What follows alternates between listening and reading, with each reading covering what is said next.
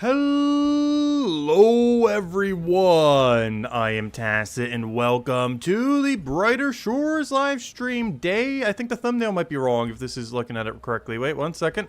Day 13. Why is it showing the other thumbnail? Did I forget to update the thumbnail? Or did it do the wrong thing? 1 second, 1 second. But yeah, today, wait, why is YouTube so weird right now? I'm so confused. 1 second.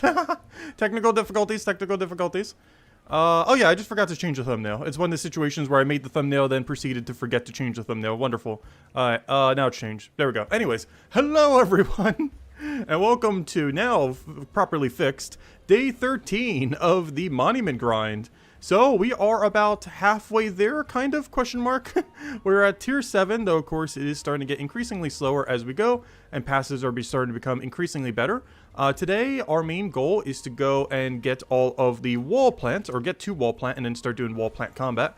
The main reason for this is we need to get our combat up some, so we can actually get back to the other forage recycles that end up killing a carnivorous plant, a hairbeast, and a ghoul, which gives us a lot more options when going through Forager, compared to only having the Death Crow plus the wall plant.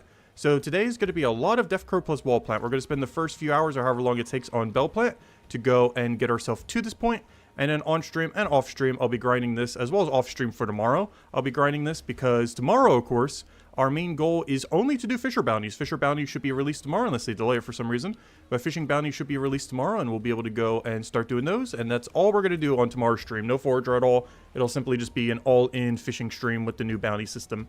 And that is pretty much our game plan then. Just go all in on bounties, on Fishing Bounties tomorrow, and set us up so that both today, during stream, off stream, and tomorrow off stream, we can do Death Crow plus wall plant. This will give us a ton of healing potions going forward. I believe they're 50%. What was this one? 50 and 48? Yeah, something strong. 48%. Still pretty strong. Pretty much a half heal. And we'll get a ton of those from it. And they just go with the kelp, which obviously we'll have like a billion of by the time we go do shell kelp later. Which is why we're doing wall plant at that level range. But this does mean, for the first time ever, we do need to go stream bell plant. Oddly enough, we've shown the bell plants before, but we've never actually grinded them on stream at any level range. We've gone through 5 and 6, and both the 2 times, bell plant was off stream. Not intentionally, it just happened to align that way. But this is the first time we ever get to do it on stream. Not too much different, but honestly, I do kind of like the gameplay loop as a nice little amount of focusing on one resource while also doing a bit of fishing, because they made the triple salmon spot in that one room. There's technically a triple spot in both of them, but the 2-1 room where they're divided up just is kind of annoying to do. So doing bell plant plus salmon is actually one of the best ways to catch salmon, because it's not really worth catching 6 salmon at a time. It's much better to do 6 bell plant into 3 salmon. Unfortunately, it's not at a level range where it's like really optimal for us to do, but other than for fishing bounties, it's a really good way to catch salmon. So yeah, we're going and getting some of those. Unfortunately, we're going to have to waste some of this 11%, but it's fine. We can make a billion of them whenever we feel like it. But we will go claim this. Unfortunately, this will be the last oyster venture that we end up getting before tomorrow, which means tomorrow we're going to have to go do a little bit over 2 levels, because aside from the little bit of salmon we'll be catching today, okay, it looks like we'll have to do 2 levels tomorrow for fishing bounties. So tomorrow's stream does not end until we get 2 levels off of just fishing bounties, it looks like, because the salmon that we catch today will probably push us to level 23, and then we'll have 2 levels remaining to go get at a later point.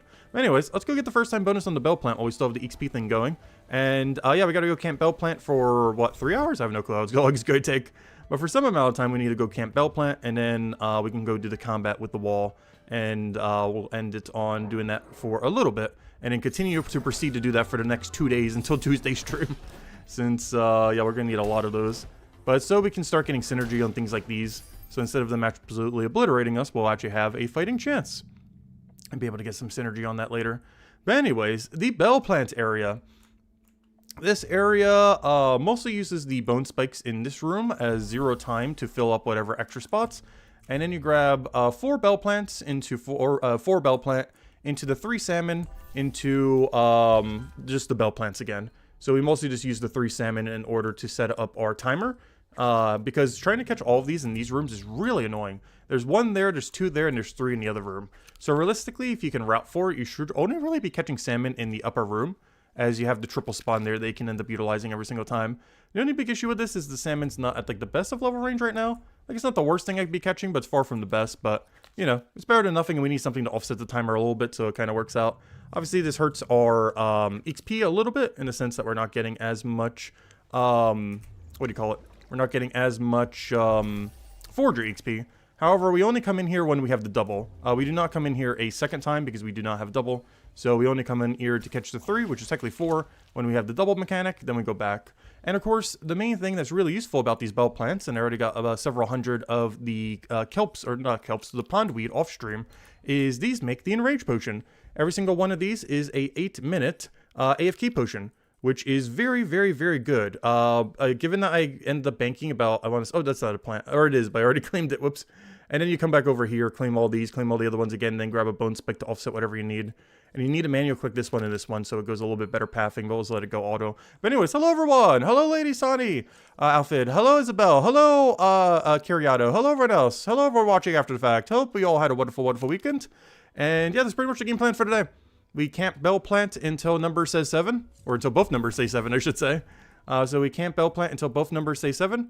And then once both numbers say 7, we go and kill the Death Crow plus Wall Plant. And then we do that a little bit on stream, a lot off stream, and a lot off stream tomorrow.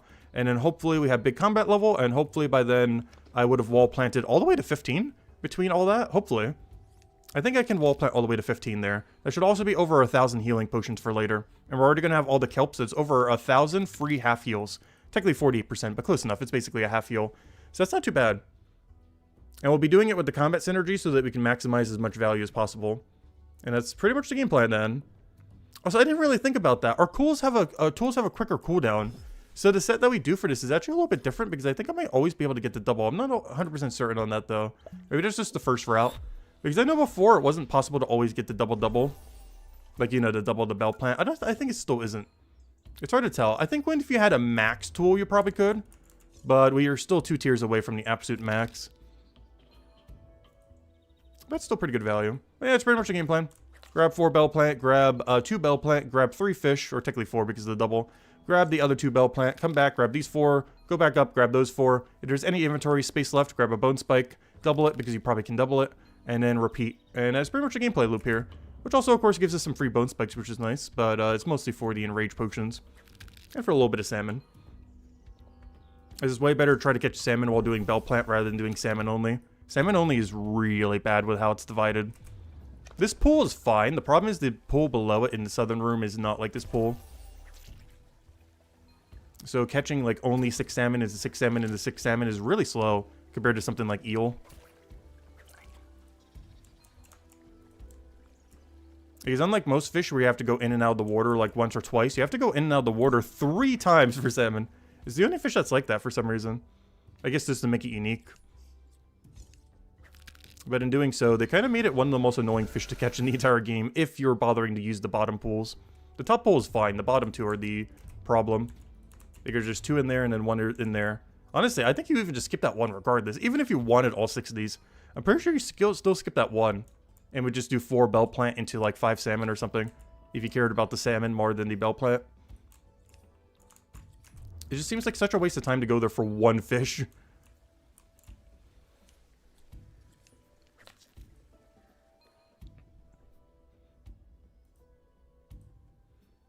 Well, that's pretty much the game plan then. But this week has flown by so quickly. Like, I felt like it was Valentine's Day a couple days ago, and it's like, oh yeah, that was already a week and a day ago. But hey, as far as this grind is concerned, we're more than halfway there. We are officially past the halfway point. Even when you account for total time. Obviously, numerically, we've been halfway, you know, for a while now. But even when you account for time, we are officially slightly more than halfway done with this forager grind in, what, 13 days? So that's not too bad. Though, of course, we already had, like, a head start. We're already, like, level 200 something. Like, low 200 something. Like, 215 or something. But still, that's not too bad. We're definitely on pace to finish it out within a few weeks. I will be taking a short break from the grind for at least a couple days. For when Slay the Spire 2 comes out. I'm pretty sure from the day that it comes out through most of that weekend, I'll probably be focusing on that. But then by that following Monday and everything, we'll be back to Brighter Shores. But there is a benefit to that allows us to passive through all the dead area that we'd likely be in by then. Because we'll probably be in a pretty dead area in Tier 8. Which would be great to skip because, of course, the thing we really care about is Tier 9. The only Tier 8 resource we, like, absurdly care about in Forager are the bones slightly, But more so the pondweed and bell plant, because those make the best enrage potion in the game, since the other one is actually technically worse, the max one. It's the only potion in the game where the max version is technically worse than the non-max version, for whatever reason, because they've made the timers weird. But because of that, we care about this a lot, but everything else in here, like, we care about, but we don't care about it as much as tier 9. Since obviously we'd ideally want best in slot rather than second best in slot. Like, you know, 2% on some of these potions and stuff wouldn't, like, kill us. But, you know, if we're truly at the point where bossing exists in the game and everything, we're going to want that extra little bit of power. We're going to want the +5 extra power on our combat. We're going to want the 2% extra heal. Like, obviously you don't need it, but, you know, if we had to choose, do we want more tier 8 or more tier 9? Obviously we want more tier 9 than tier 8. Both because we have to grind it for longer, but also because the materials is slightly more useful. Because around that time is when we should be able to go passive down some of the more annoying areas where we don't really need as much resources. Like, do I really need, like, 5,000 13% XP pots when we're already going to have so many 12% and 14%? Like, stuff like that is, like, stuff that we will hopefully be able to skip by doing passives around that time.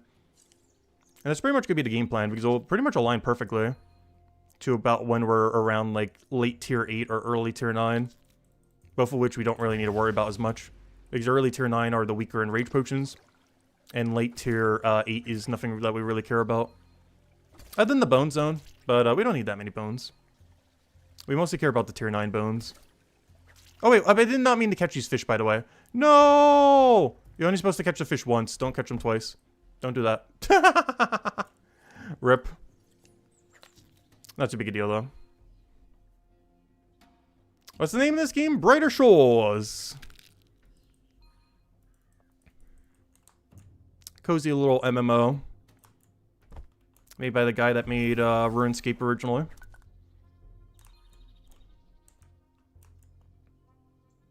Still in a pretty developmental stage, but they're getting there. Give them a couple years, they'll get there. And I do mean a couple years. Because it probably won't take that long to get it to a decent state. But for now, as long as they add something that's worth grinding, we'll do it. Like Monument most recently, as of 2 weeks ago. Also, yeah, it's already been, as of tomorrow, 2 weeks since the Milestone update. Which means tomorrow's the next big update, which is, of course, the fishing bounties. Because now they're going to slowly start trickling all this other content that, you know, all the skills have. Everything's going to slowly start getting bounties. Eventually, maybe everything will starting to get world events. No, none of those have been announced for the next few months. And eventually, something will happen with dungeons. Whatever, I wonder if they're planning with that.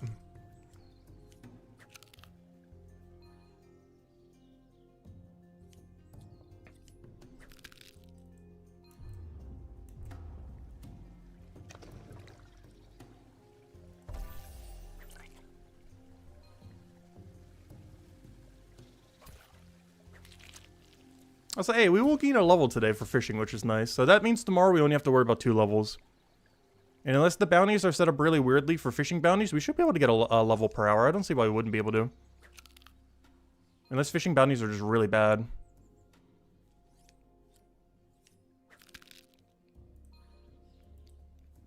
But we'll find out tomorrow. Regardless how good or bad they are, we're not going to be doing too many of them going forward. After tomorrow, we're going to be doing them kind of like how we do cooking bounties. Where if we're in the area, we'll go and check them. And I'll be in the area every time I check oyster every day. And then I'll grab the bounties for the fishing bounties. But beyond that, I don't really plan on doing fishing bounties after tomorrow. It's way better just to max through the venture. The only reason I kind of want to push with the fishing bounties tomorrow, for 2 reasons. One is, you know, it's new, something new to try out. But also, I need to get to level 25 so we can go try lobsters. They ended up changing these on Tuesday this week. And I haven't had the opportunity to do them at all since the change. So we're going to push to 25 for fishing bounties that come out tomorrow, and then we'll be good to go. Then I'm probably never really training fishing again. Our full means of training fishing beyond that point is going to be the fishing bounties that we get while doing oysters, and oyster and lobsters as ventures that last for 23 hours. That will be pretty much our whole way that we get to max. We'll do the first time bonuses when they are applicable, and we'll, you know, catch a few just to have them for chef, I guess, technically. But for the most part, that's all we're doing.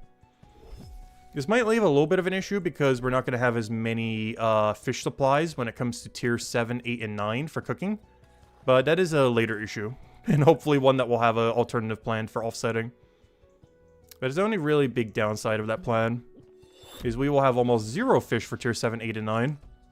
Which, of course, we can always get at tier 9 later if cooking turns out to be, like, absurdly good with whatever changes they make. But it does mean going through tier 7 and 8 are going to be really, really, really rough. That's the only big issue with doing it through the venture. But hopefully it won't backfire. We'll find out when Chef is, like, the best skill in the game in, like, 3 months from now or something. But for now, it's, like, one of the worst, so we'll just hope it stays like that for a little bit. But it really comes down to how strong consumable food's going to be. Assuming they're going to make them consumable or if they're going to do something else with it. But it really just comes down to, are they going to actually make good buffs? Like active boosts or other things? If he does do active boosts, I really want him to do it over Stew. It would just be so funny. Given that he made the active boosts last time based on Stew. He's done several things similarly again. Like Iron Ore being really good for XP and stuff like that. Like, he still has done... I know this game does, like, a lot of things to try to be different. Seemingly sometimes just for the sake of it. But there's a surprisingly high amount of things he's done exactly the same as RuneScape. Maybe just, like, slightly different, but otherwise exactly the same. Oddly enough, the combat system is actually really similar in that regard. The formula that they use for combat system is basically just the accuracy roll system in old school RuneScape. Or, you know, in RuneScape in general. Well, actually, I'm not sure if normal RuneScape uses it, but old school it still does. It's just, you normally don't have to deal with that number as much as you do in Brighter Shores because it's, for one, it's a formula, it just becomes a percent. But also because you don't actually see the 2 number rolls that ever happen. Whereas in Brighter Shores, it's a little bit more obvious that's happening. Because generally when you're thinking of combat in old school RuneScape, you're not thinking of you rolling an accuracy roll of 7,425 versus their 5,000 something something something. But that's exactly what it's doing to get an accuracy percent. For every single skill in the game. It's one of the reasons why Magic is so accurate on a lot of things. Is the invisible formula it's putting into thousands of numbers into, or, you know, numbers that are thousands high. It's just so much higher that it's almost always rolling for accuracy. Due to something having, you know, almost no major defense. But still rolling those numbers like Brighter Shores is just, Brighter Shores is using it more so for time to kill. Whereas Old School RuneScape uses it for accuracy percent.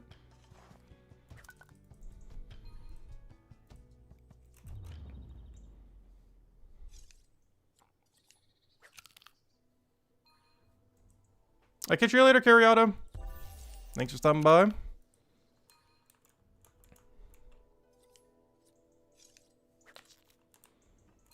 I haven't really been drinking the 5% that much.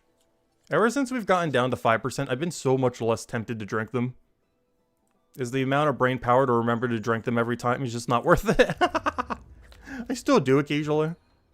But, yeah, they're not that good. They're still better than not drinking them, but barely. So if we forget them, it's not too big a deal. That's the only good benefit of having a weaker potion.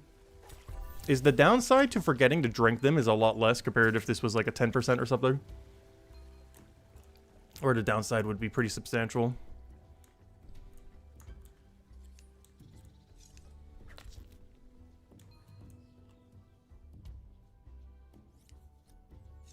Okay, how long have we gone for? Like 15 minutes, taking that oyster venture. So yeah, it looks like we're still gaining 1 level an hour from doing this. That's not too bad. I thought it would slow down a lot when getting to tier 7. Maybe it will once we get a little bit higher. But so far, tier 7 hasn't gotten any slower. We'll jinx that soon, though. But at least at the beginning of tier 7, hasn't really gotten slower much yet. That's because I haven't really had time to scale to be able to get to that slower point.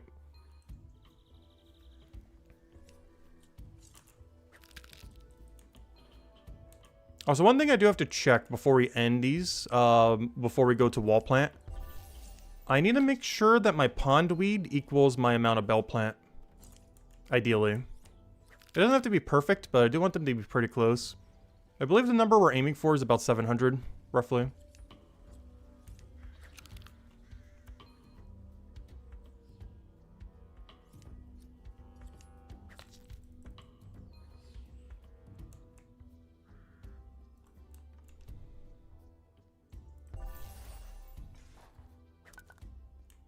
Also, we're deliberately letting one bone spike drop every single time there. This just allows us to grab the XP from the bone on both sides. It's not too big a deal, but it helps a little. Because you can still claim the double XP, but just let the other one drop to the ground. So it's a bit better XP than just grabbing one for double. Just grab both of them once, but let the other double one go to the ground. And look at that, 400,000 XP, or technically 429, for every knowledge point. That is not bad. That's one nice thing about reaching a new tier that actually helps the early tiers quite a bit. As it seems like the early tiers go quite a bit quicker than the later tiers, and it's mostly because this active boost seems to affect knowledge points from what I could tell. Like this extra 100% active boost that we keep getting each tier. It seems like it immediately affects knowledge points, so that means right at the beginning of a milestone, tends to move a little bit quicker. As that extra boost affects knowledge points more beneficially at the beginning of the tier rather than at the end of the tier. It's not too big of a difference, but it does make the earlier levels go by a little bit quicker. Compared to like the super late levels. It's not too big a difference, but it definitely helps.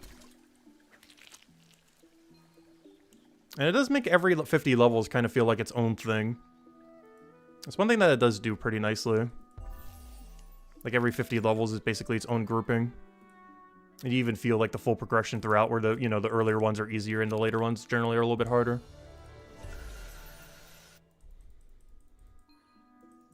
Yeah, there we go. 2.5 levels to go already. Already halfway through one. We're not even half an hour in. So yeah, easily we'll be able to get this done in 3 hours. Easy, easy. And then the rest of the time we just do wall plant plus combat. Not sure how long we're going to do that today. I guess just until I get hungry or just want to stop for a bit. But I will be doing that off stream later today as well. And then off stream tomorrow too, since we're just doing fishing bounties on stream tomorrow. I will be doing wall plant plus killing the crow. And hopefully by then we could push to like combat level 15, if not higher, as well as ideally level 15 forger.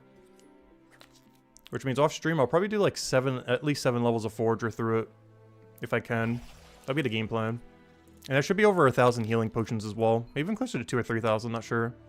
It's definitely going to be a pretty solid number. And they're basically half heals. They're 48%. Like, they're strong enough that, you know, if a boss came out literally tomorrow, which is not, you know, we'd be good to go. Like, that's already way more than enough. Like, the difference between a 48 and a 52 is pretty small. While beneficial, it's, you know, not... for anything in the current state of the game, they're basically the same number. In the future, that 4% would matter. But for literally anything that exists now, that 4% is pretty irrelevant. So to be able to get those is basically our best in slot healing potions. So good to be able to get them from the crows later. We also drop a bunch of shells that we'll be able to use at max tier. If we ever want to make spear 14%. Which will help us a lot when we do the alchemy grind, as well as technically chef and technically fisherman. Because we use it for the first time bonuses for them. Or, you know, whenever we like take the venture and stuff like that.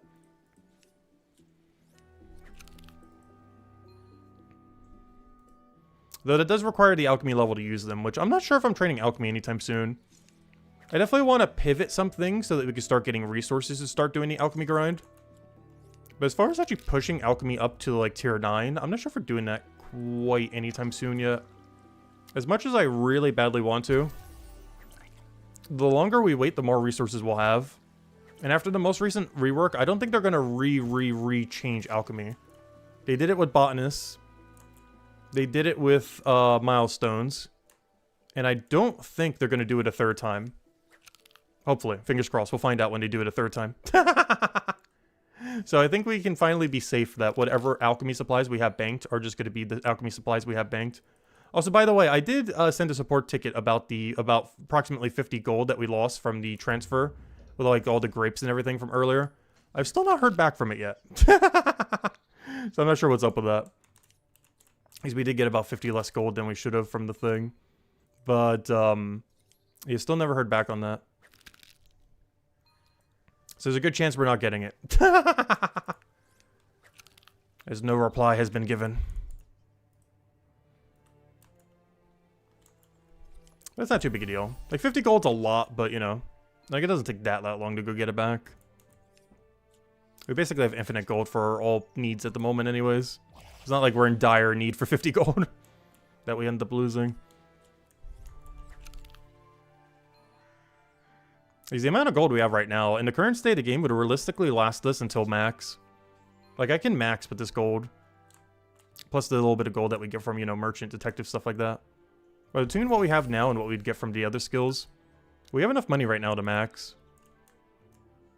Obviously, we need the time to go max. But as far as the funds to go max on an Iron Man account or, you know, on a Lone Wolf account, we got plenty.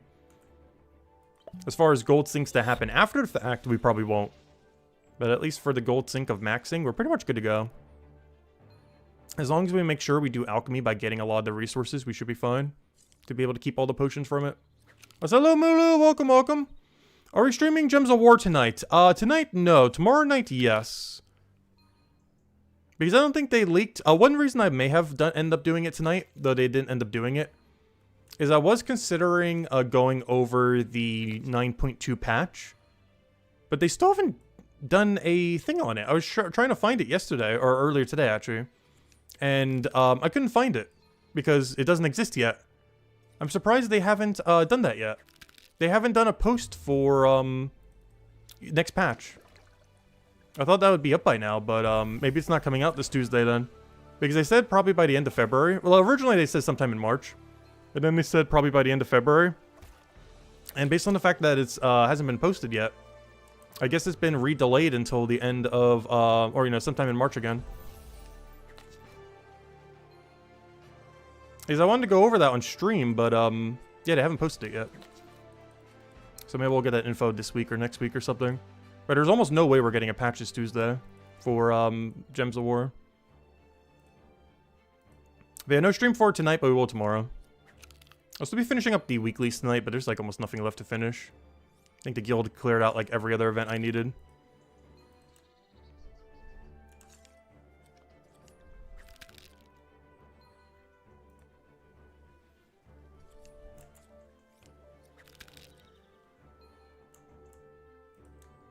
Today is Sunday, right? I'm losing track of days. Yeah, today's Sunday.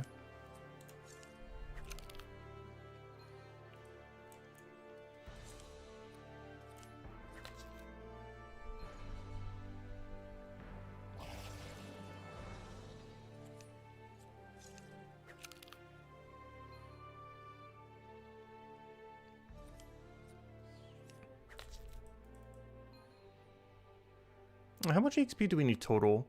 I'm really surprised. It doesn't really jump up when you get to a new tier. It seems like the amount of XP you need for per level, you know, keeps stacking and keeps going higher as you go deeper. But it doesn't just do a mega jump immediately, which is kind of weird. So there's like earlier levels are kind of chill, but then it gets kind of hard again.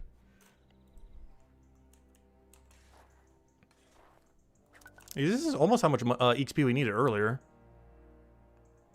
Like at the end of tier 7, we were needing about 5 million, and now we only need 5 million, 0.2. But the XP that we're getting per resource is being increased, so, you know, it's not really that big of a difference. Like, these levels right now are technically easier than the last few levels we were doing on the Bone Zone yesterday. And if we do get excess bell plants, that's not too big a deal. This potion is at a tier where if we had to, I can go buy it from the shop. I think they were only like 6 silver each. Like these, for example, were only, oh, maybe they were a little bit higher, actually. Because these are selling for 8. And maybe the other ones were closer to 7. But regardless, they weren't like that expensive. Like whatever it was, it's worth it for a 8-minute enrage. It's basically 1 silver per minute. And 1 silver per minute is basically free, since you're, you know, just making money back from combat. So if we have one and have to get the other, paying 1 silver per minute is so absurdly free if we had to go get some of the pondweed. Which is realistically what might happen for tier 9 as well. As well as potentially some tier 8.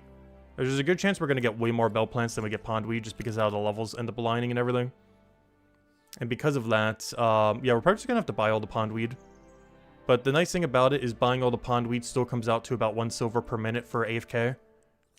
And if I could do that in literally this game or almost any game for the equivalent amount of value, I would do that infinitely.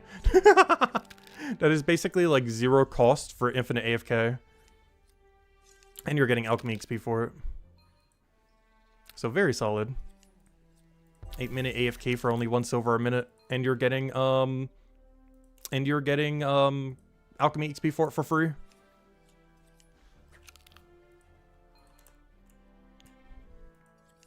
And of course, that 1 silver per minute, you're easily making more than that per each kill you're doing. Like 4 kills already pays for your whole hour. And you can get those 4 kills in like 3 minutes. Maybe even less depending on gear. We tried some of the Visium teams ideas and had a great success. You're rated at 13k PvP. Nice. Yeah, that's one of the main things it's good for. Not the quickest way to win, but it's really good at winning. You just get silenced, you just get entangled, and they can't do anything, and you just win.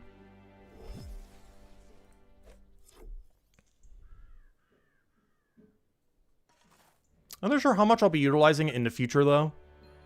Just because when you do have, like, the mega damage sources, you don't really need to mess with it too much. Like, if I had to choose that over Flower Dragon, we're choosing Flower Dragon almost every time. Obviously, they have different roles, though.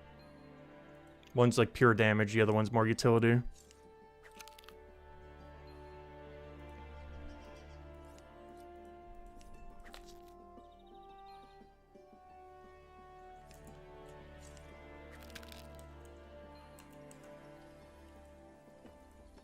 But yeah, aside from Monday videos and streams, one of the next, like, bigger videos we'll have for Gems of War is probably going to be going over the new tower system.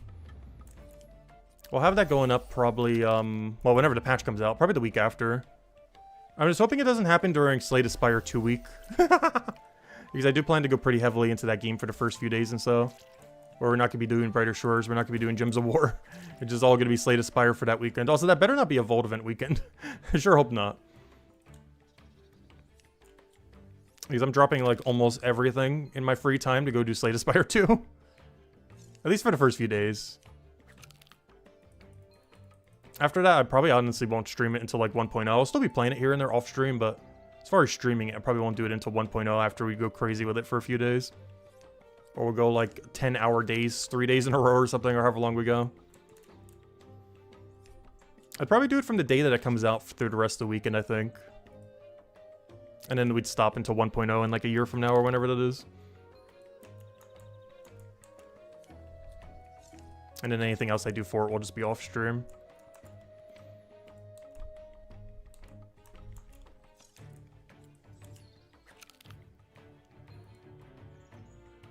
We're still working on getting Flower Dragon. Yeah, it takes quite a while. They should be in drop table soon though if they're not already. Though of course it takes a while for them to rotate.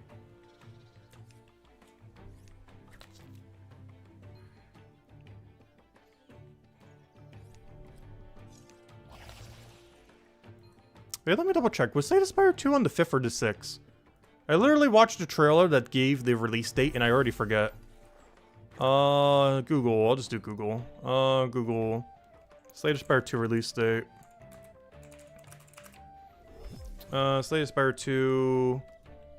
Why doesn't it say release date here? It just says March. Google, you're useless. March 5th. Okay, it's the 5th, not the 6th. So that means it's coming out, what? 2 Tuesdays from now? I believe that's 2 Tuesdays from now. Or sorry, 2 Thursdays from now. Which means if I was to do that all weekend, it'd be Thursday, Friday, Saturday, Sunday. Alright, that's probably how we're going to do it then, realistically. So when Slay the Spire comes out, the 5th, 6th, 7th, and 8th, we're just going to go all in on Slay the Spire 2. And then not touch it again for like a year. Unless I cover some videos or some other thing on it. But it's one of those kind of games I'd rather wait till 1.0 rather than just do the beta. Though we'll try the beta for 4 days, it looks like. So yeah, that's probably going to be the game plan. Unless I get tired of it within those 4 days, but I have a feeling we won't. Assuming they added Ascension mode and everything else already to it. And some other completionist stuff.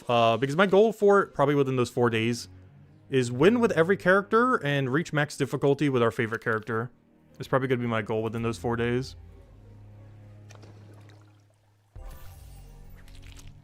And previously, our favorite would have been Silent, but who knows, maybe we'll have a new favorite in the new thing. Though Silent has returned, so we could do it with Silent as well if we want to.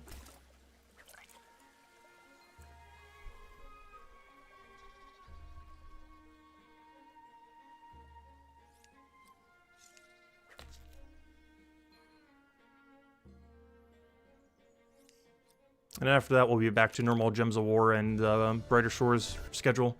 Though there is one thing I will need to go do on that one day, though. On March 6th, we got to cover the new Mythic for Gems of War. I'll still have that going up. Because I could easily just do that before the stream. Even if we're going to go like 12 hours in a day or something. I'll just wake up earlier and cover the Mythic then. Hopefully it's actually a good one. Alright, 2.5 levels to go. Knowledge points will nearly get us to 5. Once those start rolling in. I do have to say, though, this route is a little bit worse on knowledge. I'm not sure if it's just as plant or what, just because we're just not grabbing as many nodes. But yeah, it's a combination of both. We're both not grabbing as many nodes, and the nodes that we are grabbing are slightly lower on knowledge. That's the only slightly bad thing about Bell Plant, even though we really need the material,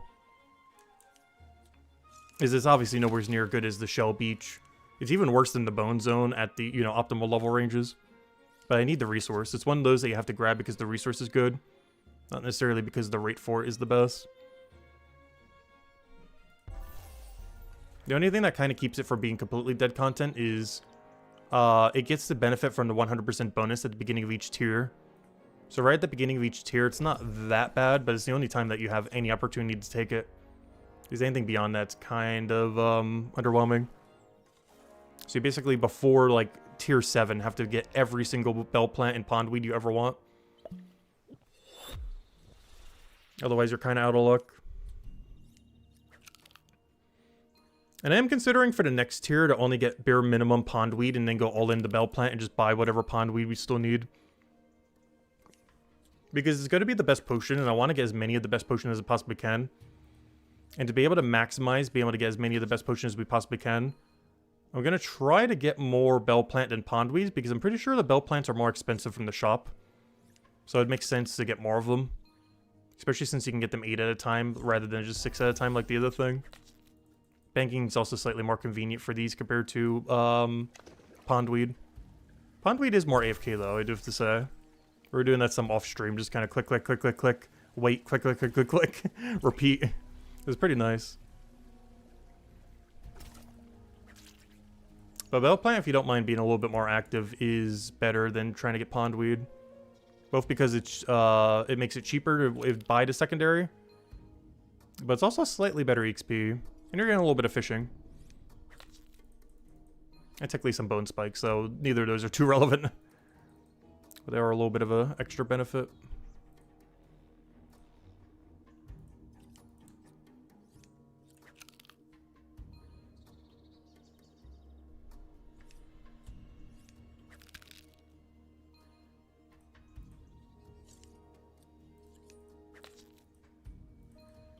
Oh, I didn't click it in time. We got a random event on the old school. Oh no.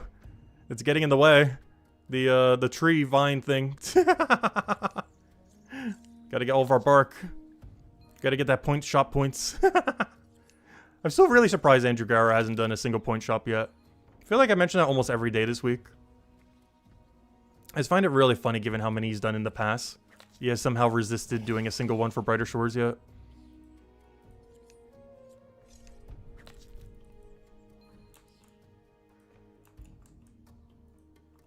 Which really makes me think world events and or dungeons will have a point shop. He did for his last system on dungeons. And how he'll do world events, we don't really know. The only thing we kind of know is how he did the Christmas world event. Where you got XP for skill, you got, you know, cosmetics for, you know, just generally speaking. And you end up getting money for it. But the most notable things is, you know, there wasn't any, like, real rewards, just cosmetics. And, what's the other thing I wanted to mention? There was one second point I wanted to go make. What was it? I was just thinking about it. How's my brain already forgetting? Oh yeah, there wasn't any unique resources you got from it. Like, it's literally a forager activity technically, but there wasn't any, like, new foraging supply you got from it. Which I'm not sure if he's going to do that with all world events or what. But, it just kind of seems weird. That let's say you have like a world event for Forager or Gather, you don't get a new Forager or Gather resource from it. Obviously for a temporary game mode, it makes sense, but you know what I mean. Like when they actually add a real one. I'm curious how it's going to be implemented in that regard. Because if it's just like how the Christmas event was to some degree, it's going to be a little bit weird. Hey, fishing level. Because the reward system wouldn't really quite be there if all you got was XP and, you know, money from it and knowledge points. Like, that's not bad. But you wouldn't have too much need to do it if those, and plus like maybe a few cosmetics were the only reward. You would need more than that.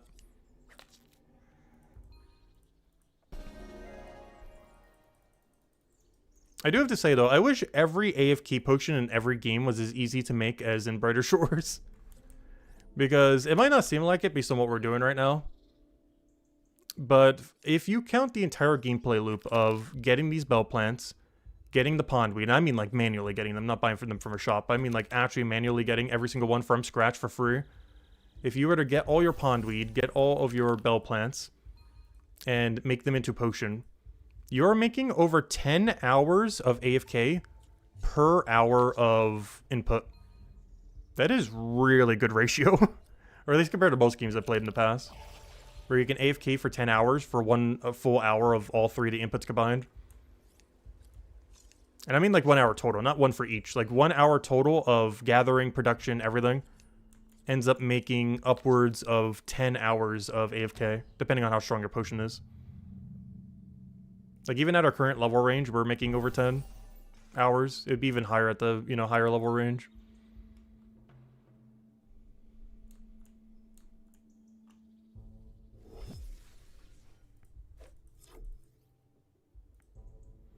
So hello, welcome back, Hurriado. I'm not sure what your question is, though. I know you mean it with Age of Calamity, but I'm not sure what you're asking, though.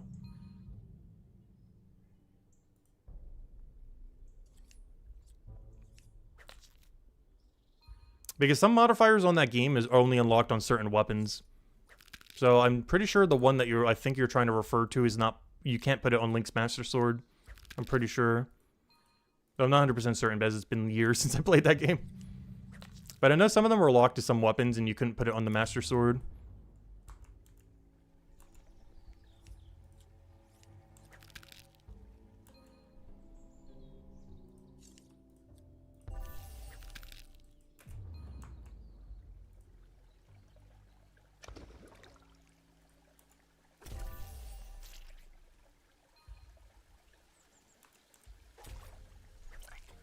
Oh, so at this rate, we're only going to need to get like half a fishing level on Monday. Because not only will I get the oyster ventures before the stream tomorrow, or maybe it'll be the first thing we do on stream tomorrow when we go do the fishing bounties.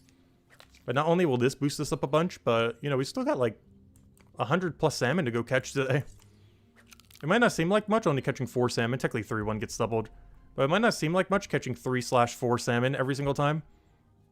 But it's going to add up. That's going to be over 100 salmon caught today. It's going to be like a 1/4 of a level, and then the oysters will be another 1/4. And then tomorrow we're only going to have to do like a level and a half. We'll still keep going if we can infinitely repeat the fishing bounties, though. But I do want to give them a fair enough shot so we know the full experience on them, see how worth they are. Obviously, 2 times, 3 times, 4 times always going to be worth it.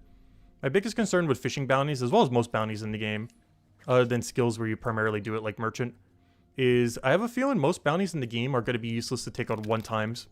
If they're anything like the new cooking bounties. The new cooking bounties, unless you just happen to be there and you just want to go do a few, they are really bad to do at tier 1. It's only the 2 times, 3 times, 4 times that are particularly good. And I'm slightly concerned that every bounty system in the game is going to turn like that. Other than ones that you primarily train it through, like merchant. Where obviously you would take the non 2 times as well. But it seems like for most bounty boards in the game, anything that isn't a multiplied number might not be worth. I don't know, we'll have to see. We'll find out over the next few months, or weeks, I mean. Because we get fishing bounties tomorrow. Smithing bounties 3 Mondays from now. So in 15 days. And then stonemason bounties 5 Mondays from now. So I'll have a good idea exactly how it'll work on multiple different skills by then. There's fishing is a gatherer skill, which is going to be actually the first gathering skill to have a bounty. Unless you count detective in that regard, but it's more like a utility skill. But fishing tomorrow will be the first gathering skill to have a bounty system. And then the 2 worst skills in the entire game to train will get their bounties in the upcoming Mondays. Smithing, then stonemason.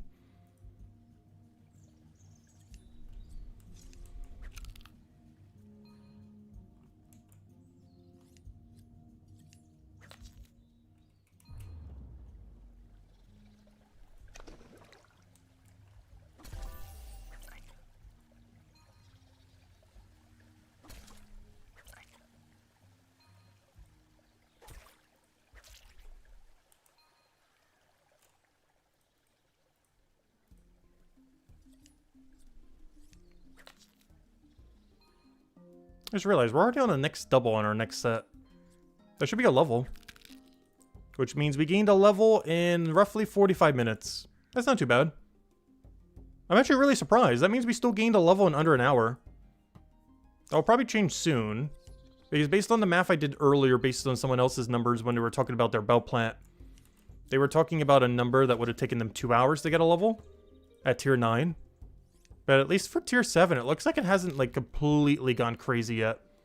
As I will be still getting 1 level an hour. At least at this level range. Maybe near the end of this, you know, the tier 7 won't be the case. But at least at the beginning, I'm still getting a level an hour. Actually, slightly more than a level an hour. Which I wasn't expecting. So maybe it's tier 8 and 9 that really go crazy because of the curve there. Vega 7, at least at the earlier end. It could change by the later end. Seems kind of similar to what tier 6 was. Like we're still gaining a little over a level an hour.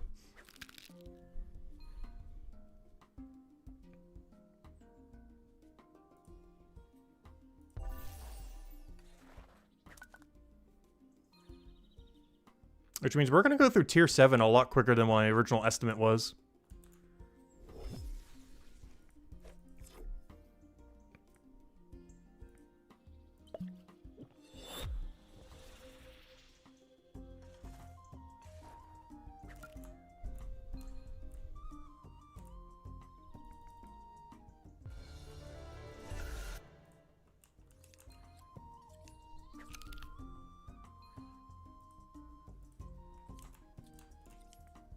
Because when I saw that this was almost a 2 times difference, I thought it would really jump compared to this only being like a 1/3 difference or so. But it hasn't jumped yet. Maybe it will as we go a little bit deeper. Maybe by like tier 30 it'll feel like that, or level 30. It probably won't feel like that until a little bit, until Shell starts to fall off. Because at that point is when we start getting way worse XP rate. Since we don't really get that much of a better training method, but still have to get so much more XP.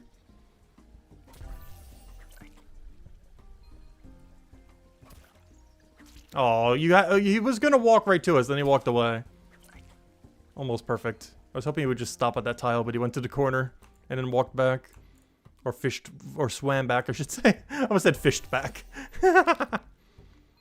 Yes, the fish called itself. I was like, hello, the Drew. Welcome, welcome. Hope you've been having a wonderful weekend. Alright, let's go throw this on to Forger. There we go, level 5, 2 levels to go. And we already hit the main milestone we'd want to hit today. Of course, I will be grinding some on stream when we do hit that milestone. But really, the only goal I really had for today was get to 7. Because I was somewhat expecting, you know, tier 7 to take a bit longer, but no, it's not. So we'll get to tier 7, and for at least 1 level, we'll go get a level off of Forger for the crows. Where we do 3 wall plant into kill crow, into 3 wall plant into kill crow. Repeat until bank, into repeat infinitely. Until combat and Forger level are where they need to be. Because this will be our last opportunity to really farm... oops, wrong way. This will be our last opportunity to really farm wall plant. Probably during this entire grind. We might be able to do wall plant again at tier 9. But otherwise, this might be the last time we really get to farm wall plant while doing combat synergy. And if we can't do combat synergy with it, I'm not going to bother doing wall plant. It's one of the reasons I want to get a particularly high amount this time around. Is aside from any 52% we go for in the future, we're going to have almost no 50% healing pots. I'm going to be getting almost no wall plants on tier 8. Just because my combat level is going to be at a weird level where it's not worth doing. Unless we're AFKing them, in which case maybe we could. As far as actively killing crows, we're almost outside the level range where that's worth it. In about 10 more levels, it wouldn't be worth actively killing crows. AFK killing them would be fine that way.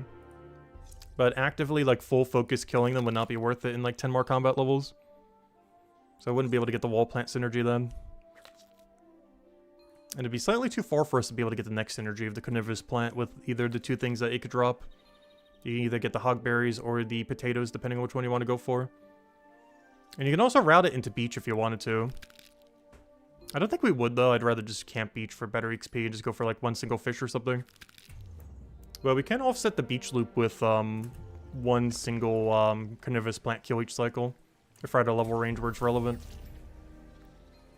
Also allows you to do potato and a few other things like that. So if we ever want a lot of given tier potato, we could do that, like tier 9 or whatever tier we want to end up doing it for. Either tier 7, 8, or 9. That would also give us an alternative training method that isn't just beach.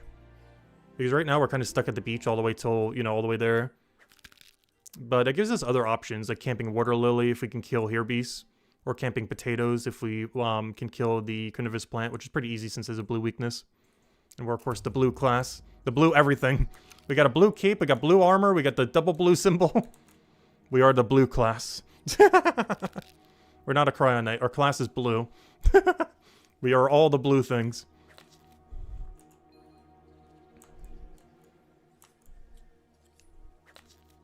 That's why I like this Death Crow mask as well that we have from the Halloween event.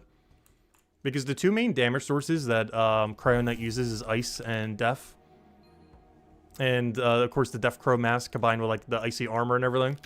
As well as the icy special attacks and stuff we'll eventually have. It's probably one of my favorite get-ups so far that we have access to. It just works thematically so well.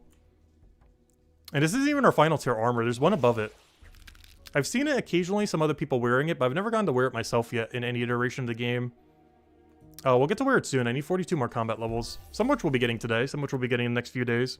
However, the actual full grind of it probably won't be finished for a while. Probably for another week or 2 or 3. But we're getting somewhat close to be able to wear the max visual armor for Cryonite soon. Because we're wearing 1 tier below at the moment.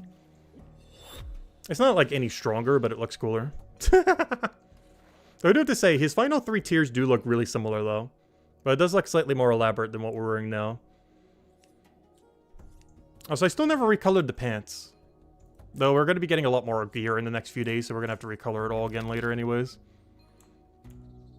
Also, am I wearing a high tier body? No. I was going to upgrade it so I can keep it, because I don't like how the other bodies look for Cryonite. This one definitely looks the best. So I'm hoping that we can end up getting another upgrade that's specifically that. Because I'm hoping I don't get a 4-star of like the leather looking one or the chainmail looking one. Hopefully we won't. But obviously if we do, we gotta wear it. I'll still keep the other one in the bank just so we can switch to it if we ever want to. For the visual sense. But unfortunately, even though they have cosmetic overrides for some things, one thing they don't have cosmetic overrides is like your actual gear. In the sense that you can't like visually override one for the other. Like if we got like a leather body that's like a 4-star, I can't like visually override like the body we're wearing now.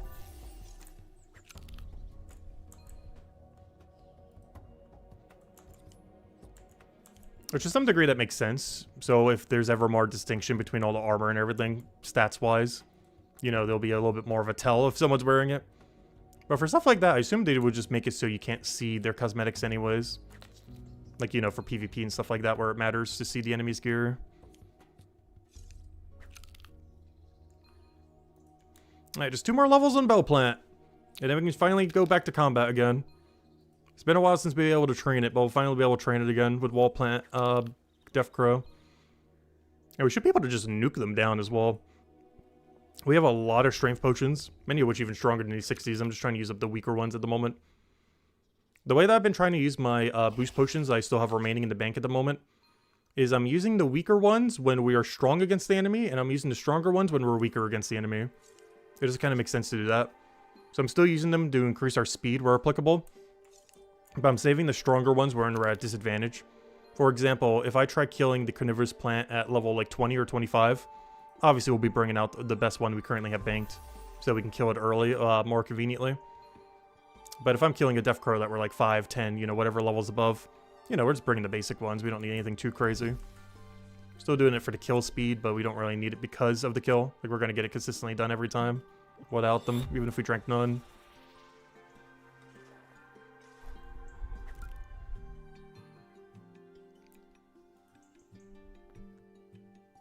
Because we're actually surprisingly close to be able to AFK Death Crows. I believe by tomorrow I'd be able to go start AFKing Death Crows if I wanted to. But in Rage Potion. Which I might actually do later tomorrow. Like later in the day. A few hours before bed, just have them AFK the crows and wall plants the entire time. Is likely what I'll do. Same as some today probably if I can get to that point. Because I feel like at 12 combat, we can AFK the Death Crows that are 6 levels below us. For most enemies, I wouldn't think that, but we're really geared up to be able to kill them properly right now. Plus, we have the blue advantage on them.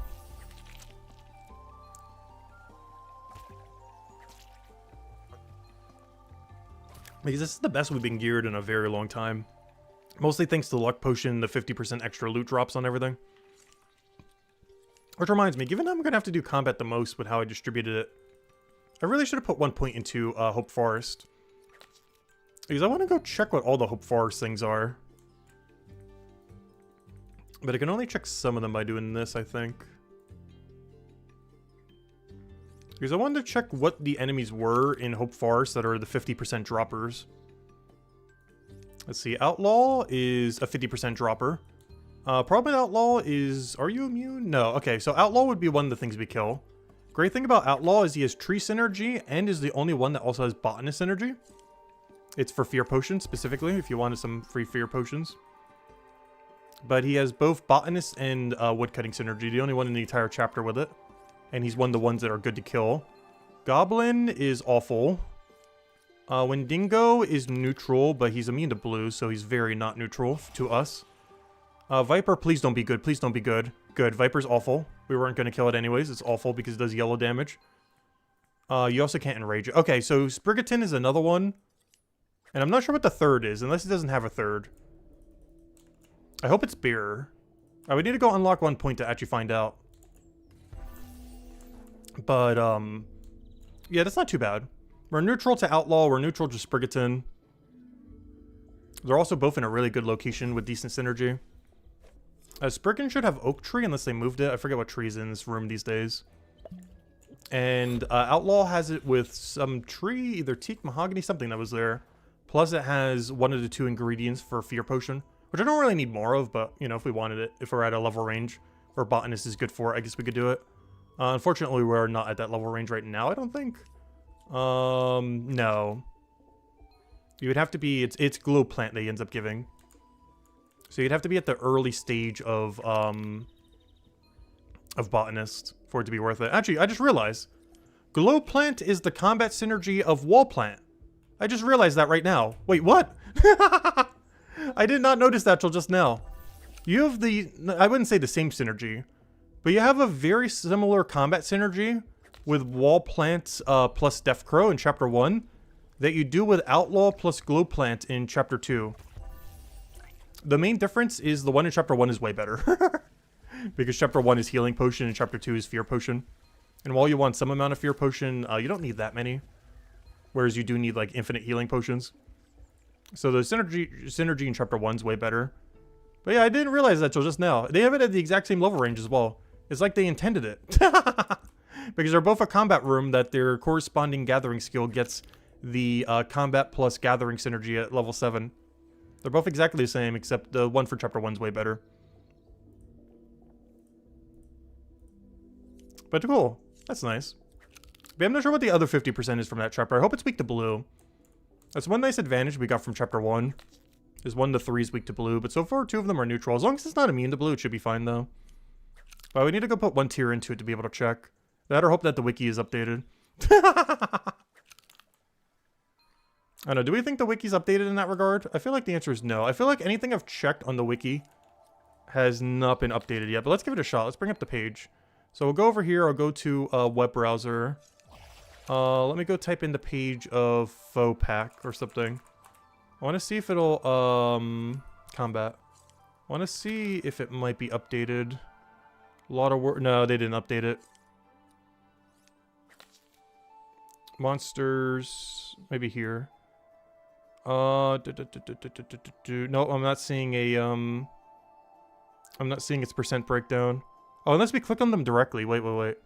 If I go to their page, does it tell me? Did you update the breakdown? No! Wiki hasn't been updated with it. Eventually, they'll do it. No, it hasn't been updated. RIP.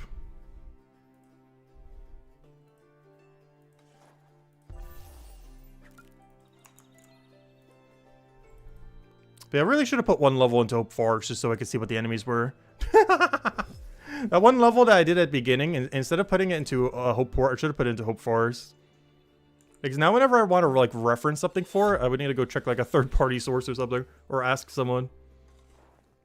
Because I actually can't see the distribution of all the enemies in Chapter 2. But at least we know 2 out of 3 are neutral to us. Or, you know, the two out of 3 that are good to farm do neutral damage. Like, they don't do a damage that's annoying, and we do not have advantage over them. But it's neutral in both directions, which is perfectly fine. As long as none of them do yellow damage, and as long as none of them are immune to blue. Ideally, one of them would be weak to blue, like Hope Port, where the Death Crow is weak to blue.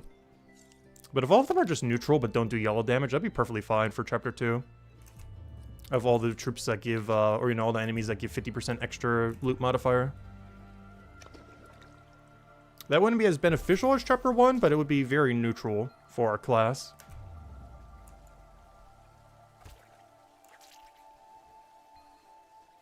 Or not particularly at advantage or disadvantage.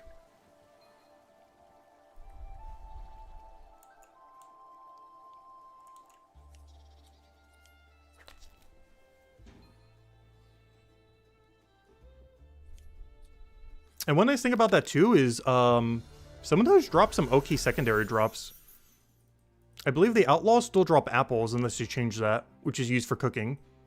The Spriggans drop chestnuts, which is used for cooking. And whatever the third one is, I don't know because I don't know what it is. But 2 out of 3 of them drop a cooking supply. Unfortunately, we wouldn't be able to use it till Tier 9 cooking. But Tier 9 cooking is going to be so free to go do because of that.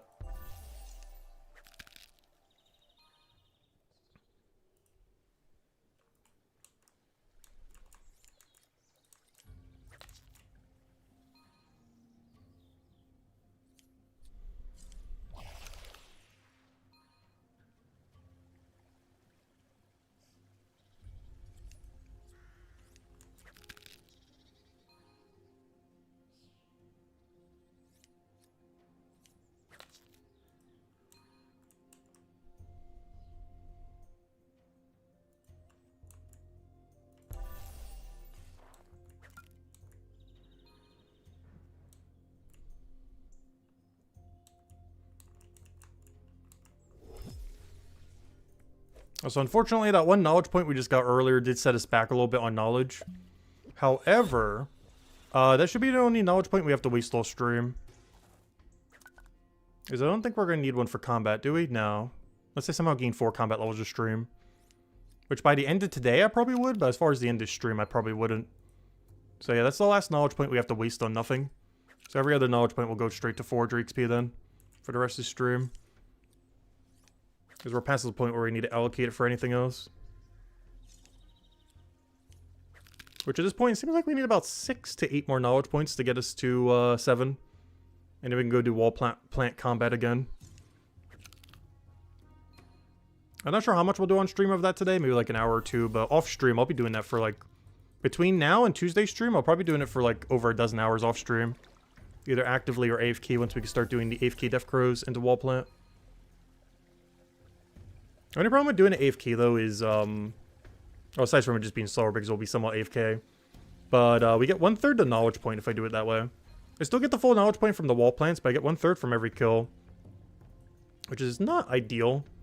Like, I understand why they nerfed the knowledge rate of enraged potions. And I'm glad it's not 0 knowledge, otherwise, oh gosh, it'd be so bad. Luckily, it's at least 1/3. But it still feels bad when you're doing, like, a mixed activity.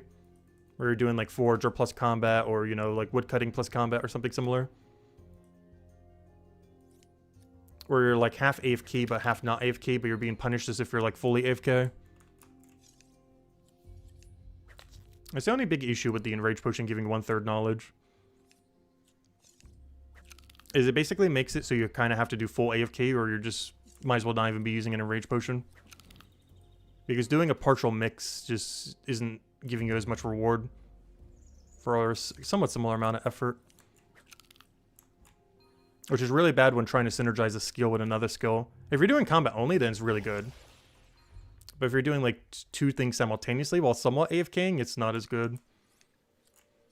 Also because they would keep trying to attack you while you're doing it too, so to some degree you kind of can't even do it that way. Like, you have to kind of either do all active or all passive. Or not passive, but you know what I mean. Like, you either have to be fully active while doing both, or you have to be in, like, a fully focused state. Like, either fully focused or just, like, go away for 7 minutes, drink the potion, go away for 7 minutes, and come back. Like, you can't do, like, an in-between mix. Otherwise, the downside of the Enrage Potion is just too high.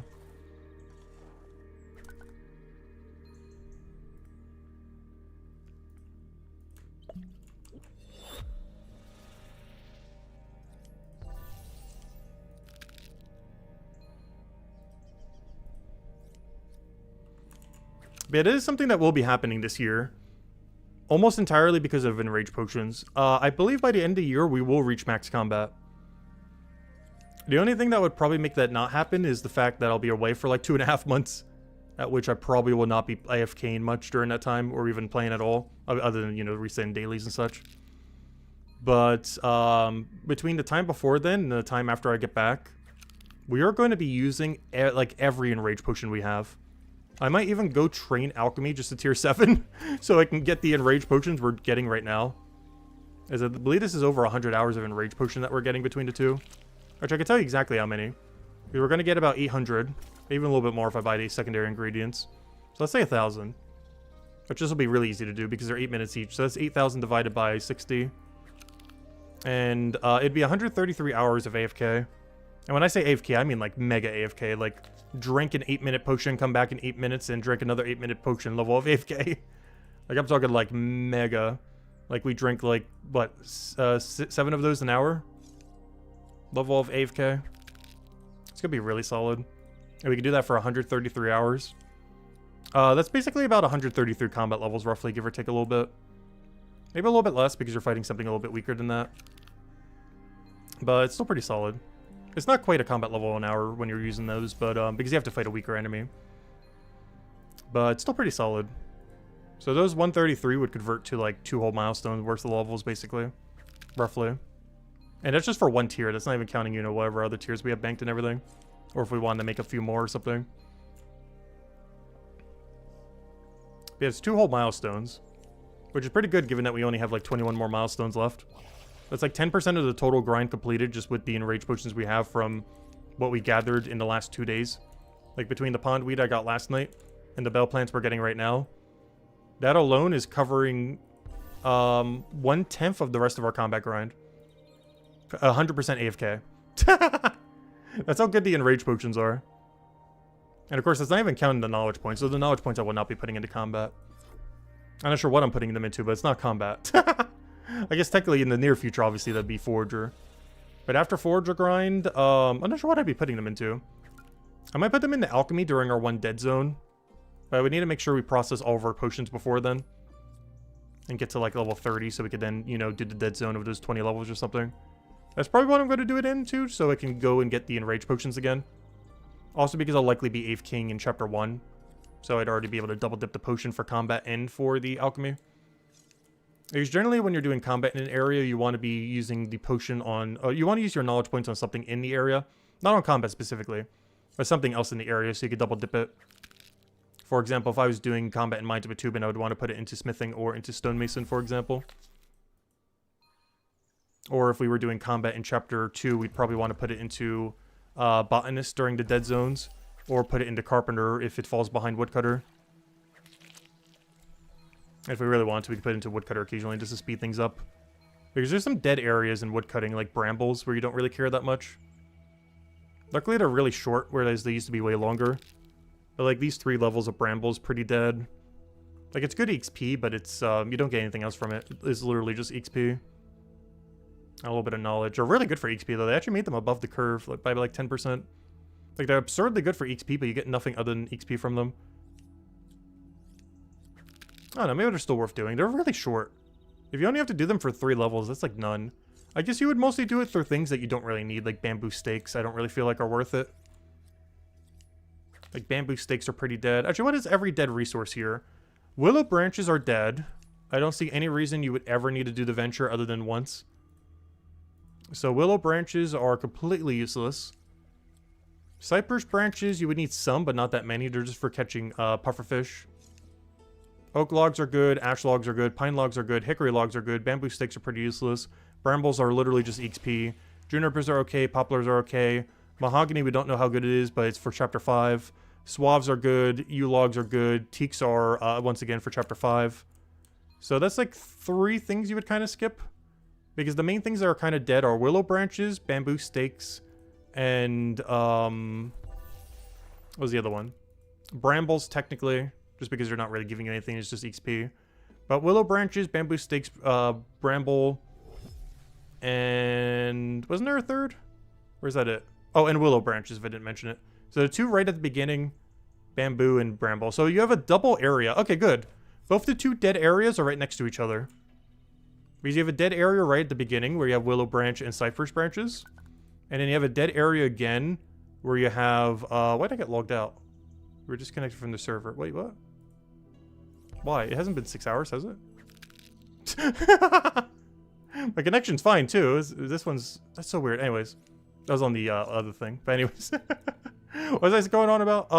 But yeah, 2 dead zones: willow branches plus cypress, bamboo stakes plus bramble are like the main dead zones in it.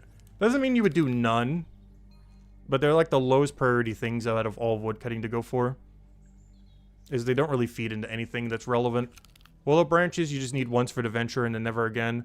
Cypress branches are just for the dead content that are pufferfish. Or you do it, you know, for first time bonus and maybe for a couple ventures and stuff, but not for ventures, but for bounties, I mean, and then would never really touch them much beyond that. Bamboo stakes just speed up botanist, but botanist is already so awful that even with the speed up, it's not really worth it. Plus, you can only use on some. Plus, you need to have in your inventory. Plus, they don't stack. There's so many things that are bad about them. Brambles are just EXP then.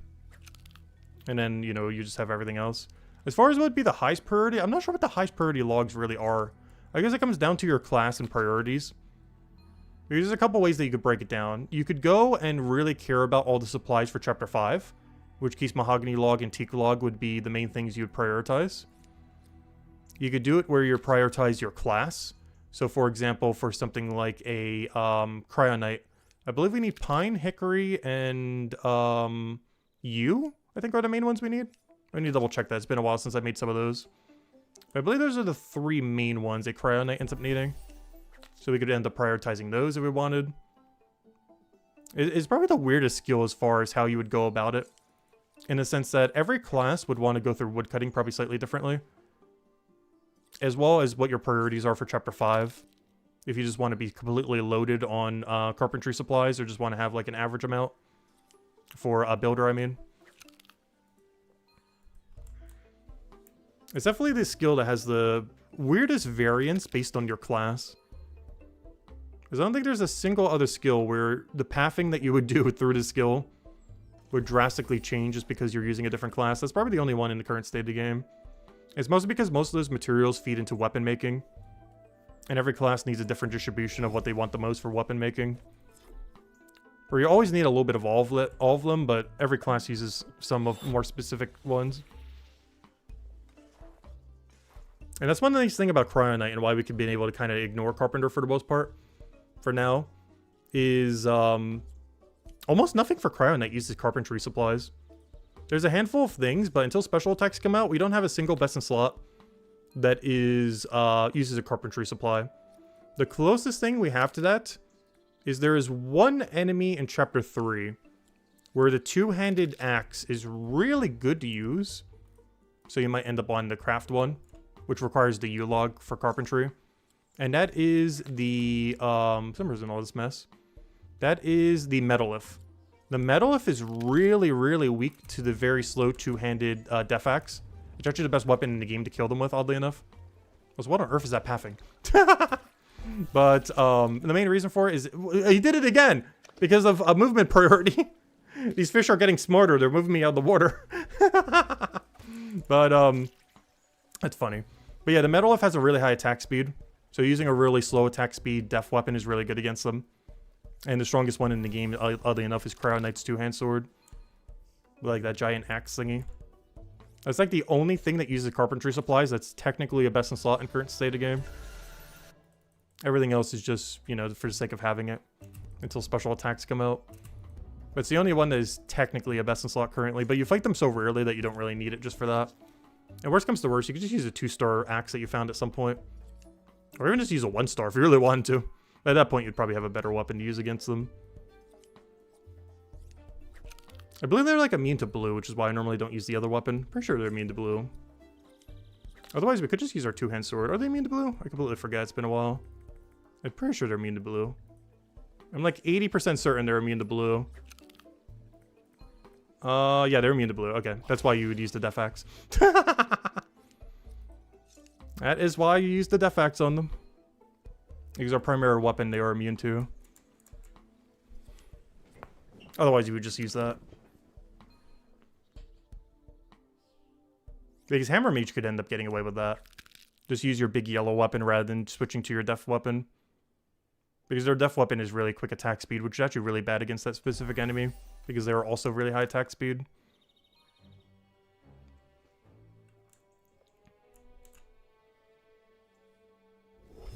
Alright, level and a half to go. And then we say hello to the crows. For basically 2 days straight. Because the only thing we're going to be doing tomorrow is fishing bounties. I want to have a nice clean stream of just fishing bounties. Which we'll always do for whenever they do like the big content update days. Well, big in quotations. But you know, whenever they do the update days where they're actually adding anything at all of relevance. Like tomorrow. We'll make it so it's a dedicated stream just to only that. Even if we're grinding something else, like, you know, our current forager grind. But tomorrow will be a day break to go do fishing.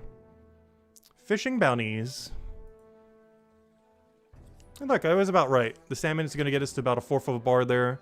The oysters will get us halfway. And then tomorrow we got a bare minimum, get it level and a half. Might go even a little bit further, but level and a half is the bare minimum for tomorrow. So we can start doing lobster venture. Which assumably are better than oyster venture now. Unless they forgot to increase the XP rate. Regardless, we'll have to do it at least once for the first time bonus. But I'm pretty sure they're better than oyster. And even if they're about even, they're still technically better because it gives a higher variety of cooking supplies for later. Though I do have to say, the lobster is way more annoying to make than the lemon juice thing. So if we could do a ratio of them if they were about equal, we'd probably want to do like 3/4 oyster and 1/4 lobster. Because we wouldn't want no lobster, but we would definitely want less because it's so annoying to mass make it. Where worst comes to worst, you could mass make like thousands of the oyster and be fine. It's a really simple process. But if you had to make thousands of lobster, that would be a nightmare and a half. As they're probably the most annoying dish to currently make in the entire game. As far as how many steps you gotta do and how many different items you need for it. And the fact that one of them's locked behind a venture.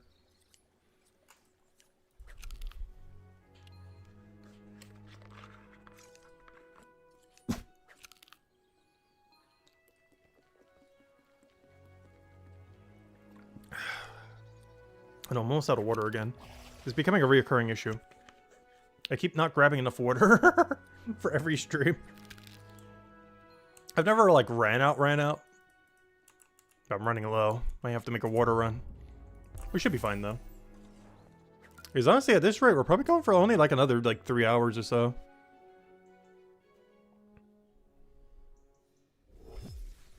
Because we'll probably go until we get level 8. We'll do this until we reach level 7, then we'll do the other thing until we get 1 level.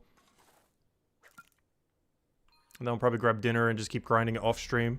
Maybe even use the passive potions if we're at the point where we can kill Death Crow by then. As we'll also gain a combat level during that, most likely. Bringing us to level 9. And who knows, maybe a gear upgrade, though. In all fairness, there's very little we can get that would be an upgrade right now. Like, unless it's a 3-star or 4-star. Like, even some 3-stars aren't even an upgrade right now. It would have to be a 3-star in the right location or a 4-star anywhere except for boots. And probably except for helm as well. If you ever get a 4-star helm, it could be really similar to what we have now. This helm was handcrafted, which is why it's a little bit lower level. Both the gloves and helm were handcrafted. Only the boots was a natural 4-star drop. The other one was from so many 3-star drops that it just combined into a 4-star.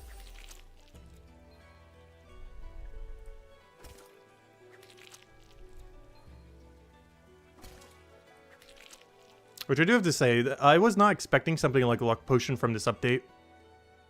but it is almost better than Enrage Potion. Even though I still like Enrage Potion more just because of how it lets you AFK the game. Which I haven't had a good chance to use yet, but once our Forager grind is done, I assure you, I will use every last Enrage Potion in my bank. And then when we want to do even more Forager or train Alchemy because we're going to need even more. Because I know that's exactly what's going to happen. We'll finish the Forager grind, I will start using those things like crazy. And then like a month later, it's like, wait, where are my Enrage Potions? We just did Max Forager. And then I'm going to have to go train Alchemy. So like a month and a half after we finish the Forager grind. Might be the Alchemy week. Because, yeah, I'm going to need those Alchemy levels. Bare minimum, I got to get to at least tier 7 so we can make those Enrages. Tier 8 is kind of what I wanted to do earlier, but it's a little bit of a stretch goal. Getting to 7 would be pretty free from where we're at, given how much Forager supplies we got. Getting to tier 8's a little sketchier. But tier 7, like all the ones that we're getting literally right now as we speak, 100% I gotta go process those sometime soonish. So at some point I would have to do like that 37 level alchemy grind. So, literally just for that potion. For no other reason than that potion. Even though we would get a lot of other unlocks along the way. There's technically one other thing that would allow us to do though. It would allow us to start being able to use the alchemy potions. Because I'm getting really close to be able to go and get cinnamon stick plus grapes. Like we could literally get the rest of that alchemy or merchant grind done in a single day. I just need 6 levels. That way we're going to start doing cinnamon sticks plus grapes once we have the 3 venture slots and then 1 fishing venture. And in doing that, I cannot cash those in for EXP until we reach level 43 in our current milestone. But once we do, we just have infinite XP because I can just keep doing the venture. And that just gives us so much absurdly good alchemy XP rate. Because you can hold 100 in your inventory, you don't have to bank that much. They're really good XP naturally. Gives us all the boost potions we're ever going to need for chapter 4 as well. For whenever we do anything in that chapter. Which will help a ton with Leatherworker speeding it up. Though I'm probably not going to use it that much for Detective or Merchant. Well, Merchant I would. But Detective in particular, I probably wouldn't use that many boost potions on it. Investigations, yes. But pretty much every other form of training Detective doesn't really behave that well with boost potions. It's mostly Investigations that benefit from it the most.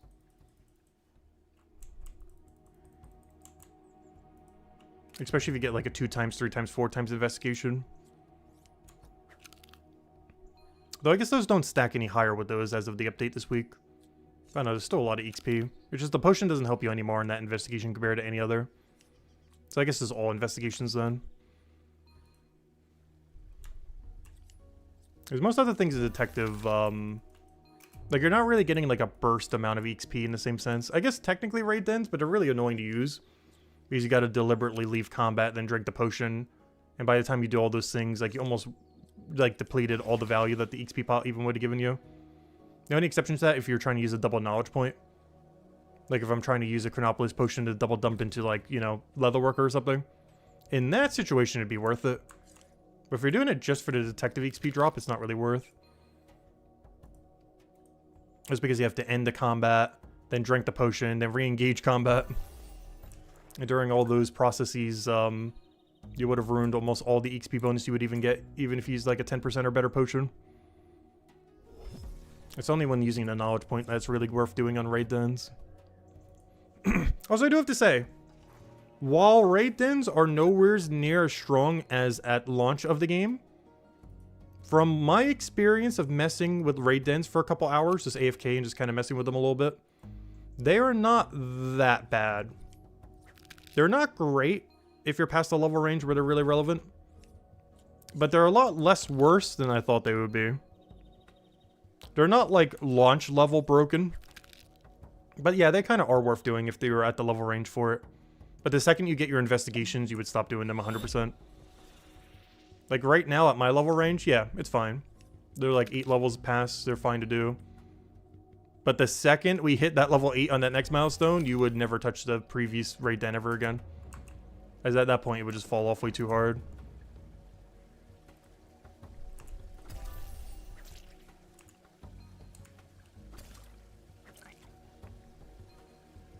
Stop moving.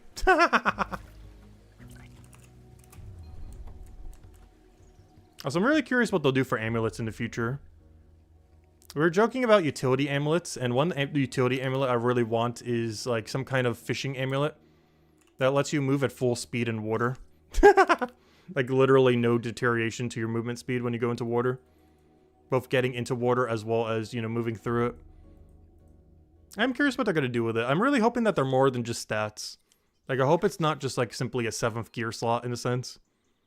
I hope they have special effects. I hope they have, you know, like actual unique things to it. Rather than, here's some free bonuses to go into your other bonuses. Like, I really hope it's more than just a 7th armor piece in a sense. I'm curious when they're going to finally bring them in, though. I'm surprised we haven't really heard much about them. He's even in every combat rework they've mentioned, where you think they might end up being included. They were never once mentioned during any of the combat reworks. So I'm not sure when we're getting those jewelries. Or if they're going to add even more slots in the future. Because there's definitely several that you could technically add. Obviously, the most notable one missing here is, compared to his previous game, would be the ring slot. But I believe the main reason there's not a ring slot, other than the fact that there's already just no drawer in the game. But, you can't see the ring. I think he wants to have, like, a visual aspect to a lot of stuff later in the game. Even though a lot of it's, like, pretty basic in the current state of the game. But I think he wants everything to actually be visible. And the problem with a ring slot is, it's very much not visible. Or if it is, it's so subtle that's, you know, hard to tell. That's the main reason I could think of why he hasn't done ring.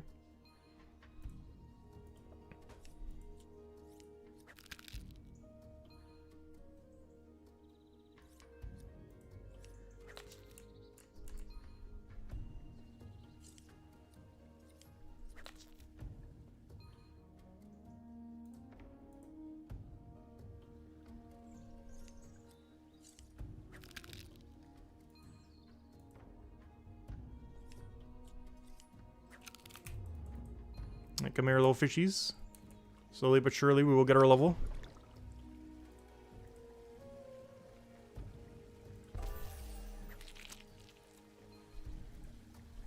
Stop riding. You're making it almost not worth catching, you guys. I'm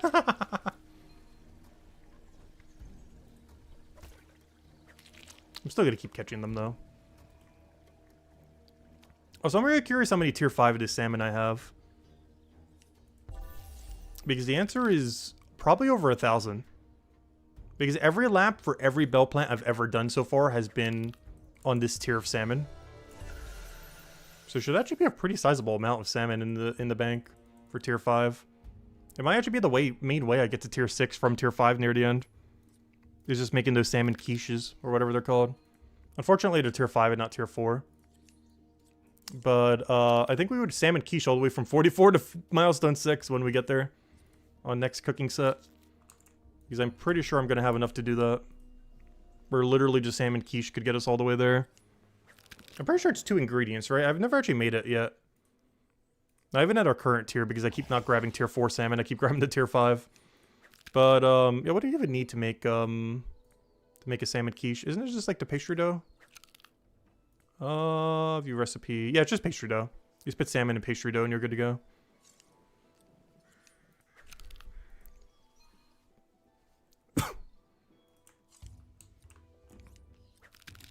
Honestly, I wish you could do that in old school RuneScape.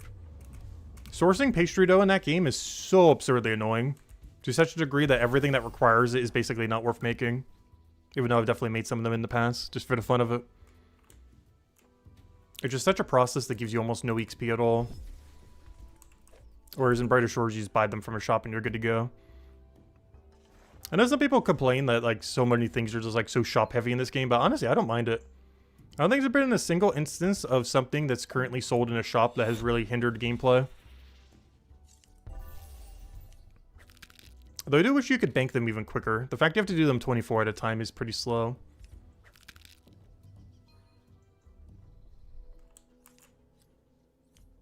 Like the fact that you can't just bank thousands within seconds.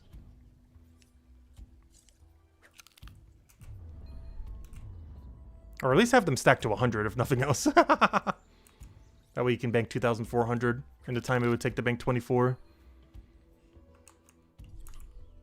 It's one of the reasons why the grape and cinnamon stick venture is so strong as well. Because you're banking the full 100 stacks, and then it can also use the full 100 stacks.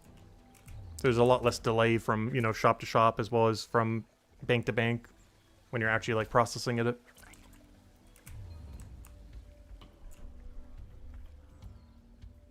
Which is one big issue that Forager will have when we actually start processing everything. Is you always have to find 2 random resources that are in the middle of nowhere from each other, 12 at a time.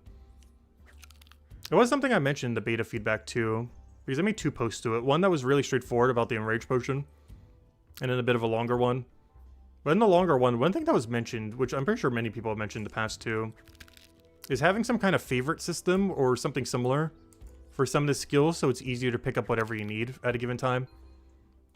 This is most relevant for Chef and for Alchemy at the moment. But of course, it's somewhat applicable to every skill in the game. But Chef and Alchemy are the 2 most affected by it. Like, there needs to be an easier way to source the same thing when you want to grab it like 100 times in a row. Because currently there isn't. There isn't kind of like last action or favorite system or something similar. Because last action would work really good too, if they could code that. Or you can withdraw exactly what your last set was. I don't believe I know for sure Old School RuneScape doesn't have that, but I believe RuneScape 3 actually has that command. Where if you, like, withdraw, like, X things from your bank, you can, like, right-click and then do last action to withdraw the same thing again or something. I forget exactly how it works because I don't play the game. But I believe it has a pretty similar function. And Brighter Shores would benefit a ton from it, particularly for alchemy and cooking. Particularly alchemy, since you tend to only make the same thing over and over again, at least until bounties come out. But even after that, you'd still be doing that a lot. Like, if you're trying to make 2,000 healing potions, obviously you're going to need to do that several hundred times. You're going to have to do that like 180 times in a row. So to be able to have a last action, it would make it so much quicker. Right-click last action on this storage facility. Or, you know, on the reagent bank.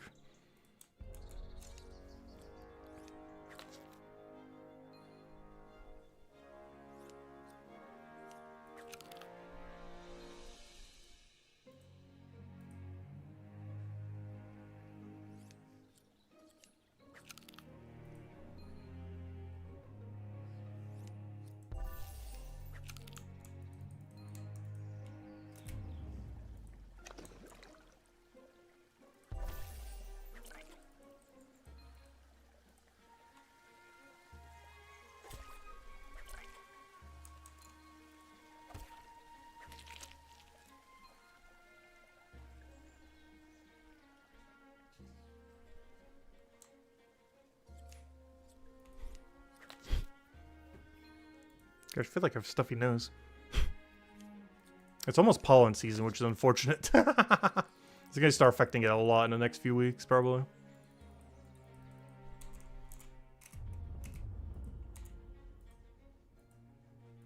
Actually, I took one of those allergy tests one time. I didn't even realize there's like multiple different types of pollens. Like, based on the season and everything.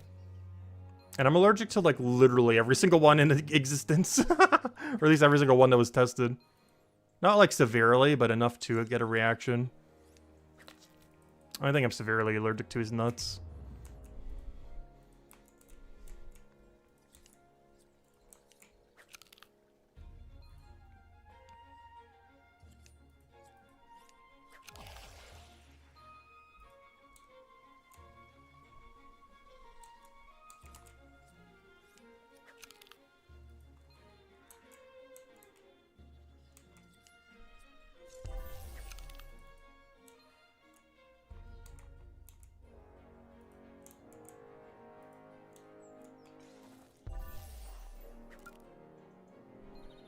That's that poor little stack. That's forever just gonna be 3 items randomly on the ground. And you can't even grab them on final cycle either, if you wanted the 3. Because your inventory is already gonna be full anyways. But like every 3 minutes we add another item to the stack. But it's a 10-minute ground timer, so there's only ever 3 on the ground. Since this cycle's taken like 2 point something minutes. So their fourth one never gets to spawn.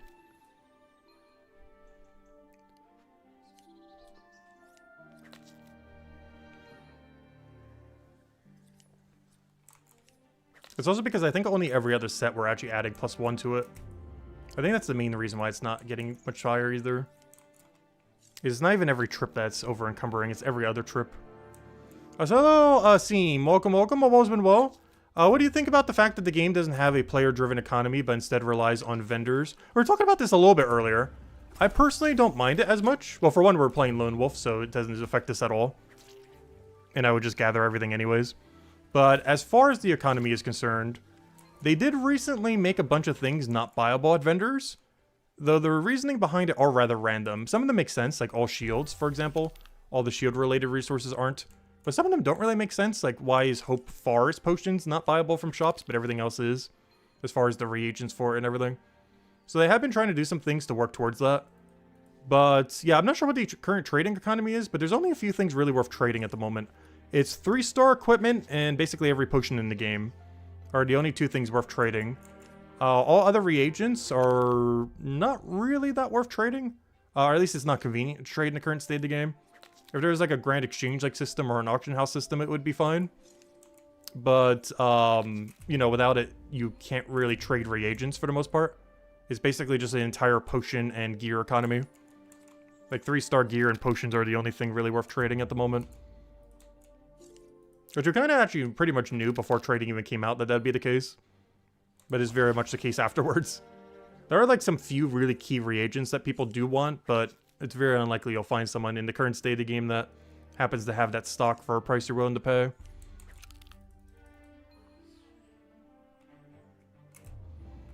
All the variations... Oh no, the variations definitely make it harder to trade. But there's a lot of variations that are worth something. It really just comes down to your level range. Because with the way that the game is set up, there's only certain level ranges where a reagent is really good to do. Like, for example, all the Spear Tier 5 Forager reagents that we end up getting about a week ago. We technically don't ever need to use those unless we're really down bad for Enrage Potions. It wouldn't be that bad to go do if we were already max Alchemy.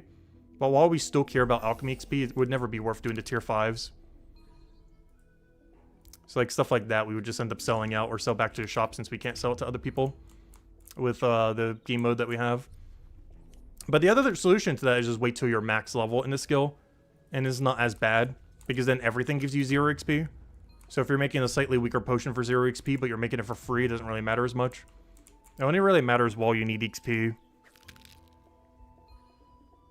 Because the way that the trading economy should work is, you know, everyone who has the spears of all the other ones would trade it to the other people. But the problem right now is there's just not enough people to do that. Like, if I had trading enabled and I was to go sell out all my Tier 4 and Tier 5 of those Enrage Potions, there isn't really that many people who would be buying at the moment. Just because the player base numbers at the moment, and most people who are really active would be beyond that level range. There's just not enough new people coming in at that lower level range. But no, I'm perfectly fine with everything having 10 variants. I don't see how that's an issue at all.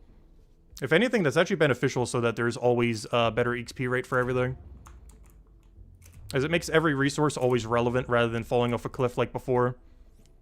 Because when there was only 3 of some, that was really bad. Because it would eventually become completely dead for XP, so you would never do it again. Because the XP curve for this game doesn't really support having only 1 or 3 of an object. Because otherwise that resource would eventually become dead content at a certain point. Whereas the current state of the game keeps every object always relevant. A certain tier of an object becomes irrelevant. But like this bell plant will always be relevant at some level range. Even at tier 9 it will still be worth taking. If anything, even more so than now.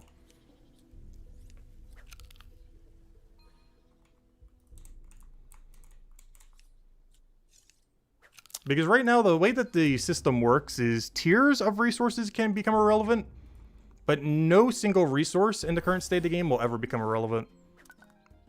Unless its final byproduct just becomes useless at a certain point, but currently there's not a single final byproduct in the game that's useless. The closest one is maybe Exosphere potions, just because you get way too many of them relative to how much you need in the current state of the game.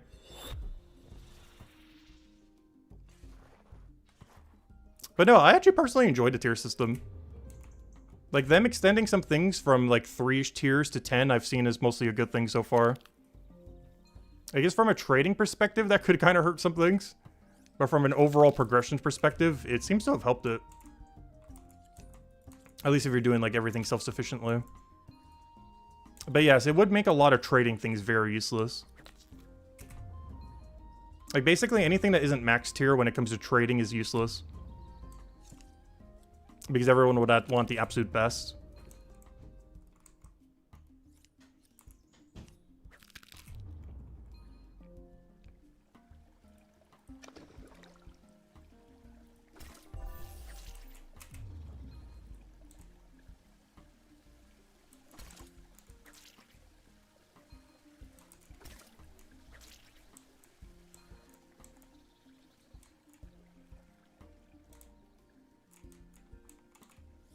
Yeah, player per count has been pretty low lately. Realistically, it probably wouldn't ever pick up until 1.0.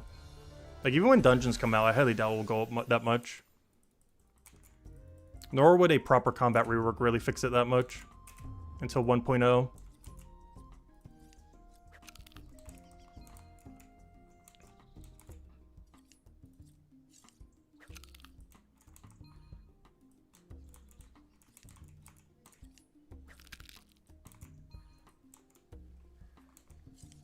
But I don't know, you don't really need that many players to have fun in a game like this. Because most content at the moment is pretty much just a solo MMO at the moment. And when I end up maxing the hardcore in old school RuneScape, we end up doing that basically only solo. Like, I did basically no group content at all to max. Like, I basically played it as if it was a single player game. And still got basically everything done. Like Inferno Cape max. Getting, like, almost all the collection log done, stuff like that. I'm starting to get to the point where I kind of have to engage with other people, though.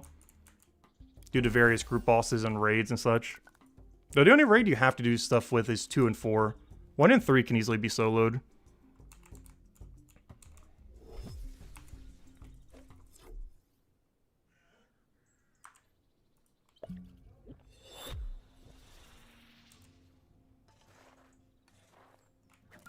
I don't know, I definitely played some MMOs with other people.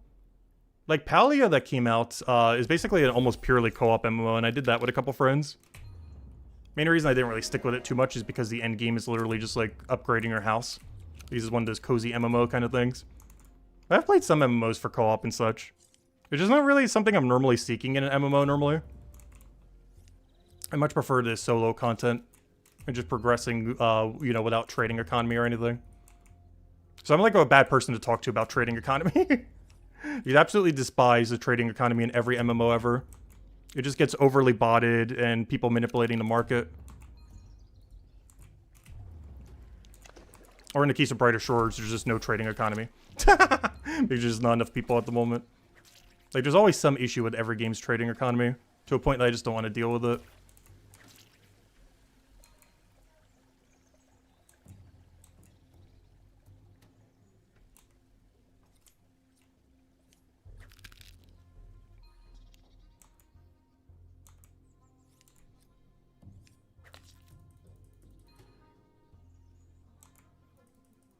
I do plan to enable one of my Brighter Shores accounts to have trading enabled, though.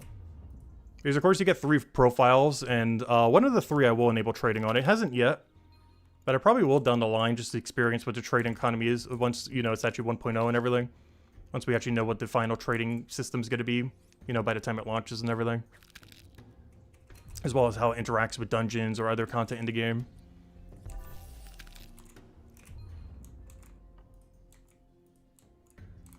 But the main accounts I plan to play is going to be this high-level Iron Man or Lone Wolf, and then our low-level Lone Wolf, if I ever get tired of the end game of this account. Just to have a backup one. Also, because out of any second class that I would want to play, Guardian was the one I kind of wanted to play the most, or, you know, the second most. Cryonet was our one that we definitely wanted. But our other Iron Man's or Lone Wolf's going to be the Guardian. And does have Hammer Mage be our trade-enabled account. Haven't locked them in yet, but I probably will by 1.0. Or whenever the game forces you to. Whichever comes first.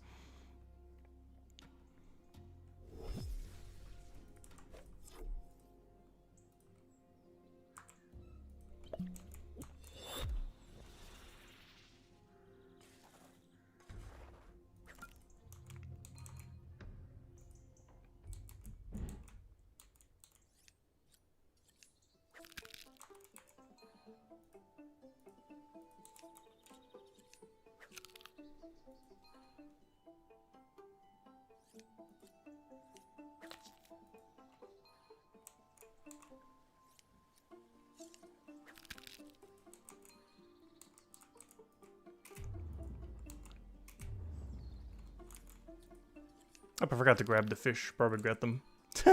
Also, we only got 1 level left. We were talking so much earlier, I almost lost track. We can almost finally do combat again. And then we can get wall plant plus crow done. And we'll probably do that for 1 level and then just do the rest off stream. Just grab dinner after that then. It's still gonna take about 2 hours though. Roughly 1 for our current level and then 1, or maybe even 1.5 to go do the combat thing. Mostly because we're only gonna be gaining half the forge XP, the other half will be combat. So we're actually gonna get slower XP once we get a level, oddly enough. Not because the resource is slower, but because we're doing combat half the time.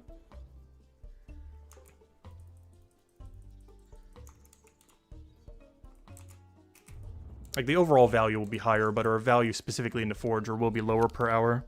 But overall value would be higher than what we're doing now. Also, I want to double check how many fear potions we have after this. Because this is the last tier of fear potion. Or sorry, I keep saying fear, I mean enrage. Well, I meant fear earlier when we were talking about the other thing with the trading thing, but for these I mean enrage. But I need to double check how many enrage potions we have for the bell plant. Because I might want to buy the rest of pondweed. Or maybe I'll just gather them later. Oh no, they're only like 6 or 7 silver each. It's fine to buy them if they're that cheap. Because every single one of these is 8 minutes AFK for later. I do intend to use every single one of them, both for XP and for AFK time. Maybe not anytime soon, but you know, sometime we'll get around to using them. Because I can't actually make them till a little while. But when we do, we'll make every last one of them.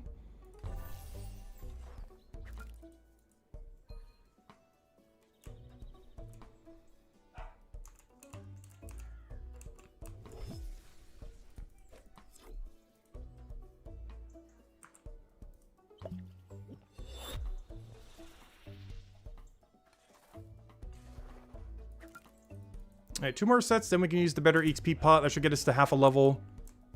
I just need to finish out the other half with like 1 or 2 more knowledge, probably 2. And then we can finally leave the bell plant.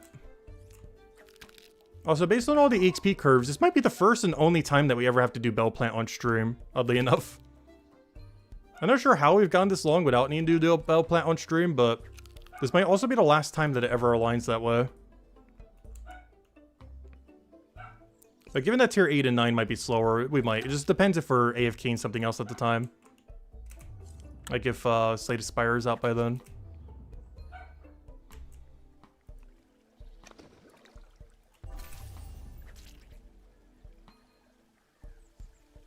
I was almost exactly correct when I said earlier we'd get like a 4th of a level here. We're actually getting a bit more than expected. We're gonna get almost a 3rd. But whatever fish we grab now is less fish we'll need on Monday.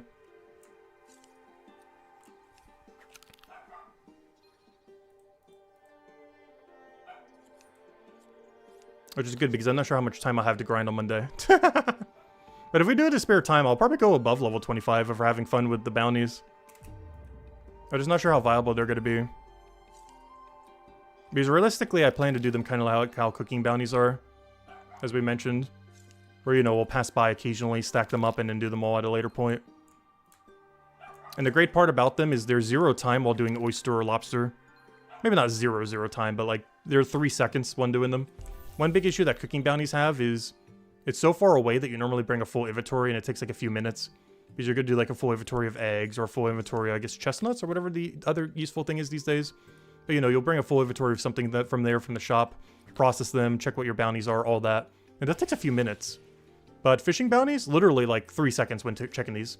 We're going to be 2 tiles away when we're walking by, maybe 1 tile away, maybe 0 tiles away, depending on how wide it is there. But you'll be like a few tiles away on that path that you're already going down.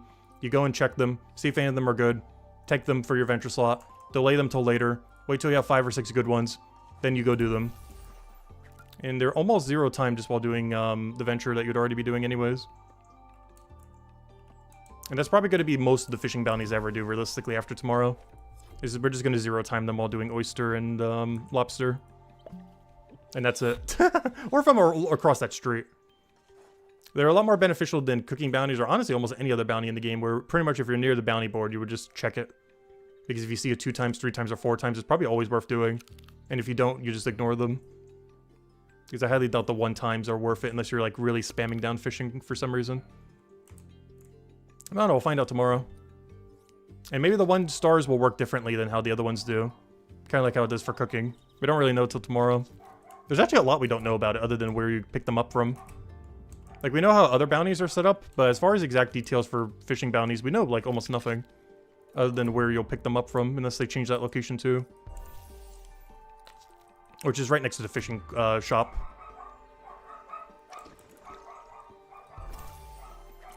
Also, dog in the background's going crazy for some reason. I'm not sure why, there's no one here. Normally whenever I hear someone, it just goes crazy for a bit. But something just got delivered.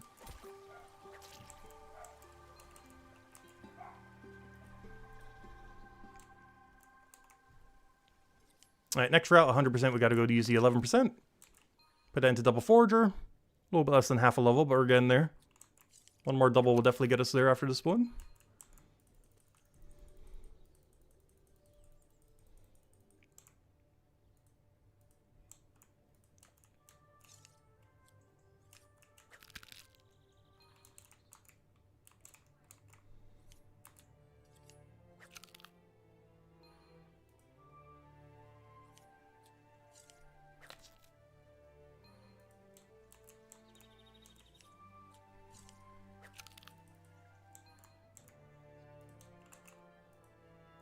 Alright, grab that, grab that, grab that. Should be good to go. I don't think we get to double in time.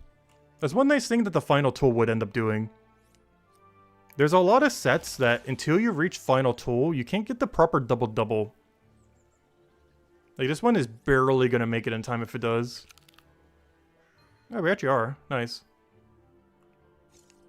There we go. That benefit of the higher tier tool already from tier 7. And the tier 9 one gets even better. Which I'm curious to see what kind of routes that might change. Like, it wouldn't change any route, necessarily. But, like, the number of extra things you could get would be increased for some loops. Which would change which ones you have to ignore. As the amount of extra doubles you can get in would be higher. Oh, no, don't do that one. Do the other one. What happened? Okay, there we go. That was a very strange... Look at me. That was a very strange animation, but it gave us what we wanted in the end. Like, cancel the potion to canceling the potion to doing the right potion. I just realized, with 11%, we're getting over 11,000 XP finally. That's the highest XP drop we've seen from Forager yet. Not counting passive, obviously. Where it stacks up multiple. But, I'm curious what the shell's going to be with 11% then, because that means shells are going to be over 12,000. With the 10% bonus from the tool and the 11% from the potion. And just the fact that it's just such a high base value to begin with.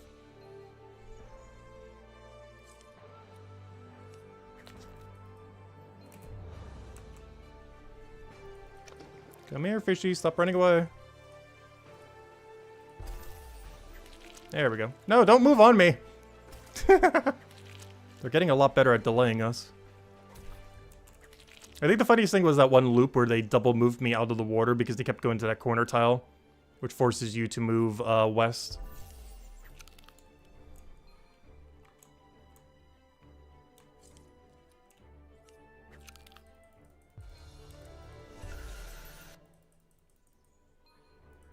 Yeah, there we go. One more double knowledge and that should hopefully be there. We're very close if not. And then the rest of the stream, we just go do combat then. Or, you know, combat with wall plant. I gotta remember to lower the audio. I always keep forgetting to do that for combat. Combat's like really loud compared to the rest of the audio balance of the game. Like the more ambient areas. Or at least when you have all of them even. Maybe there's one slider I can move down here that would make it lower. The problem is that it affects a couple other noises in the game too. It's not like only combat audio is the problem. Like I think it also affects our tool audio and a couple other things. So now that I'm looking at the stream side of it, I don't know, can you guys really hear much at all? Because I've actually turned down like a lot right now. I actually turn that up a little. I know you can hear a little bit better. I didn't even notice that this entire time. Because I actually have the audio balance for the stream really quiet for the game. Because the audio level that I'm hearing is generally a bit louder than whatever the stream output is.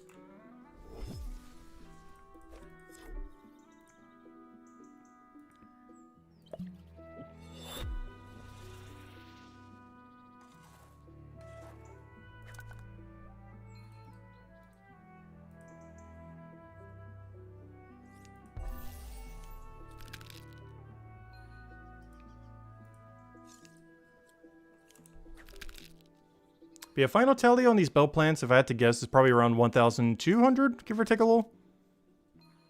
Which means at tier 7, if I wanted more, I would either have to go back to pondweed, which I'm probably not doing, or I would need to just buy them from the shop for like 80 silver each or whatever they are. Which at effectively 1 silver per AFK minute is perfectly fine. I'm happy. I'd be happy to pay that for both free alchemy XP and 1 minute silver per minute of AFK time. If I could do that infinitely, I definitely would. Unfortunately, we can't. Although if we did want to do it infinitely, it would be 2 silver per minute, which is also honestly not that bad. I don't know, we'll see how much XP we need around this range. The problem is the potion itself is not the greatest XP. Like, it's not the worst thing you'd be doing for XP, but it's far from the best. Especially since you get, like, another good potion right before it.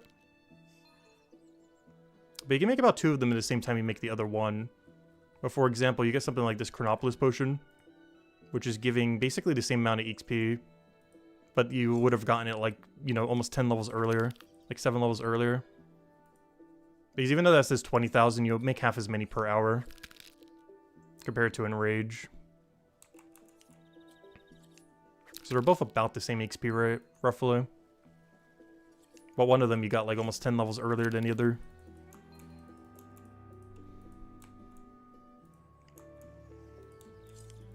So Enrages aren't that bad, but they're not, like, amazing for XP. You're mostly doing it because you need the byproduct.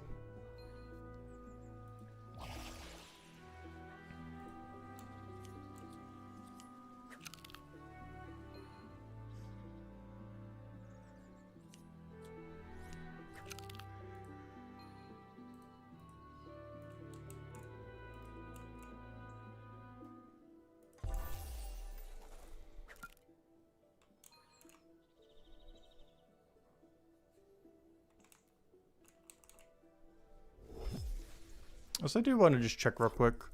How many of both do I have at this exact moment in time? If I was to go check ingredients and check salmon, we're at 630 salmon. It wasn't too far off. But the other thing I want to go check is how many bell plant do we have? 755. Oddly enough, we got more during tier 5. But tier 5, I didn't do as much wall plant, which is why we're like this. Like if I go check wall plant here, I didn't do nearly as much wall plant there compared to some other tiers. And some of these I already used earlier on some other stuff, like kelp. But that's the main reason why we had so many more bell plants there. Which is kind of interesting that it's not that big of a difference. But the main reason is I camped this for longer. But it's ultimately, by the end, is going to be like slightly under 1,000. And right now we're basically even on the other synergy thing. Because the thing that this goes with is pondweed, this one. So in like 2 more sets, or even 1 more set, we're already there. And yeah, that's what I thought. Pondweed's only 6.5. Wait, why is the bell plant so much more expensive? Like, I know it normally is, because one of them normally is, but, yeah, no wonder why I thought it was that price. Yeah, pondweed's only 6.5, bell plant's 1.5 more silver each. So if you're gonna spam more of one, definitely do bell plant. It's better EXP and better money and better everything. And has better gameplay loop that has multi-synergy. Like, bell plants are just definitively better than pondweed. I'll keep that in mind for some of the higher tiers, even though it will cost us a little to buy the secondary ingredient. But bell plant's just better than pondweed. Both gathering and as a resource. Since it's worth more. But because the other one's worth less, it's more beneficial to just buy it out. Obviously, we'll still get some pondweed, so we get it for free, but, honestly, once we get our levels to get to bell plant, I think we should start doing bell plant immediately. Because at some sets, I was camping pondweed a little bit longer. Just because you'll always get more bell plant than pondweed. But yeah, we need to start focusing bell plant, I guess, more then. Like the second we get to level 2, we just go straight to bell plant and just buy the rest of the pondweed we need. It'll cost us a bit of silver, but still comes out at almost every level range to 1 silver per minute of AFK while getting your alchemy XP. So you do have to pay a little bit in, but you make the money back once you use the enrage potion.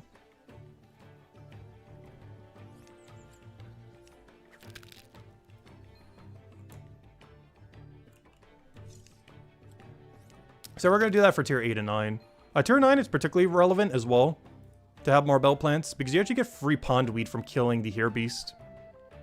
We only gotten like 20 or 30 so far, but, you know, if you keep doing it for combat, they start stacking up. The only thing that's kept me from killing as many killing as many of them is, for one, we need Water Lily synergy for it to be really worth it. But the other reason is they do yellow damage, which we're at least resistant to as Cryo Knight. We're like the worst class to be killing them with, is the only big downside. Like, they're really good to kill. Actually, one of the best enemies in the chapter to kill, overall value. But given that they do yellow damage, we are the worst class to be killing them. It's the only really big issue with Chapter 1. Like, almost everything else about Chapter 1 is really good. Like those Death Crows that, you know, we could take advantage of and everything. The carnivorous plants that we could do in between and everything. But the biggest issue with Cryo Knight for Chapter 1 is, Here Beast is one of the highest, if not the highest value enemies to kill. And it is the one we are probably weakest against. Luckily, they're not immune to blue. But they do damage that we are weak to. Worst case scenario would be they're immune to blue and they do the damage that we're weak to. Luckily, they don't do that. Otherwise, that would be a nightmare. Only one or the other. Actually, I'm not sure if there's a single chapter where we get double weakened like that. I'm trying to think of a single enemy in the game that is immune to blue but does yellow damage. Because not a single one comes to mind off the top of my head.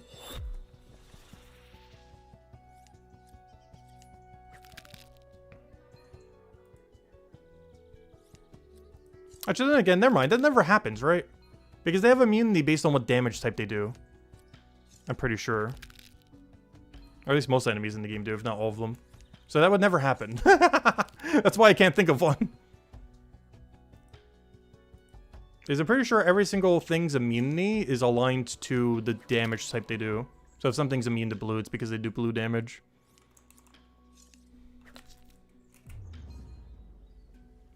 I don't know, is that the case? I'm starting to forget now. Isn't that the case? Because I know something like the Maul Beast in like Chapter 4, for example. It does yellow damage, but it's weak to the blue, not immune. Like if I go check this guy. This is the one that's coming to mind at the moment. Like, yeah, he's immune. It's with yellow, but he's also immune to yellow. I think every enemy is set up that way. I'm pretty sure. I should probably know that. But yeah, I'm pretty sure every enemy is set up that way. Where if it has a primary damage type that it does, it's also immune to that damage type. So since it does yellow, it's immune to yellow. So you would never have a situation where something's hitting with yellow, but also be immune to blue. Because if it's hitting with yellow, it's immune to yellow.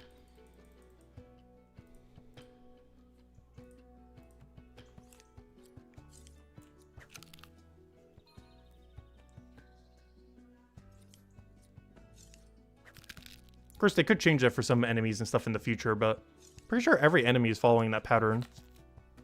Or if it primarily uses a certain damage type, it is also immune to that damage type. Like the Death Crows are immune to death damage, of course, because they hit with death damage. And so on and so forth for most every enemy in the game. The only ones that have like the weird immunities are the ones that don't really have an attack type. Like the Outlaws for Chapter 2 and stuff like that.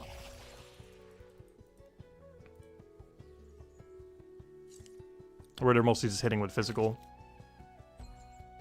So they have like a weird other immunity, or they don't have any immunity, but they have like a weakness to green or something. So what happened with my inventory here? How did I not get full? That like almost never happens. I guess I could grab one of my bones. Oh no, I wanted to do it quickly. No, it wouldn't let me.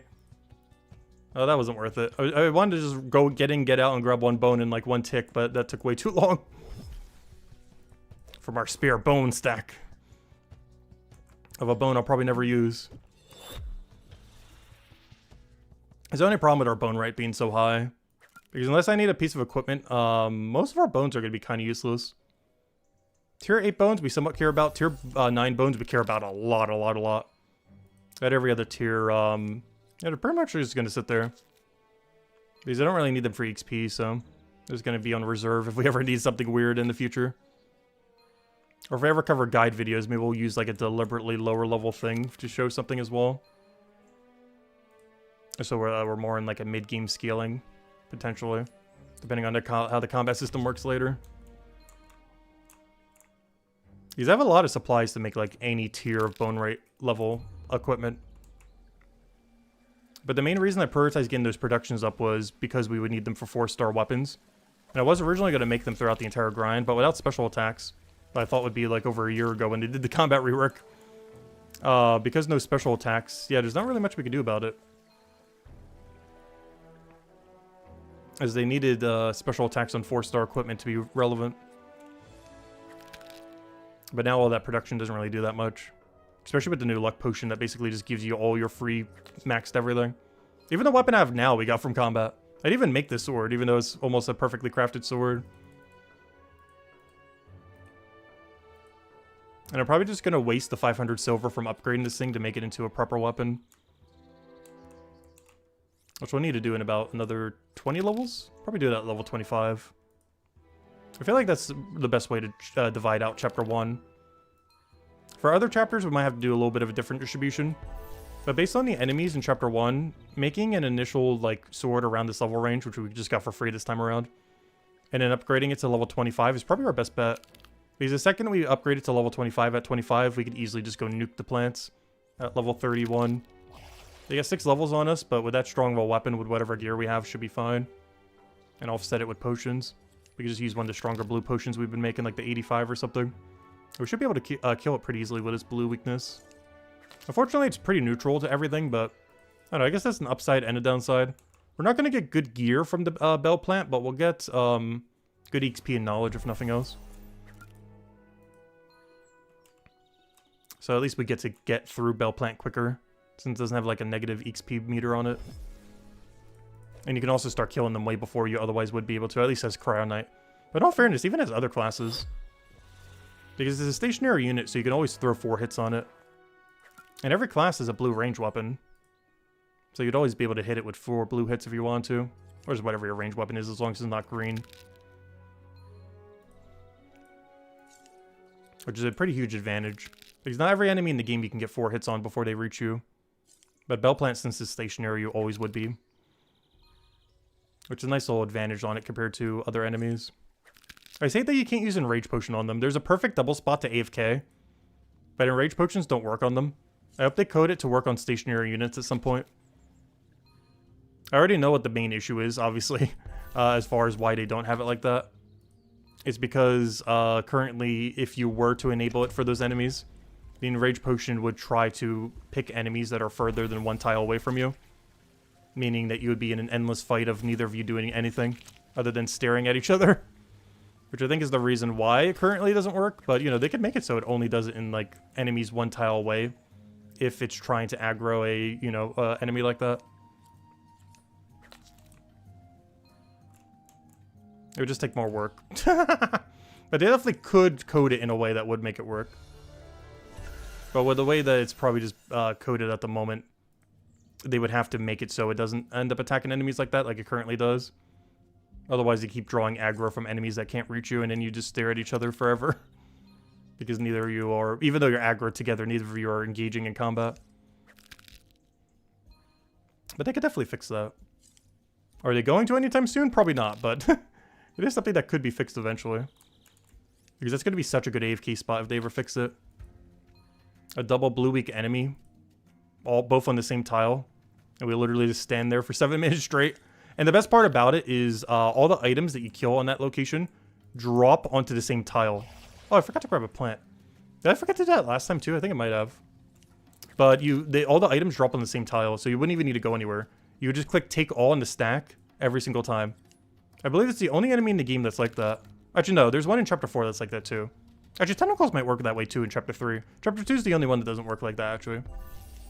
But Chapter 1 has Carnivorous Plant, double spawn. Chapter 3 has double tentacle, double spawn. Actually, multiple of them, ever since the new cave. And Chapter 4 has 1 spot, I believe, or 2?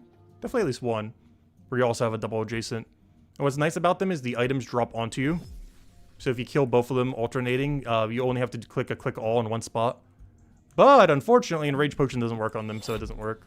If you manually do it, you could. But you can't AFK them, unfortunately.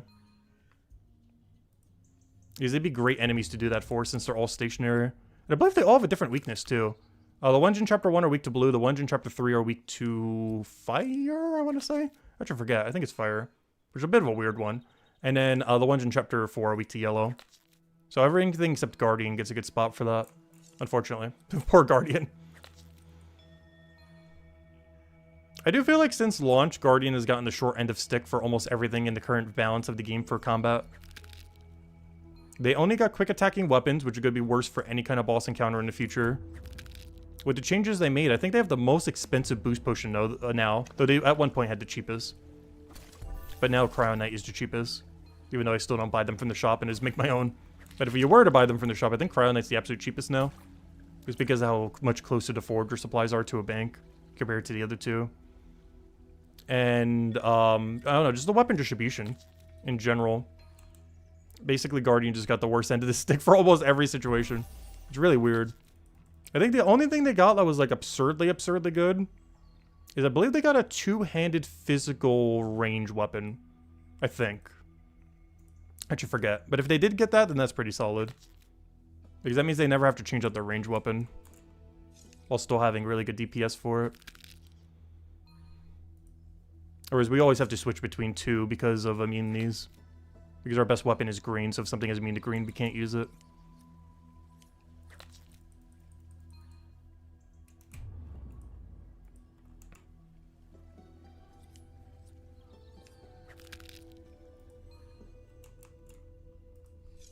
How long have we gone on for? A little over 2 hours, and we've almost finished 3 levels. That is so weird. We're still gaining over a level an hour into tier 7. I was not expecting that. I was really expecting it to slow down, especially with the math that we did on someone else's tier 9 the other day.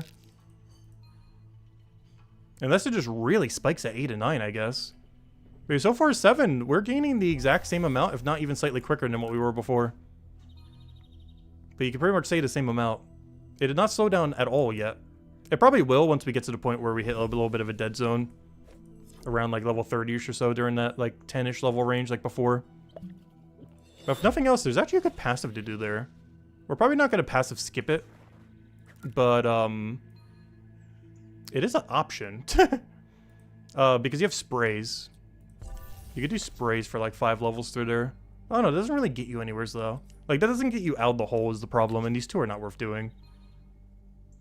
At least as far as the material gain in return. But, yeah, it wouldn't get you out of the hole. Because the hole isn't fully gotten out of until you get to Jade.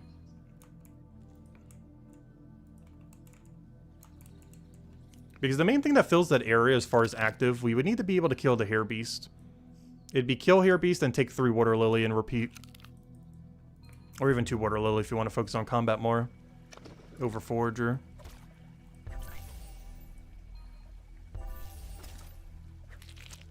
Which, if we were max on Forager, we definitely would do it that way. But prior to max, I think we would go for the 3rd Water Lily. And do 3 Water Lily into kill Hair Beast into 3 Water Lily into kill Hair Beast. Similar to how we did the Wall Plant. But if you're a max in Forager, we'd probably do it just for the double spawn. Where we go double Water Lily only when we have the double mechanic. And similarly, we would take the double Wall Plant. Nice thing about the Wall Plant is the 3rd one isn't that far away, though, compared to the other 2. But it'd still be nicer just to take the 2 that are right next to each other so you waste less time moving. And more time doing combat. Right now we're taking them all because we need the Forager XP, but if we were already max and just need the resource, we'd probably focus on the combat more. Since we're getting 0 Forager XP every time. Like, we need some of the resource, but we don't really care if we don't get, like, a ton of it. Since the combat XP would take priority. And the Forager would just become secondary at that point. Rather than right now, where obviously the Forager is more so the primary thing. And the combat is more so the secondary. But eventually we would switch, obviously, at 500 Forager. Where that would completely 180.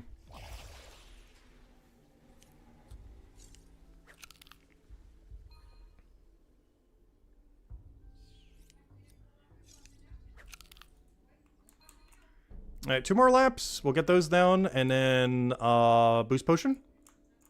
And then from there, we should almost be tier 7. I said after this double, we'd probably be there. Does look like we're going to be a little short. And then we'll go move on to combat wall plant then. Throw an XP pot here. Alright, we still got a pretty good stack. This will last us for another like 2-3 days. Because the most you could ever use per hour is about 28, roughly. So we got like 10 hours worth. So we got enough till like Tuesday until we need to buy more. Luckily you can buy more in seconds, so it's not that big a deal. Just gotta remember to do it before we hit 0.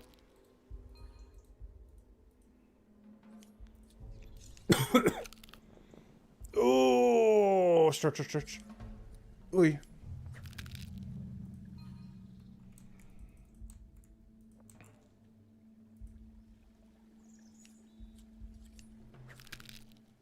How much XP are we getting from it? Isn't it around like 800 for 2? That means we're at 4.3. Okay, that means we need like 1 million more XP. Roughly. That's not too bad. We're getting about 10,000 per plant. Which means I gotta do like 4-ish more laps. Maybe a 5th. And that's after we do double knowledge. After double knowledge, it looks like 4 to 5 more laps. Probably 5. Since some of it's fish every time. And then we should be able to move on to wall plant. So that means like 7 more laps in total. 2 more to get us to the double knowledge, and then 5 more to get us to the rest of that level. And then from there, I never need to do a tier 7 wall plant ever again. I mean, bell plant, I mean. And then we're allowed to move on to wall plant. And by then, we should have a little over 1,000 banked for when we reach tier 7 at the beginning of next alchemy tier. And with that, we should have over 133 hours of AFK potion.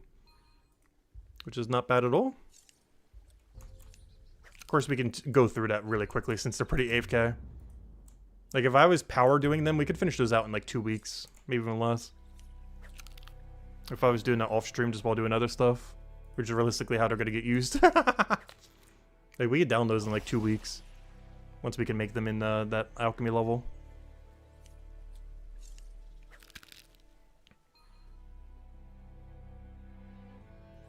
Because let's see, I can actually break down the number too. Let's say I can AFK for 10 hours a day. And I use then 7 of them in an hour. Because some of that time would be doing other stuff. Technically it'd be almost 8, but let's just say 7. So we use 7 of them in an hour. So what's the math I'm trying to do here? 10 per day. Okay, so that's 70 per day. Not sure why I'm trying to put in the calculators if I can't just do 7 times 10. But yeah, the 70 per day that would get consumed.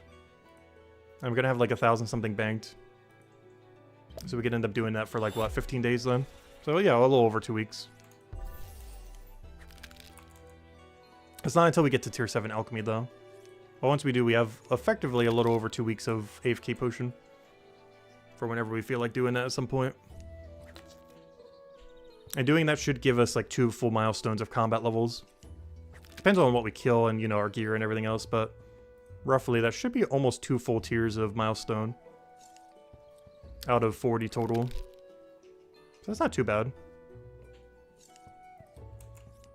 And of course all the money and gear we'd get along the way. As well as ingredients for stuff. So everything will drop tier 9 other than Mines of Batubin. That drops like a bunch of random gibberish. Only half of which is actually useful.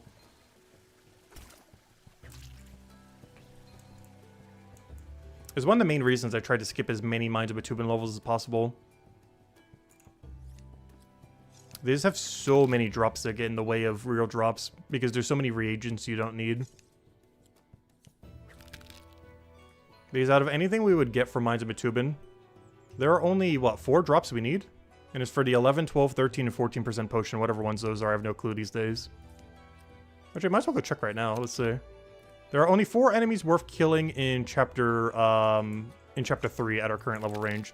They are the slimes, which are luckily weak to blue. I'm not sure what their loot table's like, but those are weak to blue. So the slimes, I'm pretty sure the death things are as well.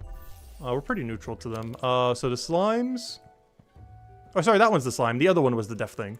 So there's rafts that exist in right next to the teleport room. Unfortunately, they're a little far from a bank, but they are right in the teleport room, basically. So the rafts, the slimes are weak to blue, so those are great. And what are the other 2? There's 2 other ones. Those used to be the highest before, but now the highest ones are... I keep clicking the wrong thing. The toads! Those are also weak to blue. Huge! 2 out of 3 are already weak to blue. And what's the 4th one? Unfortunately, the fire toads are really annoying, though, because of how they do burst damage. Their damage is really annoying, even though they're weak to blue. But we're the class that can deal with it the easiest, so... And they're still annoying. And for whatever reason, the metaliths, which are really close to a teleport and somewhat close to a bank. Yeah, that's not bad at all. Alright, use the 11% here. But yeah, 2 of them we can do blue damage to. 1 of them we have the best in slot weapon for killing it in the entire game out of any class. So 2.5 of them we're pretty much good to go. The only one that's a little bit weird is the RAF. But it's right next to the teleporter room, and we're neutral to it, so it's kind of fine. I believe it's weak to yellow. And we can't use def on it. But we just use our normal blue weapon, so it wouldn't really matter.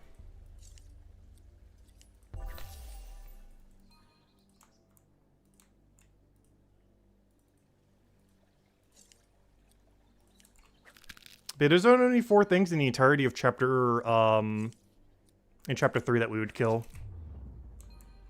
Which really limits what you can kill at any given time in that chapter. Obviously, if you had a lower alchemy, that area would extend. But those are only 4 we actually care about. And let me see what their distributions are. Because regardless of their distribution, we have to kill those 4 if we want the reagents to not be useless. Plus, we have advantage on like 2.5 of them, so it kind of works out anyways. Metalift's distribution is bad. Bad loot modifier. It's okay for XP though. But Metalift distribution, bad. Wraith distribution, good. Okay, good. Wraith's one of the good ones. That's great to see. How about the others? Slime distribution, perfectly even. That's not good or bad. A little bit annoying that it does range though. And what was the other one? Metalift, that. There's a 4th one.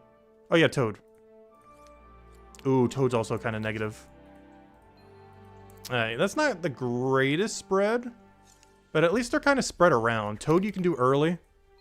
And 2 you can do Metalith. And 2 you can do Wraith. And 2 you can do Blob. Honestly, we are so strong against Blob, we could probably just skip Wraith and do Blob. Which is great, because this is the next one I'd have to skip, because this is only for my current potion. It's not for the even higher tier one. So be able to skip him would be great too. So that means the only 3 things we'd have to kill in next chapter would be Fire Toad, which is weak to blue. Metalith, which we have the best weapon in the entire game for killing. And Blob, which is weak to blue. So Cryonite is stacked. I didn't even notice that. Yeah, Cryonite is mega stacked for chapter 3. Maybe it would have been worth doing a little bit more combat in there. The main reason I didn't is there's such big gaps between actually good enemies worth killing. But they're kind of evenly distributed in a way where, yeah, the grind's not going to be that bad. It's not that bad at all. Also, I think we only have like 4 or 5 more laps left. Probably 5-ish. And we can finally move on. And also obtain the main objective we wanted to do today. Which was get to wall plant. And we did it in under 3 hours. But of course, we'll go to wall plant until we get a level in Forager as well. Just to kind of even it out. I'll be doing a lot of the grind off stream, but we gotta at least do 1 level on stream. See if we get any cool drop or anything. Oh yeah, I also gotta pick up the luck potions. I gotta get rid of this for luck. I'm actually running really low on luck potion. We'll have enough for the stream. But at some point off stream later today, I gotta go make some more lucks, as I'm gonna run out within the next day. Like, I won't even have enough to run till tomorrow. I definitely have enough for the rest of the stream, but I'll need to make some more later. Just waiting to see the player count spike up and might get back on. Oh no, personally, I don't really need a high player base to still enjoy this game, personally. Like, obviously, it'd be way more beneficial if it had a higher player base. But especially with the content that currently exists in the game, you know, it doesn't really matter if there's like 100 people here or 100,000.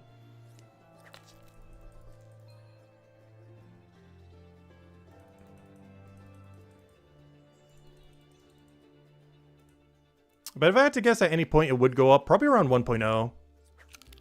But if they don't do like a mega launch at 1.0, I'm not sure when the next possible time could ever be if they don't like really impress at 1.0. I think it's one of the reasons why they extended the beta so much longer than they were initially anticipating. I think they kind of know, like, from a success standpoint, they might still keep doing it as like a, you know, passion project and stuff. But if they want the game to actually be successful, 1.0 is basically the last chance they have, realistically. At least to most people's views. But as long as they keep the servers up, I'd still be around the whole time. Even if 1.0 doesn't go over too well. But from the game doing, like, absurdly well, it's probably the last chance they realistically have. Unless they're really playing the long game.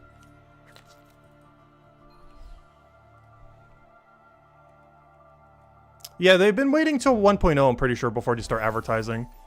Because there's really nothing to advertise at the moment since it's in beta. Most games in beta don't really advertise themselves. Unless they're, like, launching in beta almost feature complete. Or if it's a scam game. But generally, most games don't advertise while in beta.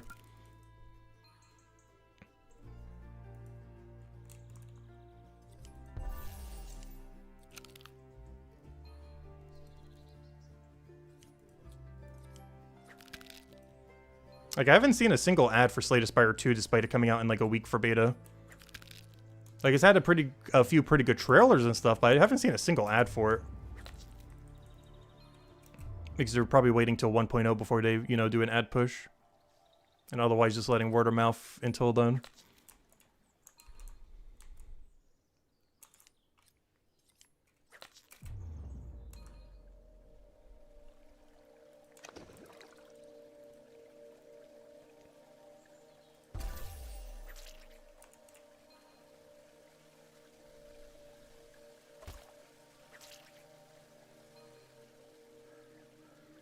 They did say the servers would still be up forever if there's one person playing. Yeah, I think he just really wants to make another MMO. Like, obviously he'd want it to be successful. But I don't think he needs it to be successful to still enjoy, you know, making it over the next, like, decade or however long he's gonna do it for. And he has, like, infinite money glitch from selling Jagex, so... Especially if he's invested it properly. Like, he has literal infinite money, realistically, for one person. So this game could run at a loss for probably forever, and he'd still have money.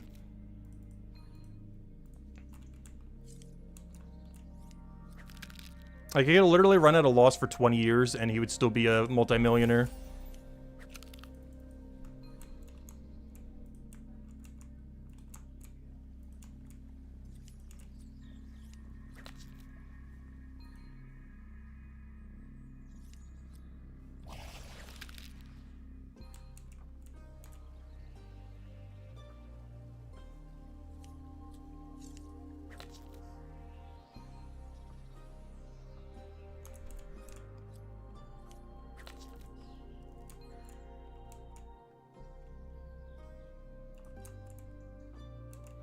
Alright, 1 or 2 more loops and we should be good to go. Oh, never mind. I lied. We're done. Well, that's convenient. Alright, let's go move to the final activity. The main thing we wanted to unlock today. Well, so let's see what the final tally is. The wall plants. The happy day wall plants. It is a happy day. Alright, let's go check it. But first, how many did we finish on? Oh, come on. We're like just under 1,000. I find it really weird that we got a different spread here. It's mostly because I skipped wall plant for this set. That's the only reason why this number is so big. I skipped wall plant. I also got these in case I ever want to buy the supplies for fear potions later, as I believe these fear potions are under 1 silver per minute. So if I don't care about the XP and only cared about the fear duration, these are actually really good, especially since I already have a bunch of them. So that's one of the main reasons why I got so many. I even have some pond to still go with it too if I ever want to make them later. Yeah, we got 772 pond to go with our 949 lily, so I'm only gonna have to buy like 200 or something later. Like only about 200. It's not that bad. It's only like 1.4 gold, which is definitely worth it for that much AFK time. Alright, anyways, let's go do, I guess, our cooking bounty real quick. And the fishing bounty that doesn't exist until tomorrow we'll just ignore since we can't do that till tomorrow. Otherwise, we would check that right now as well. As well as the alchemy bounty that doesn't exist for months from now. Or the forager bounty that doesn't exist for months from now. Wherever they're going to put that. They better not put that in town. There's going to be so bad for forager bounties if they put it in town. I know for sure they're going to put it in town, though. Like 80% chance they're going to put it in town. Which is going to be so bad. Anyways, let's go do our eggs. Oh yeah, I keep forgetting. We don't have egg synergy. I guess I can still do them for XP. I gotta go process the rest of these eggs at some point. I actually have a couple banked. If I ever want to AFK but want some cooking XP. Because we no longer get them as contracts. And all these are bad. We'll go do these real quick though. Alright, let me go do... let me put away these eggs. I'll just do AFK these later. But let me go do the leeks real quick. Just for some XP while we're here. Grab the leek, grab the leek. Oh no, go back. Grab the leek. Let's check out sell these leeks later. This is almost 8 gold worth of leeks. And I'm 3 cooking levels away from never needing these things again. But we do need them right now, so... In 3 more levels, we'll never need them, but for now, we'll use them when we can. And then maybe we'll just go sell them to the shop later. It'll take like 15 to 20 minutes to sell them all, but we will get a little under 8 gold in return, so it's probably worth it.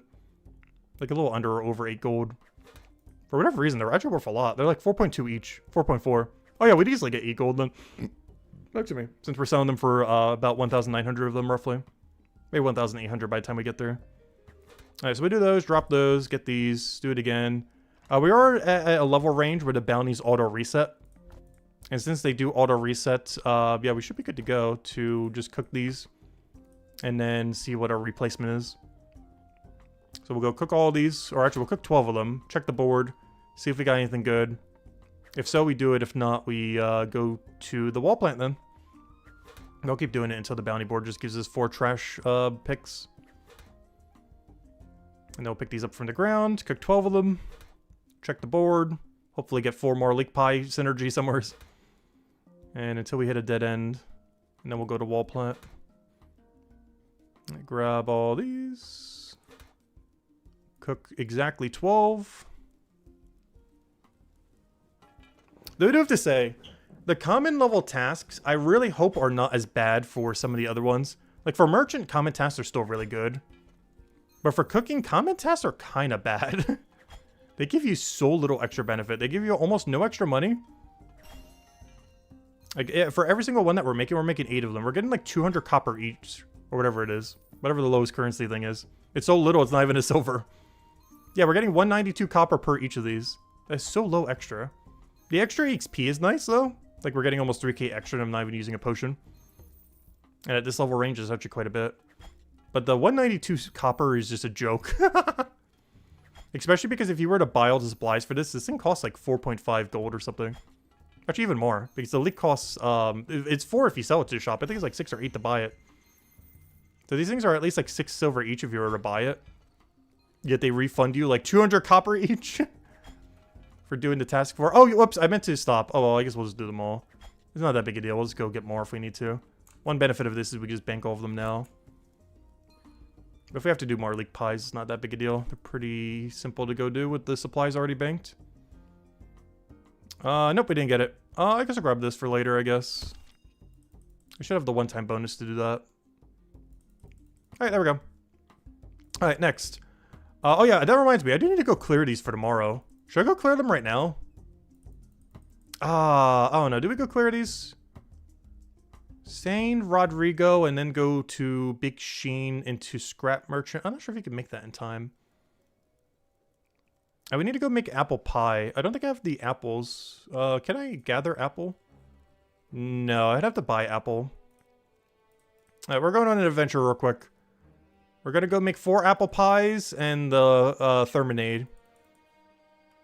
So I need to go get all the resources for this, the 5 apples that we need, and the pastry dough I just grabbed from the bank, and let's have enough inventory for here. But let's grab all the important things first. I need 5 of these.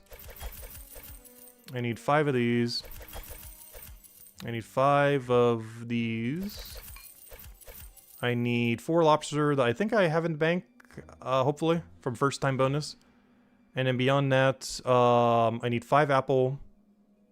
And if I have enough room, I need the 5 things to go with that tier. Oh, those things are expensive. I need at least the first time bonus on them, so we'll do it this one time. Alright, and the pastry dough I'll just grab from the bank.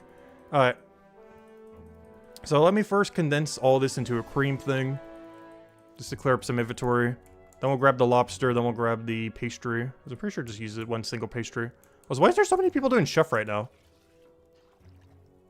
You even moved to the overflow room earlier. Like 1/10 of the player base is doing chef.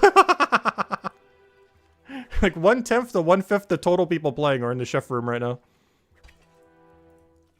I guess it's because it's somewhat near the beginning of the hour. Where the bounties get reset. Okay, let me go grab my, what, 4 lobster? Oh, wait, I only needed 4 lobster, not 5. Oh, no. I grabbed 1 extra.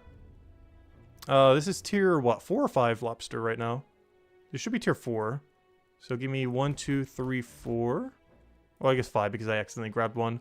And then I believe I just need 5 pastry dough for the other thing, I'm pretty sure. Alright, what do I do with the lobster now? Yeah, we boil it and then chop it, I believe. And then combine it together. I think we just chop it to combine it together. We accidentally made 1 too many, but that's fine. I forgot. Even though the lobster stack, the thing that you get from him doesn't stack. Which is kind of annoying. Which makes the lobster dish still kind of annoying. There's so many things that's annoying about the lobster dish. Yeah, even though the lobster itself stacked, the thing that he gets processed into doesn't. Alright. I grabbed one too many, but I'll just store it for later. That's fine. And then I think all we have to do for the apple pie is put it in here and then put it in the same thing as basically the leek pie. Where we make it into a shell right over here and then we just put it into the oven. Yep, perfect. Yep, exact same thing as the leek. Just requires one less ingredient. Because the leek also needs a chicken. But for this you just need the extremely expensive apple. I guess that's one of the reasons to get botanist up. Though, if they still drop it, I'm not sure if they do. The outlaws in chapter 2, I believe, still drop apples. Unfortunately, they're going to drop tier 9 apples, which won't help us for every other tier. But I'm pretty sure they dropped tier 9 apples.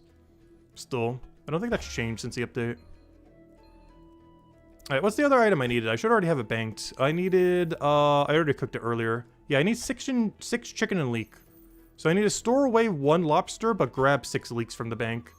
And then I can go turn all these in real quick. And then we'll go do the wall plant. Alright, so let me go and do this. I need to put away 1 of you. Since I accidentally made 1 too many. And I need to grab, what, 6 of you? Yeah, exactly 6. Perfect. And that should be everything. Also, those two things look so similar. The apple pie and leek pie. Oh, no. Hopefully I'll click the right icon. Oh, no. Alright, which one am I doing first? Okay, I'm turning in the leek pie first. Hopefully I can identify them. So let me go head over there first and just drink an XP pot and then go send them all in. We'll use the smaller 5%. It's not too big a deal. So we'll go to coastal area. I want to try to do them all within the same 5% if we can. Also, I did grab everything, right? Everything's cooked. And we need 5 apple pie. Okay, let's go do a tally real quick. 5 apple, check. 6 leek. 1, 2, 3, 4, 5. Why does it only look like 5 leek? Oh, because the other one's right there. There we go. So there's 5 apple, 6 leek, and 4 lobster. Okay, we're good to go. Also, if you happen to forget your stuff, there is a storage rift over here if you forgot his order. Alright, let me go turn all these in. Let's do it at 5%. We'll still try to race to try to finish the 5% in time, though. I'm doing this one first just because it's the furthest away. Then we'll do Big Sheen and then try to make Scrap Merchant in time. And then we'll go do the wall plant thing until we get a forager level. Oh, while I'm here, I can grab 4 racks. This is literally the only time you can ever get rack value for free. And since I'm pretty sure I still need a few more for the potion, because I'm pretty sure I have way more nettle during our grind, let me go grab 4 rack. I will probably do this every time I ever do this bounty, by the way. Unless we're on some kind of XP timer or something, which we generally won't, since this is generally where you start your cycle, not end it. The only difference being if you do Sentry, you might do Sentry first before this one. But even then, I'm pretty sure this is still worth doing before Sentry, even though I normally do it the other way around. Like, if I only had to go to Sentry and here, I would probably do Sentry first. But if I had to do this, Sentry, and something else, I would do this one first. Alright, so what are we giving you? Apple? No. Leek? Yes. Alright, where am I going? I'm going to Hopeport Garrison. Getting a knowledge point there, nice. We'll save it for later. Save for later. Alright. Next, I need to go to the bar, or whatever that one area is called, and go hand in Big Sheen's lobster. And then hopefully within the rest of this 5%, we can get to Scrap Merchant in time. And then we can go do our forager thing we were going to go do. And we'll do that for a level. I just need to clear these bounties so that we're good to go for fishing bounties tomorrow. So for the rest of today, I'm not going to grab any more cooking bounties then. As we need to have a nice clean list for that merchant board, or that fishing board right over there. Right there. There it is, look at it, in all of its glory. And right there, it's invisible right now, but it'll be there. Right there. Right between that fishing shop and that light post. Should be where fishing bounties are tomorrow. I'll be doing that all stream tomorrow then for a couple hours. And we'll have a nice clear bounty board for it. Alright, what did you want again? Apple pie? So we'll hand you the apple pie. Okay, never mind, you wanted the other thing. Fine. I did it twice. Wonderful. Good speed run here. Quick, we got 30 seconds. Can I make any more mistakes? Okay, we got 40 seconds. I think we'll be fine even with that, like, triple mistake somehow.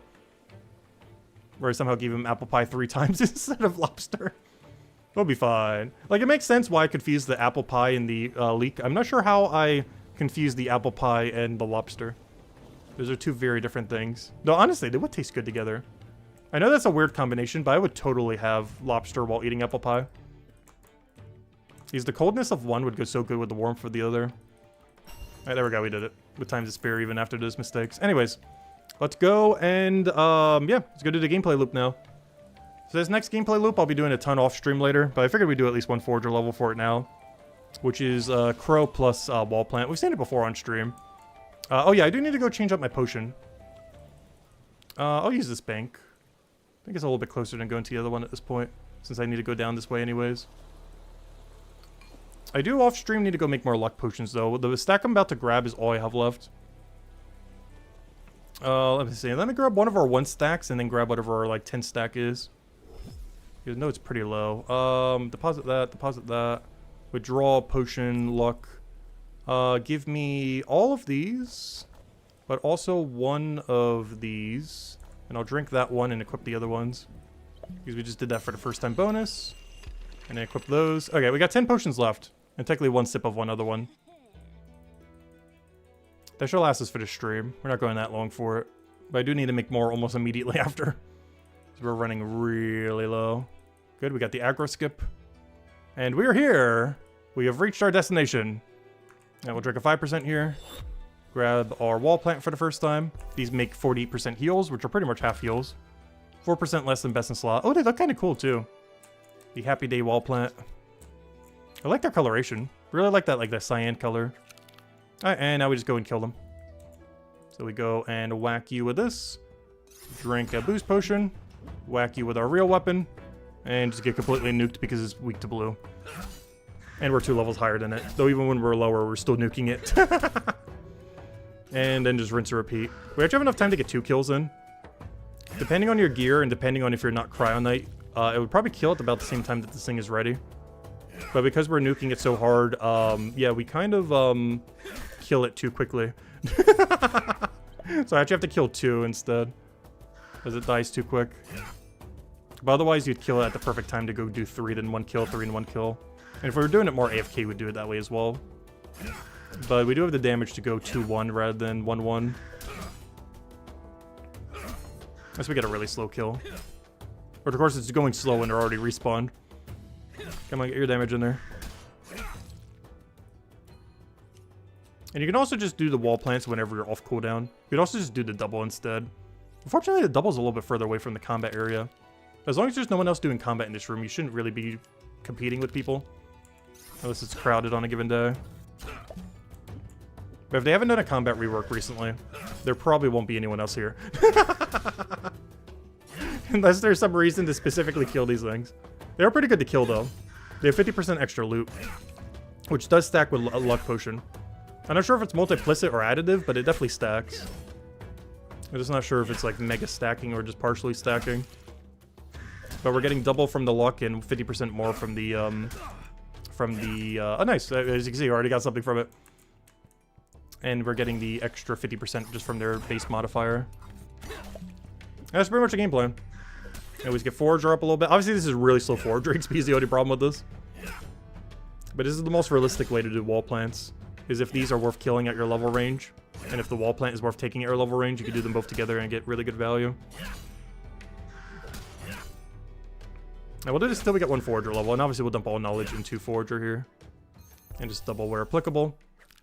And eventually we have to bank. And the bank's to the east. There's one to the west too if you want to grab some wall plants along the way. But I generally will use the east one. The west one would be good if you want to go get bounties. Like if you want to go refresh your fishing and or cooking bounties. You would go west. But otherwise we're just going to go east because it's a little bit closer. But west has bounty synergy. Use fishing boards right over there. The bank that you use is right over there, and cooking bounties right over there. But if you don't care about bounties, the east one is a little closer.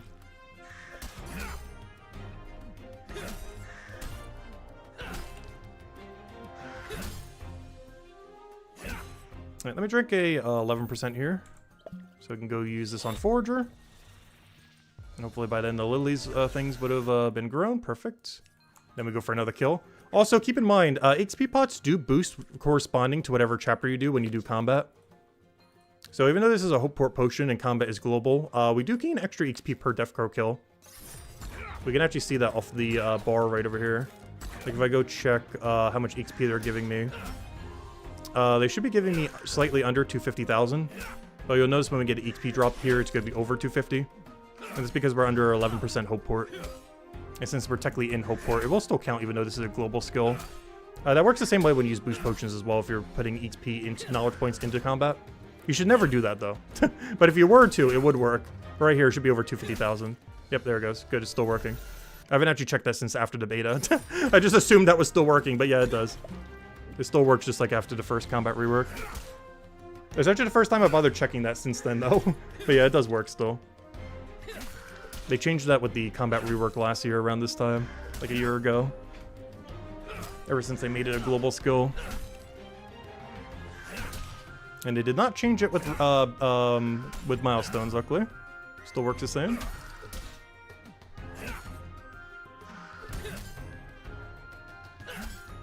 Oh, not what I wanted. No! I meant to click the item! And then the wall plants. It's not worth canceling this battle compared to just killing it. Unfortunate. But yeah, we need to combat XP eventually anyway, so it works out. Oh yeah, I wanted to go and lower the noise. Well then again, it's actually already turned down a little. I think it's fine. Combat's just always a little louder. I don't think it's too loud at the moment.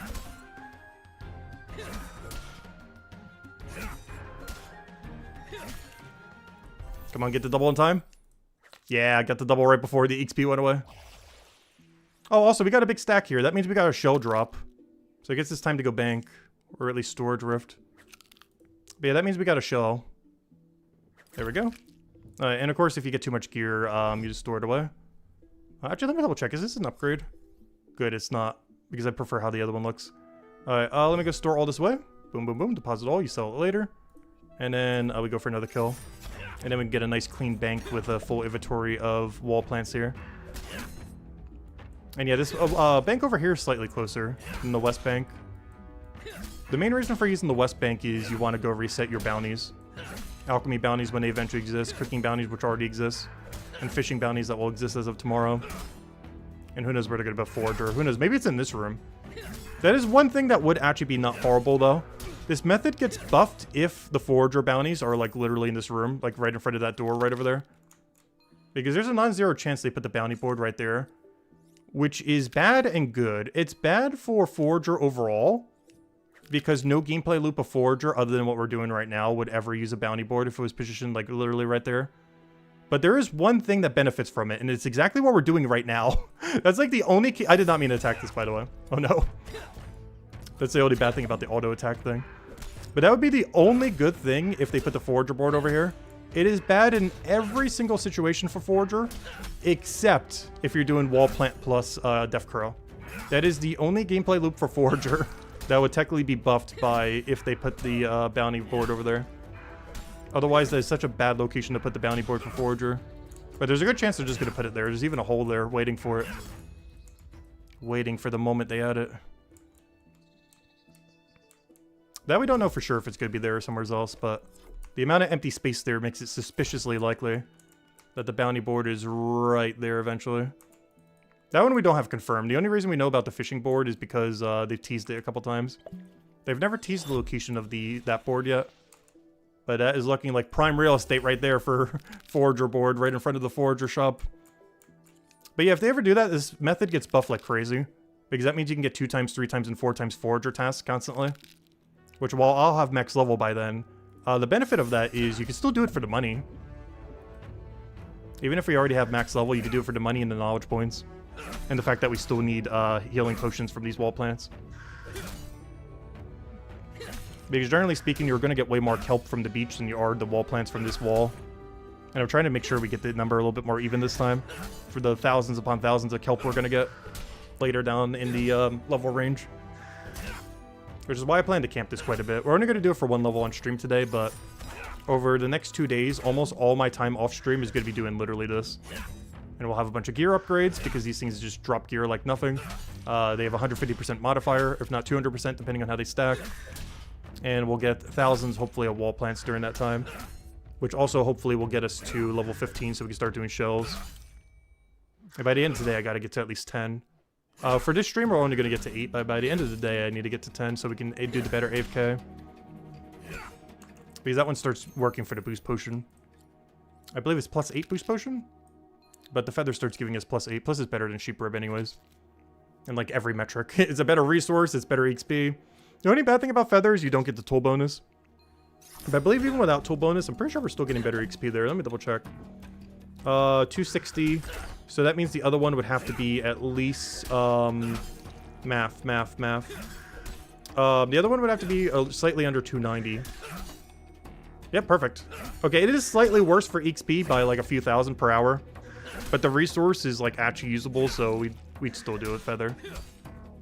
But yeah, it does look like it's a few thousand worse per hour, but we can live with that for feather. It's not like it's like tens of thousands weaker.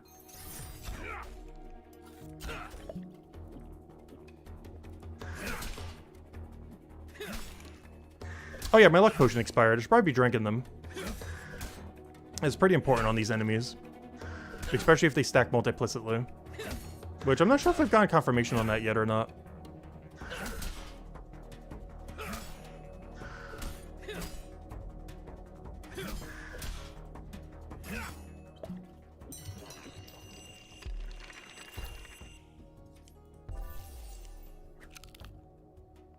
Oh, so that's not bad. No XP bonus and we're getting 11,000 per thing? I just noticed that now. Well, you know what that means. Shell is going to be over 12,000 with no XP pot. How on earth are these things already over 11? Because I believe Shell gives even more ratio of XP. Okay, it's about the same. Oh yeah, look, it is. 12,566 for Shell. That is all so good. There's such a jump because the previous one was only giving like 9,000. And now it's going to be giving 12,000 something. It's like a 3,000 increase for one level range. It feels like a lot more than 100% bonus. Dude, that's 3,000. That's like a 25% bonus compared to the previous set. As far as the total base value. Because if it was only 100%, it should only be moving up to like, what, 11-ish thousand? Because it went from 400% to 500%. So let's say hypothetically something's base value was 10. Under here it should have been 40, and under here it should have been 50. But that's not the ratio that it moved up by. Or did it? It would have to have moved up by 20%. No, because I forgot to count the 100% of the base value.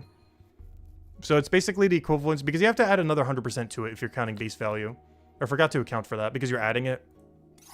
So that means this is technically 600%, and this is technically 500%. It's technically one higher than whatever it says. Because you have to count the base 100% of the object. So let's say something gives you 10 XP. This should be giving you 500, this should be, or sorry, this should be giving you 50, and this should be giving you 60 then. Which means the difference between those two numbers is what, 18 point something percent?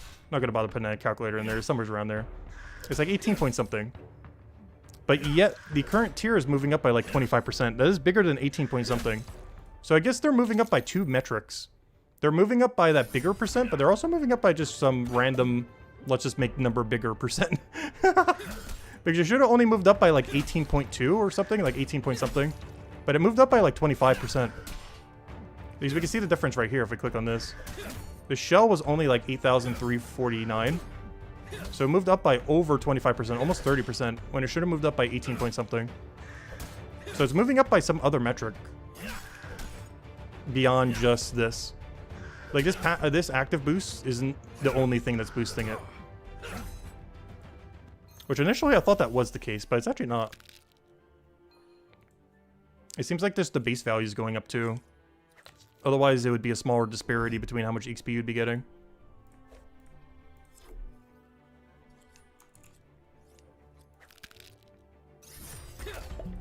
But basically, they made it more beneficial. They're boosting it by more than what the active boost is giving on.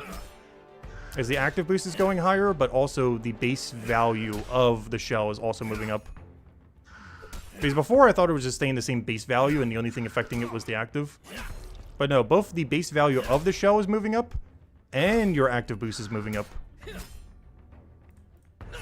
which is why it's more closer to almost like a 30% difference rather than just an 18 point something.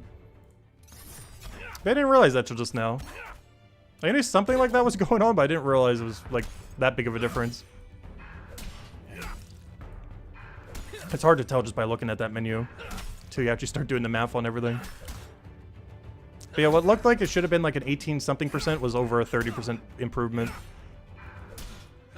So that means the tier differences do still kind of matter quite a bit. Because when I was looking at just the active boost difference, it's actually way more than a difference between each tier than just that. As the base value of each thing is also constantly moving up, making the active boost give even more of a benefit to it.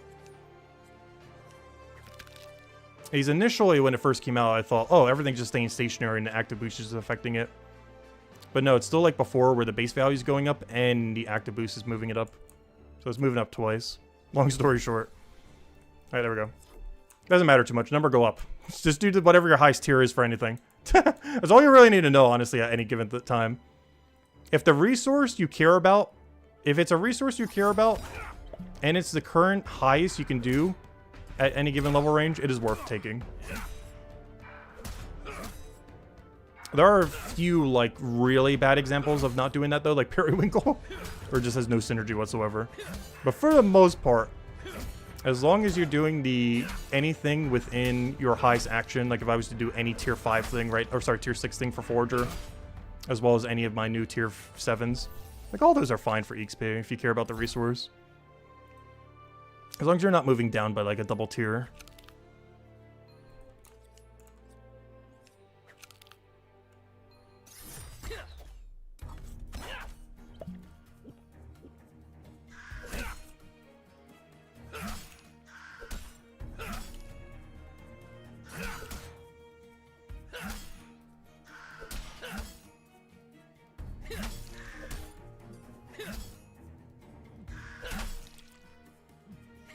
So far, we've gotten a third of a Forager level, though in all fairness, I feel like a lot of that was from the knowledge points.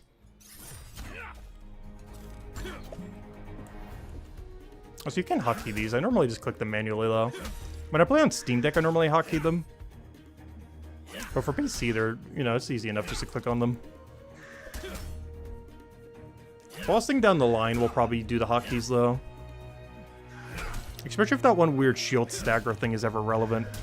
There's just like a weird thing where you can like keep moving your shield back on. See if I can do it right now. Like, notice how our guy keeps putting up his shield. But yeah, there's a weird shield stagger thing. I'm not sure if it's actually giving you the defense of the shield. Might be relevant for PvP, might be relevant for some bossing. Also helps you cancel whatever your current movement is. Like if you want to not be constantly hitting a boss, it would allow you to do that because it sheaves your weapon as well. I'm not sure if it's actually giving you shield bonus or not, because shield is so weak that it's hard to tell if it's actually helping or not.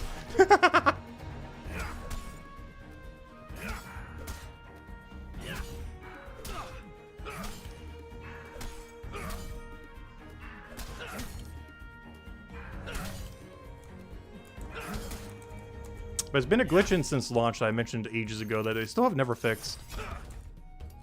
Luckily, it's not relevant for much. But if it is actually working correctly, they might want to get rid of it by, like, PvP or something. It'll be one of a few really weird PvP strategies. That and kiting in this game would be really interesting. Though maybe skill tree would make it so it's not as annoying. But kiting and shield canceling are going to be really weird for PvP. If they don't make changes to the game. Like if PvP came out in a pretty similar system to what currently exists.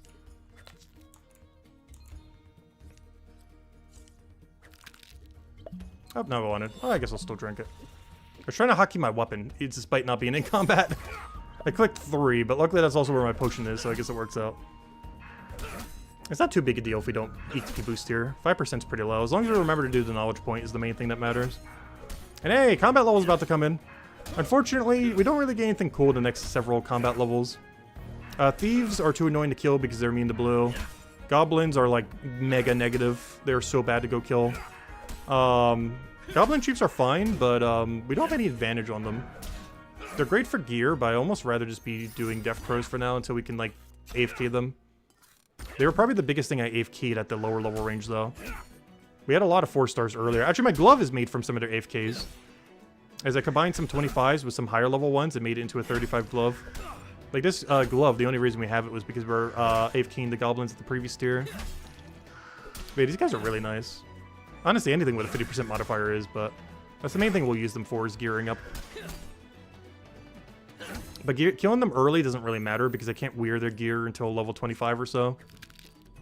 Which is the main reason why this area is kind of dead for us. Thieves are pointless and goblins are just bad. The normal goblins, not the chiefs. But the soldiers are the bad one. So we have a little bit of a dead area, which is why I also wanted to do this wall plant thing. Because we're basically just doing Death Crow until we can be like a few levels off the Goblin Chief.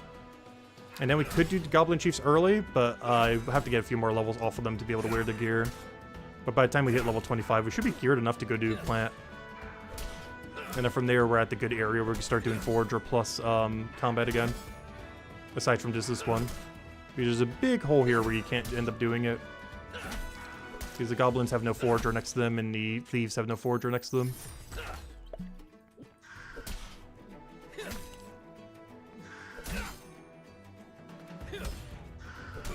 Though I do kind of want to kill some thieves to see what kind of XP pot we get. I would have to go and get... one thing I need to keep an eye out for, and not accidentally sell. If these drop a 2-star longsword, I would need to use those on the thieves. Actually, what's the other option? What are they weak to? Oh, I can't because they're weak to green. Never mind, yeah. So yeah, I remember why now. But yeah, I would need to find a 2-hand longsword, physical longsword from these guys. I think I already have one pre-banked if I remember not to sell it. Yeah, I kept one earlier. But if I can find a better one than that, that'd be great. We can find one 6 levels higher, or even a higher rarity. But if not, I'll just use that one, it's fine. We'll be pretty under-geared, but it'll be better than nothing. We'll probably try that on Tuesday. Because we'll be leveled up enough by then to be able to kill the thieves. Because I still haven't killed them since the update, and I want to see what XP pot they end up dropping. Because one of their main drops is a XP pot, and I want to see if it's higher than 11%. Because there's a non-zero chance they'll drop me a 14% XP pot. And if they do, I might want to kill some just to have a few for knowledge points. I don't think it'll be worth to stock up, but, you know, we'll kill a handful of them. It definitely wouldn't hurt using on a double knowledge dump. I've got to remember to use a luck potion here as well. As I said, we'd have enough luck potions for the stream. We're almost running low already. We are almost out of luck. Also, I love that animation. I wish every potion had an animation that good. The ice dice. It looks so cool on Cryo Knight too, since he's already so ice related.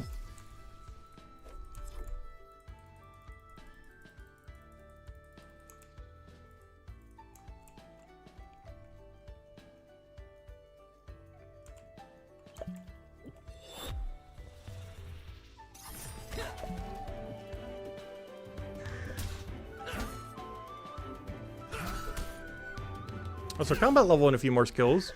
Unfortunately, because there's no skill tree or special attacks, we don't really get much from levels.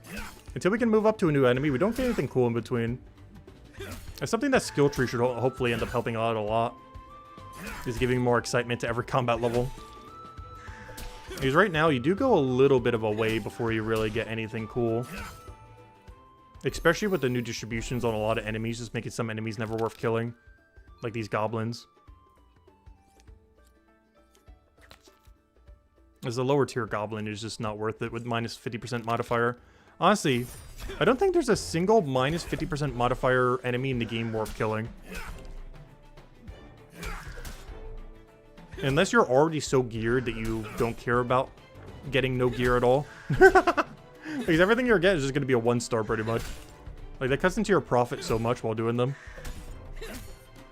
Like, the XP is nice, and I guess you get to get off of them quicker. Obviously, you'd kill them once, at least for the first time bonus as well for that XP drop. But I don't get the point of why you would really kill something like this. They give less knowledge. They give you basically only 1-star equipment when you kill them. Unless you get absurdly lucky with minus 50% modifier. Like, basically, they're giving half as much as something with 0%, basically. Which is so bad. Like, yeah, they're great for XP, but you would only use them for, like, a few levels. Like, obviously you can see here, they're, like, almost 40,000 more XP each compared to killing the thing that's higher. But the thing that's higher is giving you more knowledge, is giving you good gear that will help you kill them quicker as well. Like, I'd much rather kill the chieftain than the soldier.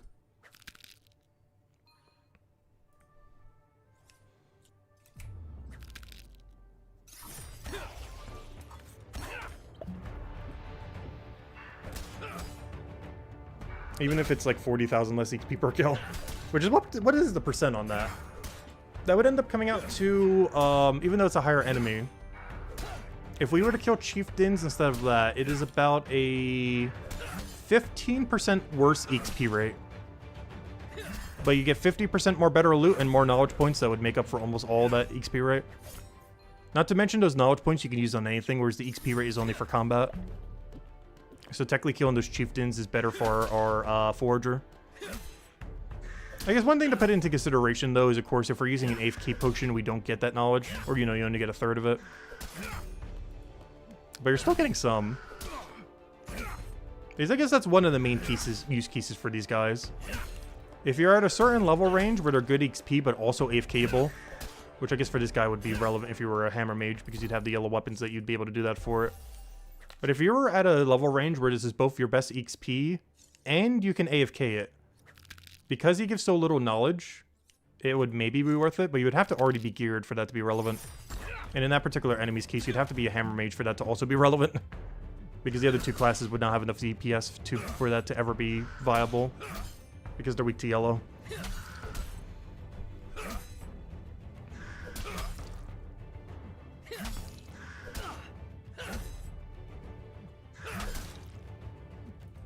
It's one of the reasons why these things are so good for us. They're weak to blue, but also have 50% gear modifier, so they're like the main way that we gear up. That's why we're like so absurdly geared right now. It's partially because of these guys. Let me go drink the mega potion. Wrong tab. Nope, wrong tab. Oh yeah, I got it. It should be 11%, right? Yeah, 11%. Okay, we're good to go. Grab the 3 wall plants, go double dump this in the forager. And keep killing crows. Alright, a little bit short, that's fine. We'll grab it after the kill. There we go. We already got 1 combat level. We're halfway through our forager level once we go dump that knowledge into it. By then, hopefully the wall plant's grown. For the Happy Day wall plant. I like their names. Happy Day wall plant. It's like such a cheerful name for it. Love its color too. What's unfortunate is the final tier is probably going to be a lamer color than this one. Yeah, it's going to be the one we're going to need the most of.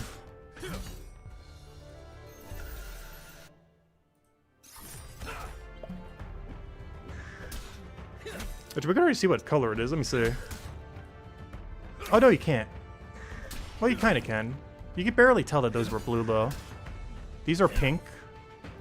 And then they become like a bright red-orange? It's hard to tell with the fade.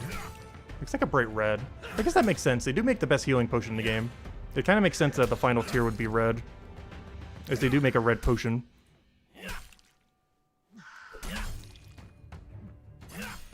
It's almost like a blood red, though. But I guess it kind of suits a, you know, a healing potion that's also red.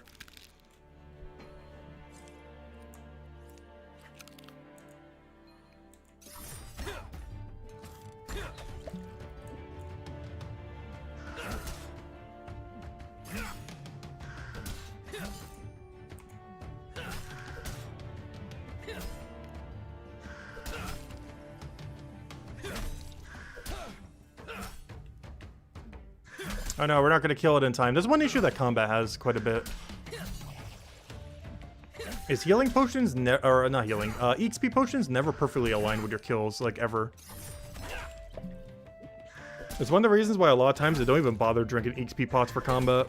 Especially if all we have are 5%. Which is our current situation, unfortunately, at the moment. Because you only get, like, what, 3 kills? And then your 4th one will, you know, you won't even be able to get in time. It'll, like, barely not get in time. I don't think that's an upgrade. Oh, actually it might be. Hold up, wait. It's definitely side grade, but let me check. Oh wow, it's 1 defense better. I'll take it. We'll change the color of our legs. It is 1 def defense better for the defense type we currently need. I'll take it, I guess. That is like the sideiest side grade I've ever seen. But is 1 level higher and has 1 higher def defense, which is the only defense that matters when killing these things. Which maybe I shouldn't have taken them, because honestly I'm already tanky enough to not need it on them. I'm already not using healing pots. But I guess it would help for when I start AFKing them, I guess. Because when you AFK, they get first hit rather than you getting first hit. Which already sets you back a little bit. That's one thing to always have to consider with the AFK pots. Because not only can you not drink any healing potions or boost potions, or, you know, if you're AFKing, obviously you can't. But you also... they get first hit rather than you getting first hit. Plus you don't get any range hits in. So that's a lot of advantage that you would normally have in another fight, even if you use no potions at all, that you wouldn't have when you're AFKing.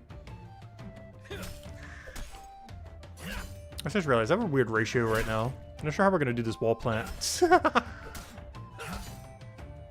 The best case scenario is he drops shells right now. Otherwise I'm going to have to do a weird thing where I grab like 2 wall plants and grab the other wall plant. I should still be able to make it back in time. And by then our thing should be off cooldown. Alright, run to the bank! Go, go, go, go, go! Alright, how much are we saving for each one of these, by the way? Every wall plant we bank, we were saving about 7 silver, a little under. At final tier, I think that's like 12 or 13 silver. So right now we're not saving that much, but you know, it still helps. Each inventory is, I don't know, we'll do the math. What's 6.8 times 24?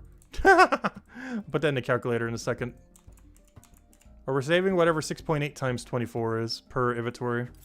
That's not what I wanted. 6.8 times 24. We're saving 163.2 silver per inventory. Which means per hour banked. I'm not sure how many we're banking an hour though, is the problem. We're probably banking about 120 to 150.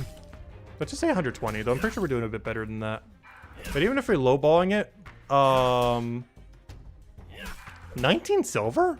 I mean 19 gold? Is it really that much? Wow, that really starts adding up.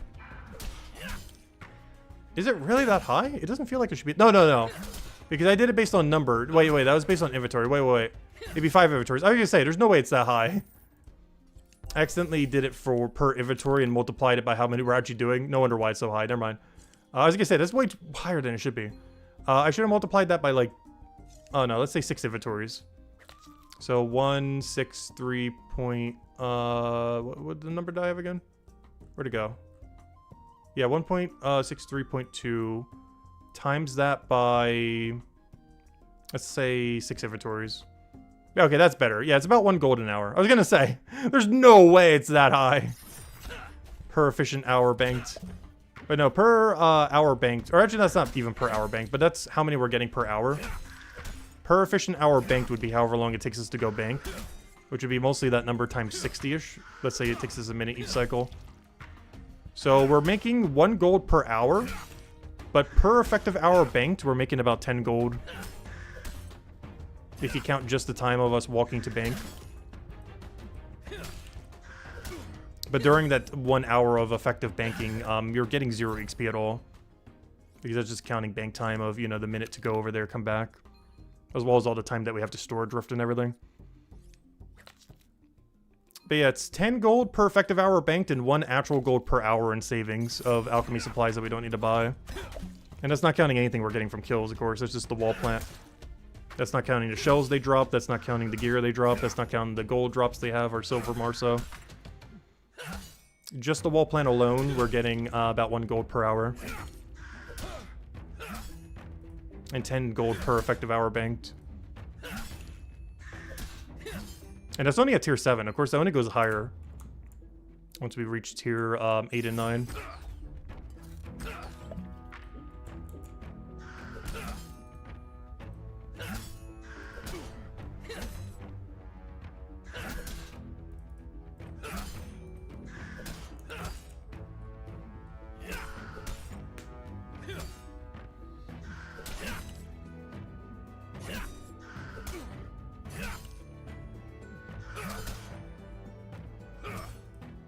Ooh. Oh, no, it's only a tier 1, though.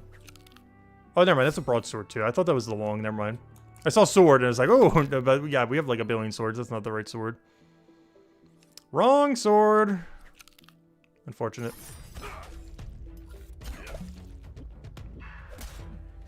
Oh, so it looks like we're getting 2 combat levels from this. I'm actually surprised how quickly we're gaining combat.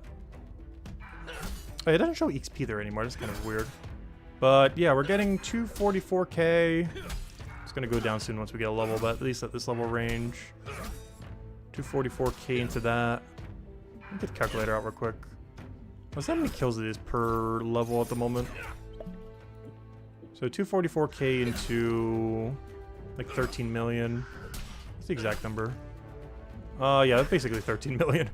13 million. Oh, so low Tyrion. So 13 million, divide that by 244,000. It's all, no wonder why it's so quick. We only need to get about 53 kills for a level. We could do over 53 kills in an hour, even while grabbing wall plant and banking. No wonder why it feels like we're getting about a level an hour. It's because we're getting a level an hour. Yeah, we only need 53 kills to get a level at this current range. And if we were doing combat only, we could probably get almost 100 kills at this gear setup in this range and everything. Especially when using these boost potions specifically. Thank you, Tyrion. Yeah, we're just grabbing these Happy Day lilies, or wall plants. Literally called Happy Day. And just doing that while training some combat. But we're probably just doing this till we get our forager level in the next hour. I'm probably going to call it for now. Then grab dinner, and I'll just keep doing the stream. Or, you know, just grind off stream then. Because basically, I got to do this for like 20 hours at this level range, by the way. It's one of the reasons I'm doing a lot of it off stream and just doing some of it now. And while I'm going to be doing some of it somewhat AFK off stream. Because obviously there's a lot of downtime where we can do nothing, especially if you're using an enrage potion here. Which we can't quite do yet, but I think we're getting somewhat close to where we can enrage these. If we got like one more big upgrade, which I was hoping to get this stream.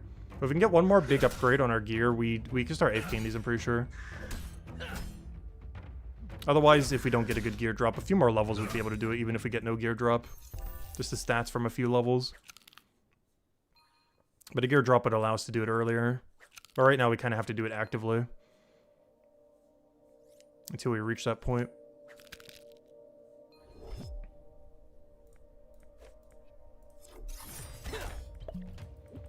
So I'm going to run out of these soon.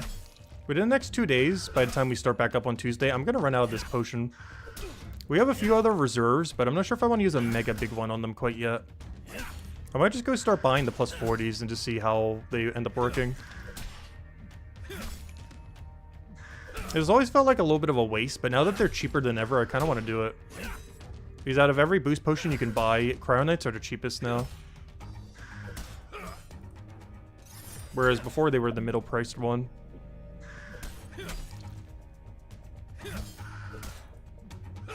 So if there's any class that should be using these now, originally it was Guardians, but now it's Cryonites.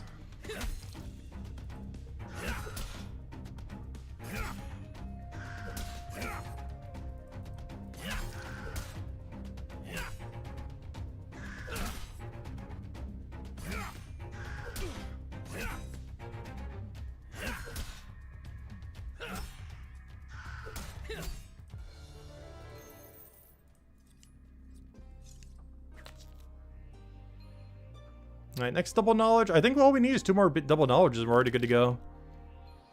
It's not like we're not getting any forager XP while doing this.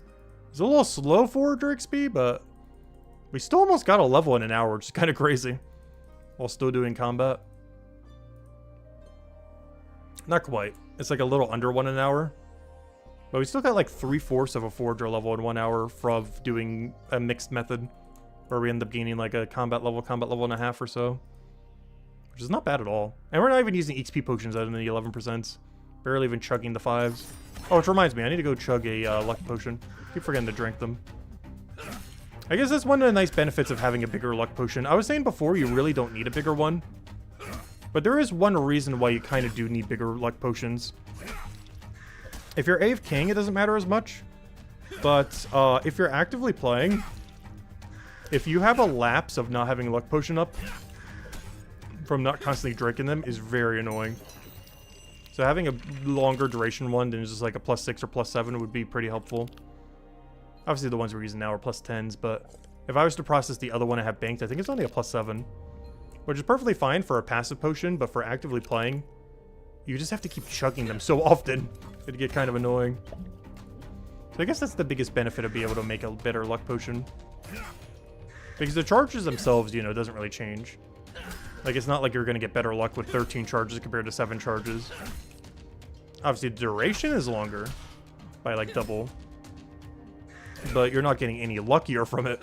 It just makes it so you don't have to drink the potion as often. But it reaches a point where it's kind of like fear potions. Where, like, the middle numbered one is perfectly fine. Like, 30-minute fear potion is great. But, you know, 21-minute fear potion is basically the same thing. Like, what, you have to drink one more potion an hour? Like, it's one of those kind of situations.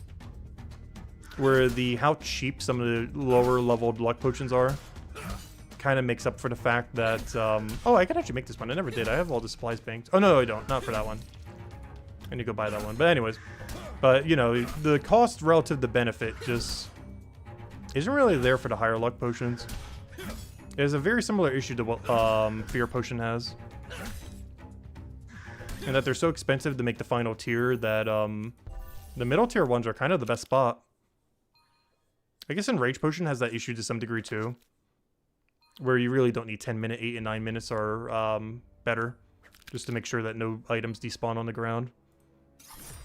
There's a handful of potions that technically get worse at max tier, which is kind of funny. Or at least worse relative to cost. When you're putting like cost compared to total value. There's a good handful of potions that are worse at max tier. Because the extra benefit that they give is not worth the substantial extra cost.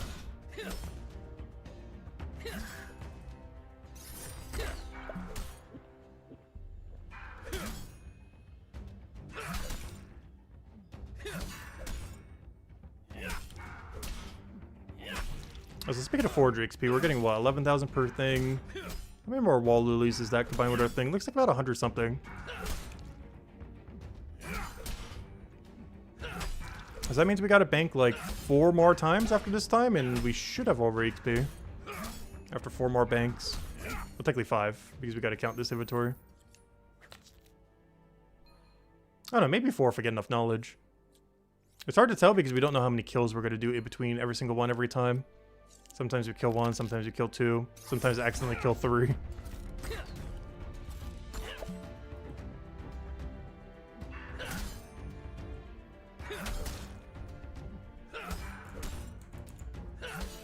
Because we get knowledge from the crows, which give us Forger, but we're not getting any Forger XP from the crows. Other than the knowledge points.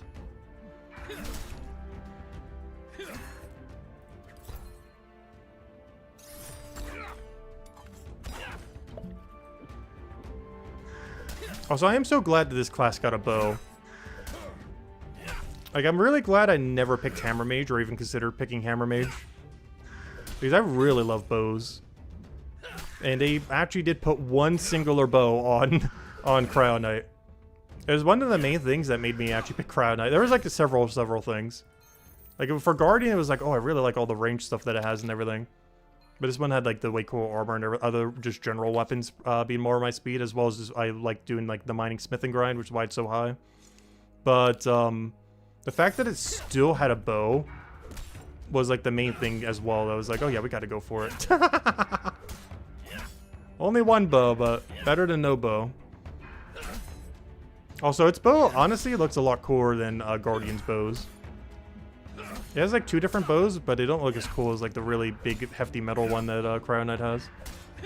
Especially at max level. But this one looks pretty cool too.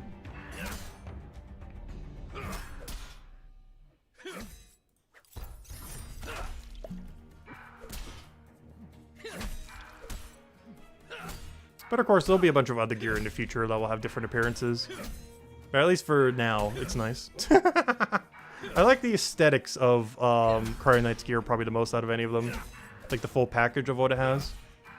There's definitely specific things I think look cooler in some other classes. Mostly the most range weapons for Guardian, as well as one of the final, like, almost samurai-looking sets that Stonemason ends up getting. It doesn't look really good until almost the final tier. But at, like, tier 5 and 6, it looks amazing. I tried one of the pieces earlier. I think I combined it into my armor already, though. There's a really cool-looking helm. Yeah, I already combined it into one of my 4 stars I'm wielding. But it's a really cool-looking, like, samurai piece. I think I got it off stream, so I'm not sure if I even showed it on stream, but it looks really, really cool. But it only starts looking cool at tier 5 and 6. It looks pretty wimpy before then. And by tier 5 and 6, I mean the visual tier 5 and 6. Because one thing that's a little bit weird is even though a lot of the game is in a 10-tier system, the combat visuals are still using the previous 6-tier system. Which is one thing that's a little confusing. And probably one of the, I wouldn't say oversight, but one of the, I don't know, weird things about the Milestone update is it did not add 4 additional tiers of visual armor. It's still using the same 6 as before. We should somewhat be able to see that in the gear too. Where it's probably going to keep going up and up and up. But then eventually it's just the same every single time. Because they didn't bother adding more visual tiers. Because they didn't bother making like 4 more whole sets of armor for everything. Not sure if they're ever going to change that in the future. Obviously that's a cosmetic thing they could easily change down the line. But it's one of the things that the Milestone update did not do. Armor tiers are still visually only 6 tiers instead of 10. They might fix that in the future. But it would be a lot of work, obviously, to add 4 more whole tiers visually. Especially since they'd probably want to do it elaborate upwards rather than down. Because they've already done a lot of those in between. So they would have to make it look even more elaborate than the final tier of stuff now.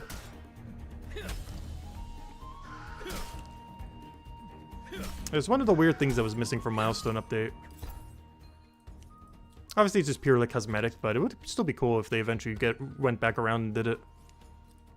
It's just really confusing that armor, or you know, weapons and armor are visually 6-tiered, yet like the whole game is set up in 10 tiers.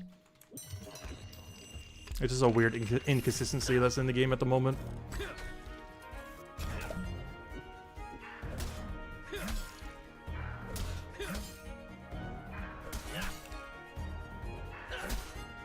Unfortunately, it's not as easy as RuneScape where you just recolor everything. Because how many different tiers do they do for that? Let's see. Bronze, iron, steel, black, white. Because all they had to do is just recolor it. Mithril, adamant, rune. They did 8 tiers. Because I'm not counting dragon because they visually did it different. But they had 8 tiers of armor that were literally just recolor armor. Unfortunately, they can't quite do that with Brighter Shores because they decided to make each one more elaborate. So they can't just make them a different color. That's what armor dyeing is for. But yeah, RuneScape ended up doing 8 recolors. For their initial, like, 8 tiers of stuff. Though some of them are the same category, though. Like, bronze and iron is the same category. Black and white is the same category, so technically 6. Oh, that's funny. Wait, did they do 6 again? Wait, I didn't even notice that till literally just now. Wait. They did 6 visual tiers the last time, too. Another thing that's exactly the same. I didn't notice that till just now. Wait. Because let's count just each one as 1. So count black and white as 1 and count bronze and iron as 1 because you get them at the same level range. They're just visually different. That means level 1, 5, 10, 20, 30. Yeah, it's 6. They did the same thing again. I never noticed that till just now. Original RuneScape and original Brighter Shores has 6 visual armor tiers. That's funny. I'll add that to the list.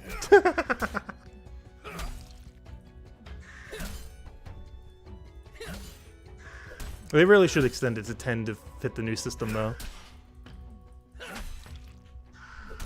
Maybe they'll do that around the time of the combat reworks. Oh! That's a pure upgrade right there. Same level, but rarity up, so everything's better. Plus, we can upgrade this better later, too. Huge. That might be the upgrade I needed to be able to AFK these off the stream. Because I'll be level 10, and we got a... we're basically in full tier 3 and higher. Because shield doesn't count. The only thing that's a little bit behind is our body right now. And also, even though we have 4-star gloves, the gloves are starting to fall a little bit behind. It's about as far behind as our body, roughly. But our boots are literally best in slot. Legs are pretty close. Helm's pretty close. Actually, helm's probably further up than the plate legs are.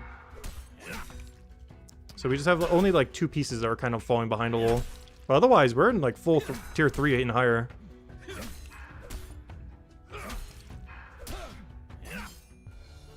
Oh, I forgot to use a potion here. I'm gonna go use it now. Alright, Forager XP coming in. Next double, 100% gets us to our level, I'm pretty sure. So maybe not 100%, but pretty close percent. The next double knowledge should get us to level 8 Forager. Which is pretty much our end goal for today, or at least for the stream. But I'll still keep going today. These bare minimum before I go to bed tonight. I want level 10 Forager. But we should be strong enough that I can start passiving these. We can actually even test that as well somewhat. If I go range 1 and then shield stagger so they get a free hit on me. And then start hitting them. We can kind of see what it will look like if we AF key one. So let's go see. I'm going to try AF keying this next crow. Or like do it as if we were AFKing. So I'm going to hit him. And then shield. And then do nothing and let him hit us once. And then we're in a battle. So this should be about set up as if he just first hitted me. So let's see what happens. Because if we win this, I can just AFK potion. If we win this fight without drinking anything, this determines if I can just AFK these later.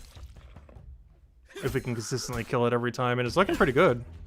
Obviously it's slower and everything, but I don't know, it looks like it could eventually kill us though. We need like a few more combat levels. Like we're probably gonna win this, but I don't think it's 100% consistent. Look at that. Yeah, we won that one, but that's looking a little sketchy. I don't think we're quite at the point where we can AFK them. 3 more combat levels? Yes. But yeah, I don't think we can do it at this current level. Just a little bit too sketchy there. Let me go bank these. Let's see. Put all these away. Deposit all. Grab all that. I'll try to wait for 3 more lily thingies. Or wall plants. But yeah, we're not quite at the point of AFKing. Combat level 12, 100%. We can. Or if we got like 1 more upgrade, I guess. Honestly, there's not much else that can get upgraded now. This just drops us like a 4-star body. That'd be the biggest upgrade we could get.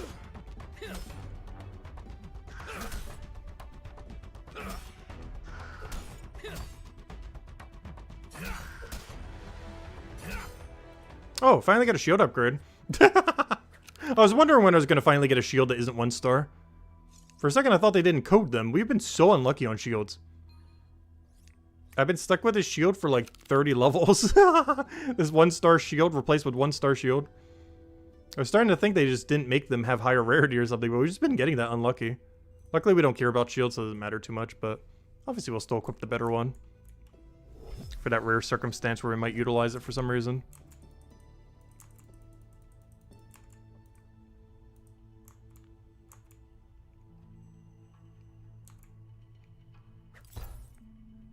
And obviously it's better in every regard, as it should be, from going that dry on a better shield for so long.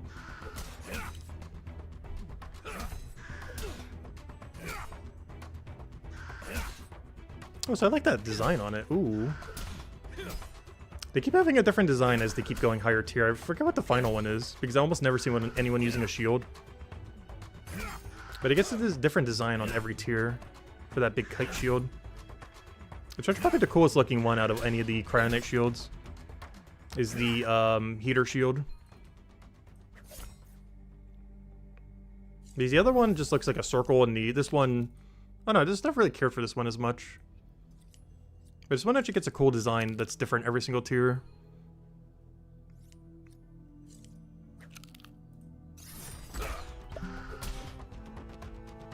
And of course, a lot of the design you can recolor as well, which is nice.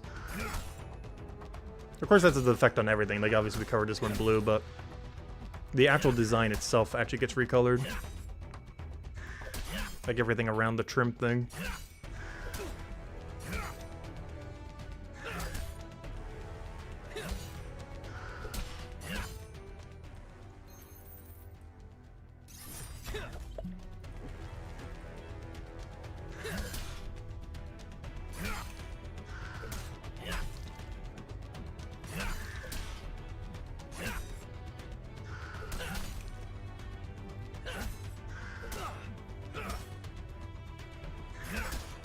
Also, I am somewhat surprised that there's been no one attacking these Death Crows today. Because every other time I've been at Death Crow, there's been at least like 1 or 2 other people here. So we got the whole room to ourselves, which is really good. Because anyone being in his room hurts our XP rate. Mostly because you tend to end over here. So there's only like 2 or 3 crows you could ever hit properly at this area. So if there's even one person kind of in this middle area, they kind of ruin your XP rate quite a bit. But luckily there's no one here now.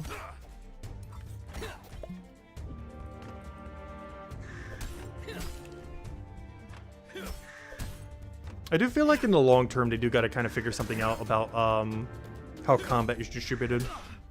But I guess in all fairness, when dungeons and bosses and other things come out, as long as they're instants, then I guess it doesn't really matter how the rest of the combat in the game is, to some degree.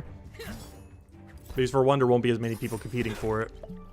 But also because, you know, you just did instance content most of the time. Unless there was like something really needed from everything else. Because there could eventually become a point where you almost barely ever kill generic enemies. Or maybe you'll do it to gear up at certain level ranges when, you know, they're really good gear. Especially if you have advantage over them. But otherwise you wouldn't really mess with them as much, potentially. It's just right now it's like the only means of leveling. But that won't always be the case. We've even seen some alternative means already come into the game. Like raid dens for chapter 4. Unfortunately these mostly only affect the lower level range. But they still affect stuff. They go up to like level 500. Roughly. So you could first 10 combat milestones. Like it's an alternative way of training combat that doesn't require you to have to do something in a specific chapter or just go through the, you know, normal loop that you normally would. Where, you know, you kill these until you're geared enough to kill these, until you're geared enough to kill these, until, you know, so on and so forth. Like it follows quite a bit of a different loop where you just need to get geared for the raid den itself. And then you're good to go. And of course we'll have other alternatives. Dungeons will probably give some amount of combat XP even if it's not a primary training method. Bounty tasks are going to be kind of interesting too, to how that switches up. As you'll have to probably have to kill things with specific colored weapons, which would actually give a reason to use other weapons.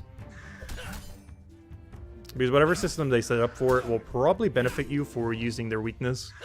You probably won't just be able to build a generic weapon and just use it on all of them. We'll have to wait and see. But I do have a feeling they're going to make it so you actually have to use the weakness, or give you a big benefit if you do. Because otherwise you would just camp the same weapon. Because to be able to vary gameplay enough, they would have to make it so there's a benefit to using the enemy's weakness. And that'd be a great way to do it.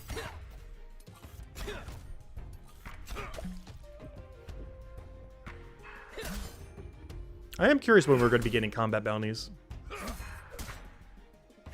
Because those are basically literally just Slayer tasks. Just by a different name.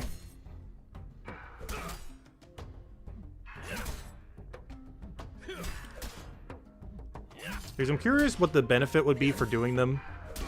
Beyond just like the extra XP and everything. As well as how are they going to split it up? Because of course it's in every chapter. Is there going to be a bounty board for every chapter? Is there just one location but it can give it to you in any chapter? Does it only apply to your current milestone? Also, will free-to-play have access to it? Because that means it would have to be in chapter 1 or 2. If you only have one message board. Which means they're probably putting it in chapter 1 realistically. I could see it being somewhere in this area, potentially.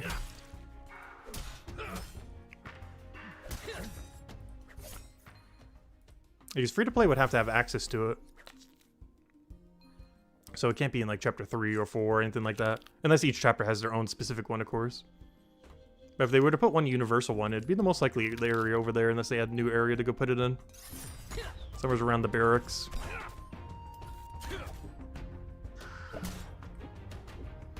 Which if they did do that, Hopeport would be the only chapter with 5 bounty boards. If they hypothetically did that.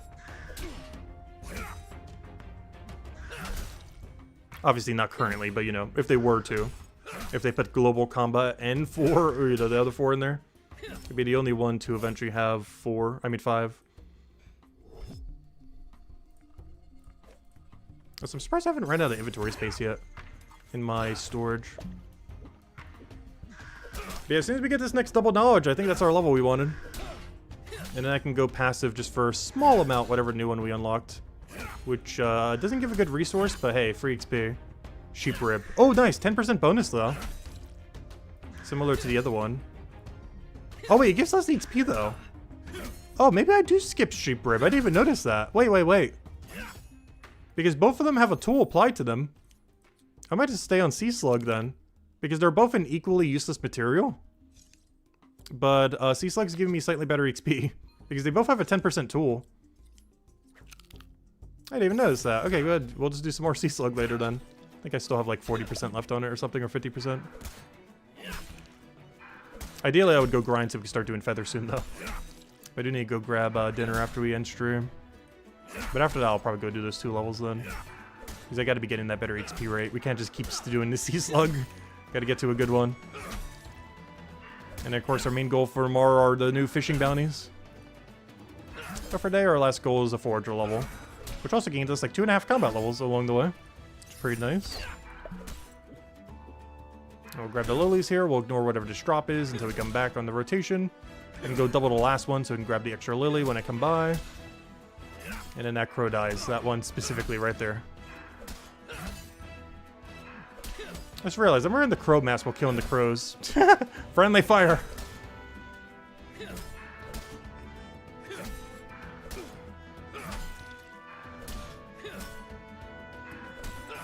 I gotta remember to only double the last one so that it goes onto the ground.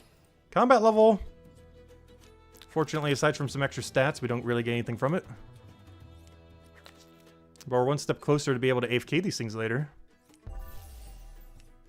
Just need a little bit more power against them. There we go. A little bit attack, a little bit defense, a little bit of health, a little bit of better equipment. Hopefully a skill tree will let us allocate those points at some point. Just so it doesn't get evenly distributed every single time like it currently does. I will queue up both of these 2 items if I can get a click on it. There we go. And then that crow is dead.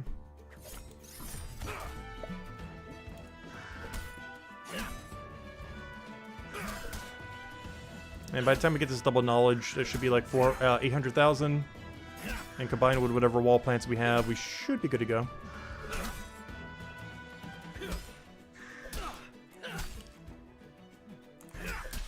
And then my goal off stream for the next 2 days until we stream Forager again on Tuesday, since tomorrow we'll just be fishing bounties. Our main goal is to do what I'm doing now until Forager says level 15. So off stream between today, tomorrow, and Tuesday, or by the time we start on Tuesday. If I did enough grind, that should say 15. Or higher. Might even be higher. But bare minimum, that Forager level needs to say 15 by Tuesday.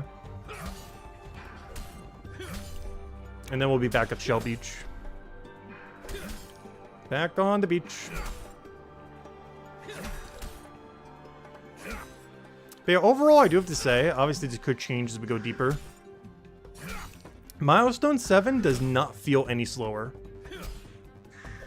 Like, I know, excuse me, they're getting a little bit slower each time. But 6 didn't feel that much slower than 5. And 7's not feeling that much slower than 6.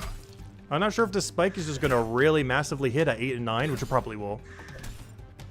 But so far, every tier has not felt that much longer. Even though they are definitely getting, like, slightly longer.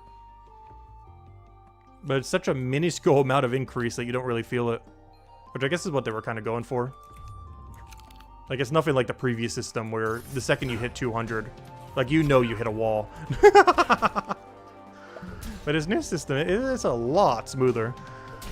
8 and 9 will probably have enough of a jump where we'll start noticing it, though. But at least our journey from 4 to 7 so far has been very smooth.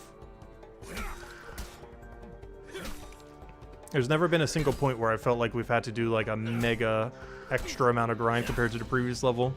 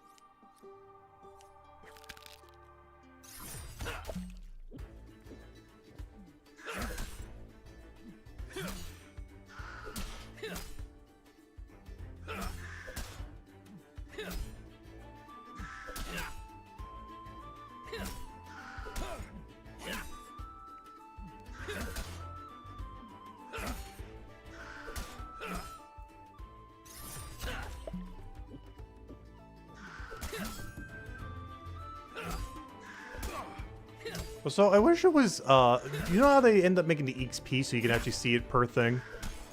I really wish they would have made the decimal number that each thing gives in knowledge. I find it weird that they did it for one but not the other.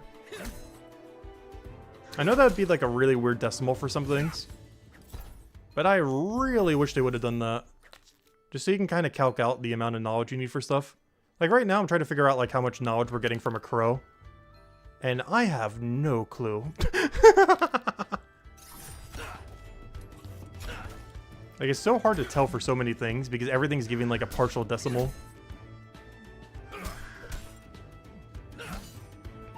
Like from this crow we're getting like 3 point something. But I don't know what that 3 point something is. Like I don't know what the point something is.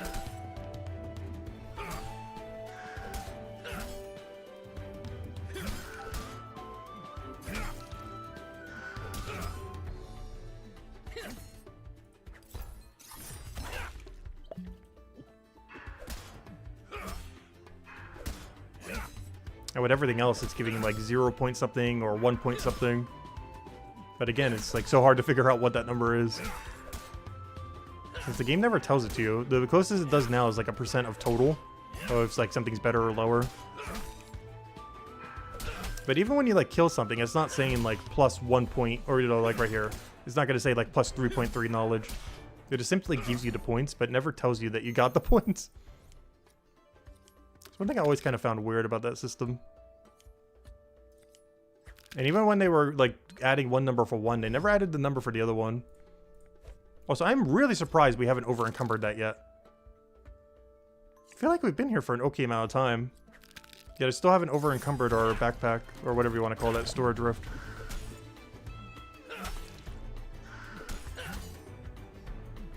Also, I should really go clear out my storage rift at some point. I have so much high-tier gear for weapons that I've been kind of saving for when we want to go and craft a ton. But I can clear out like 20, 30 bank space at some point if I want to actually use some better tier 4 stars. The main reason I was saving them is like, oh, they'll eventually do special attacks, right? Right? At some point. So logic was, oh yeah, I'll just wait till then. But it's starting to get in the way whenever we're doing activities like this. Because the amount of time I can, you know, camp the activity is a lot lower. Because right now, almost every single hour, I have to go to the infirmary thing to go and sell all of our stuff. Whereas if I cleared up enough of our bank, it'd be like one every like hour and a half to 2 hours. Like we'd be able to go almost double the time without banking. Not this kind of banking, but you know, storage rift banking. We haven't had to do it yet for this set. Because we're doing like a mix of 4 during combat rather than just combat. But it would make it so we'd have to go to the bank like twice as less when we actually have to sell everything. There's some chapters where that doesn't matter as much, because some things you kill are really close to a bank, like these guards that are like right across the street and stuff like that. But as well as chapter 3, where there's actually quite a few rooms that are close to one of the production rooms. But for most other areas, it's yeah, just kind of annoying. They did mention at one point that you might eventually just be able to sell straight from the storage rift. That's currently not in the game and would be very strong if it was ever added, as it would allow you to keep a lot of things in your storage rift and not really need to worry about it. I really hope they would add like an alchemy spell at some point for that. That's one thing RuneScape did really well. Like if you had a scrap thing you didn't really want, oh, we'll just go turn it into money. So if we could get the equivalent of that for the quartermaster thing or as a spell, that'd be so nice. They made some mention of it in the past, more so as the quartermaster be able to sell it, like directly from your storage rift. But, you know, some kind of mechanic would be really convenient so that you can infinitely camp stuff. Because right now you can't. Like, you can do it for a long time, but it's not infinite. Like, even with absolutely nothing in your bank, I think the longest you can go is like 2.5 hours before you would need to go sell everything.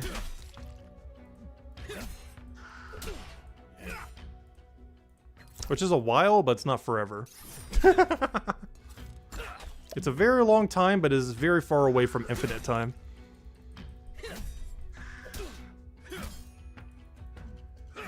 But how much some people do combat, you could easily do over 2 combats in a session. Or, you know, 2 hours of combat in a session. Even this stream, even though it wasn't the primary focus, I'm pretty sure we're almost at like an hour and a half of combat. Which is why I'm surprised the storage rift hasn't filled yet. It means I must be getting a lot of just like coin drops and such.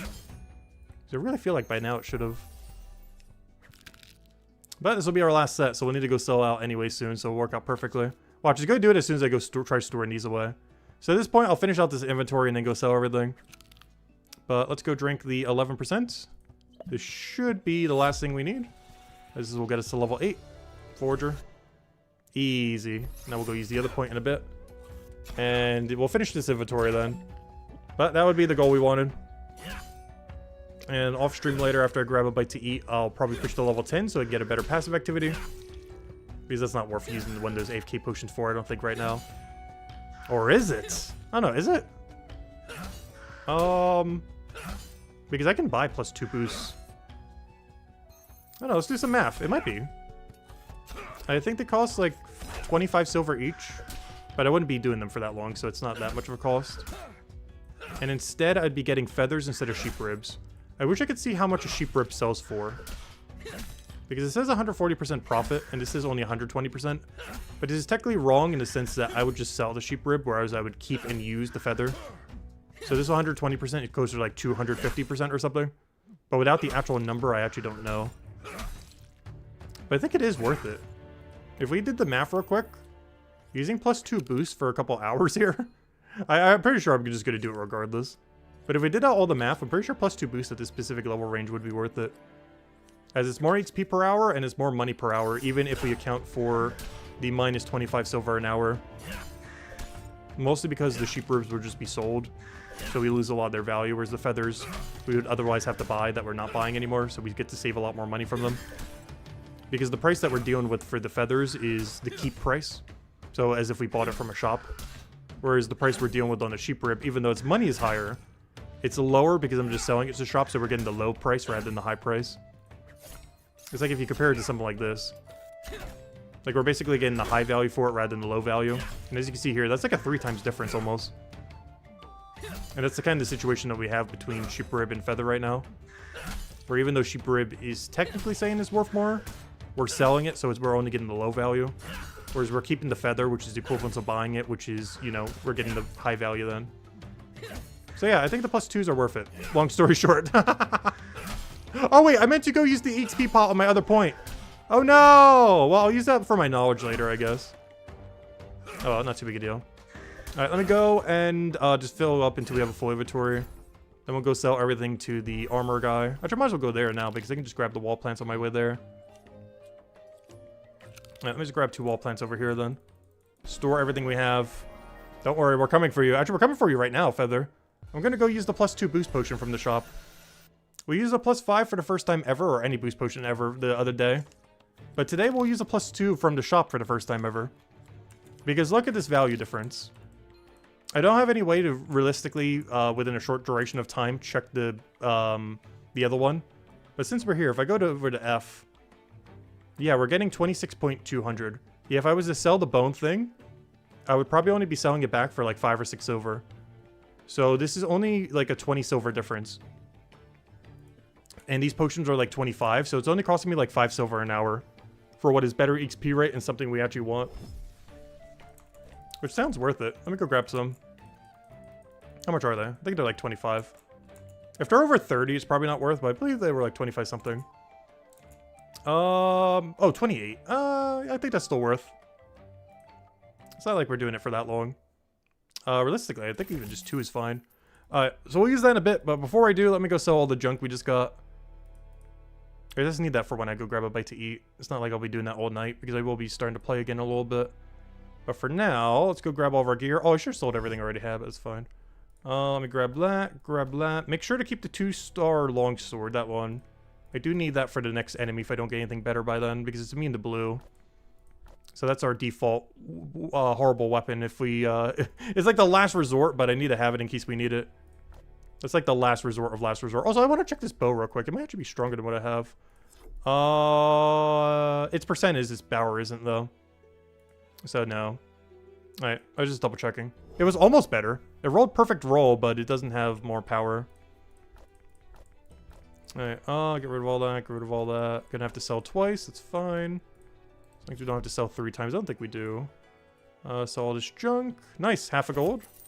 And it should almost be another half a gold, so almost a full gold from all the combat we did today. Grab that. And that's not counting the gold, the silver drops either. That's just the gear alone. Oops, I did not mean to do that. Equip. Whoops. I accidentally clicked equip instead of withdraw. Which shows an easier way of withdrawing all this. Like withdraw all tier 1, withdraw all tier 2 or something.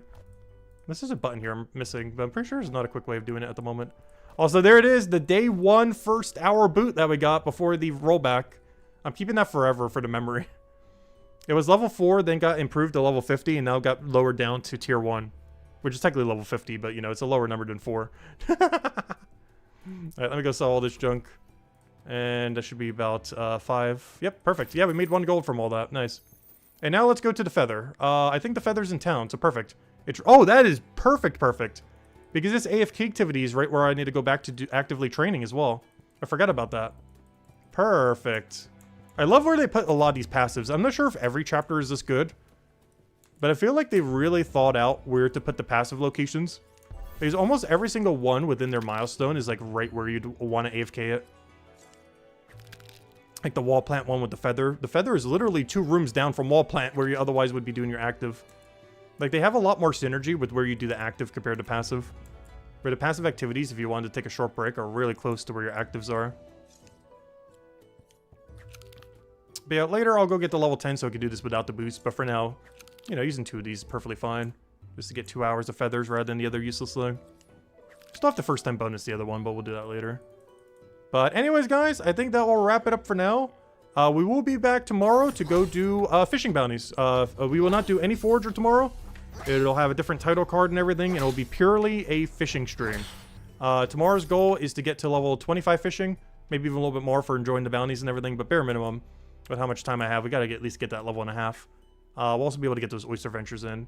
I also gotta remember to not reset my venture because we're gonna do lobster. That's one of the goals for tomorrow is get the lobster venture from doing all the fishing bounties that come out tomorrow. And the fishing bounty room should be right over there against the wall, literally west from here. So we'd already be good to go for AFKing that in the morning, which we should be by then. We should be to level range. But since we're not, we can just do this now. Go right here, and there it is, upgrades. And there we go. I'll be able to do that for about 2 hours or so, which I should be able to eat by then. But anyways, guys, we'll be back tomorrow, probably around noon Eastern Standard Time, give or take a little bit. And our main goal for tomorrow is fishing bounties. I will see you guys then. And instead of coming soon, we'll be able to go do that tomorrow and go do whatever grind related to that. And we'll do that later. Anyways, guys, hope you all have a wonderful rest of your weekend, and I'll catch you guys later. Goodbye, everyone, and thanks for watching.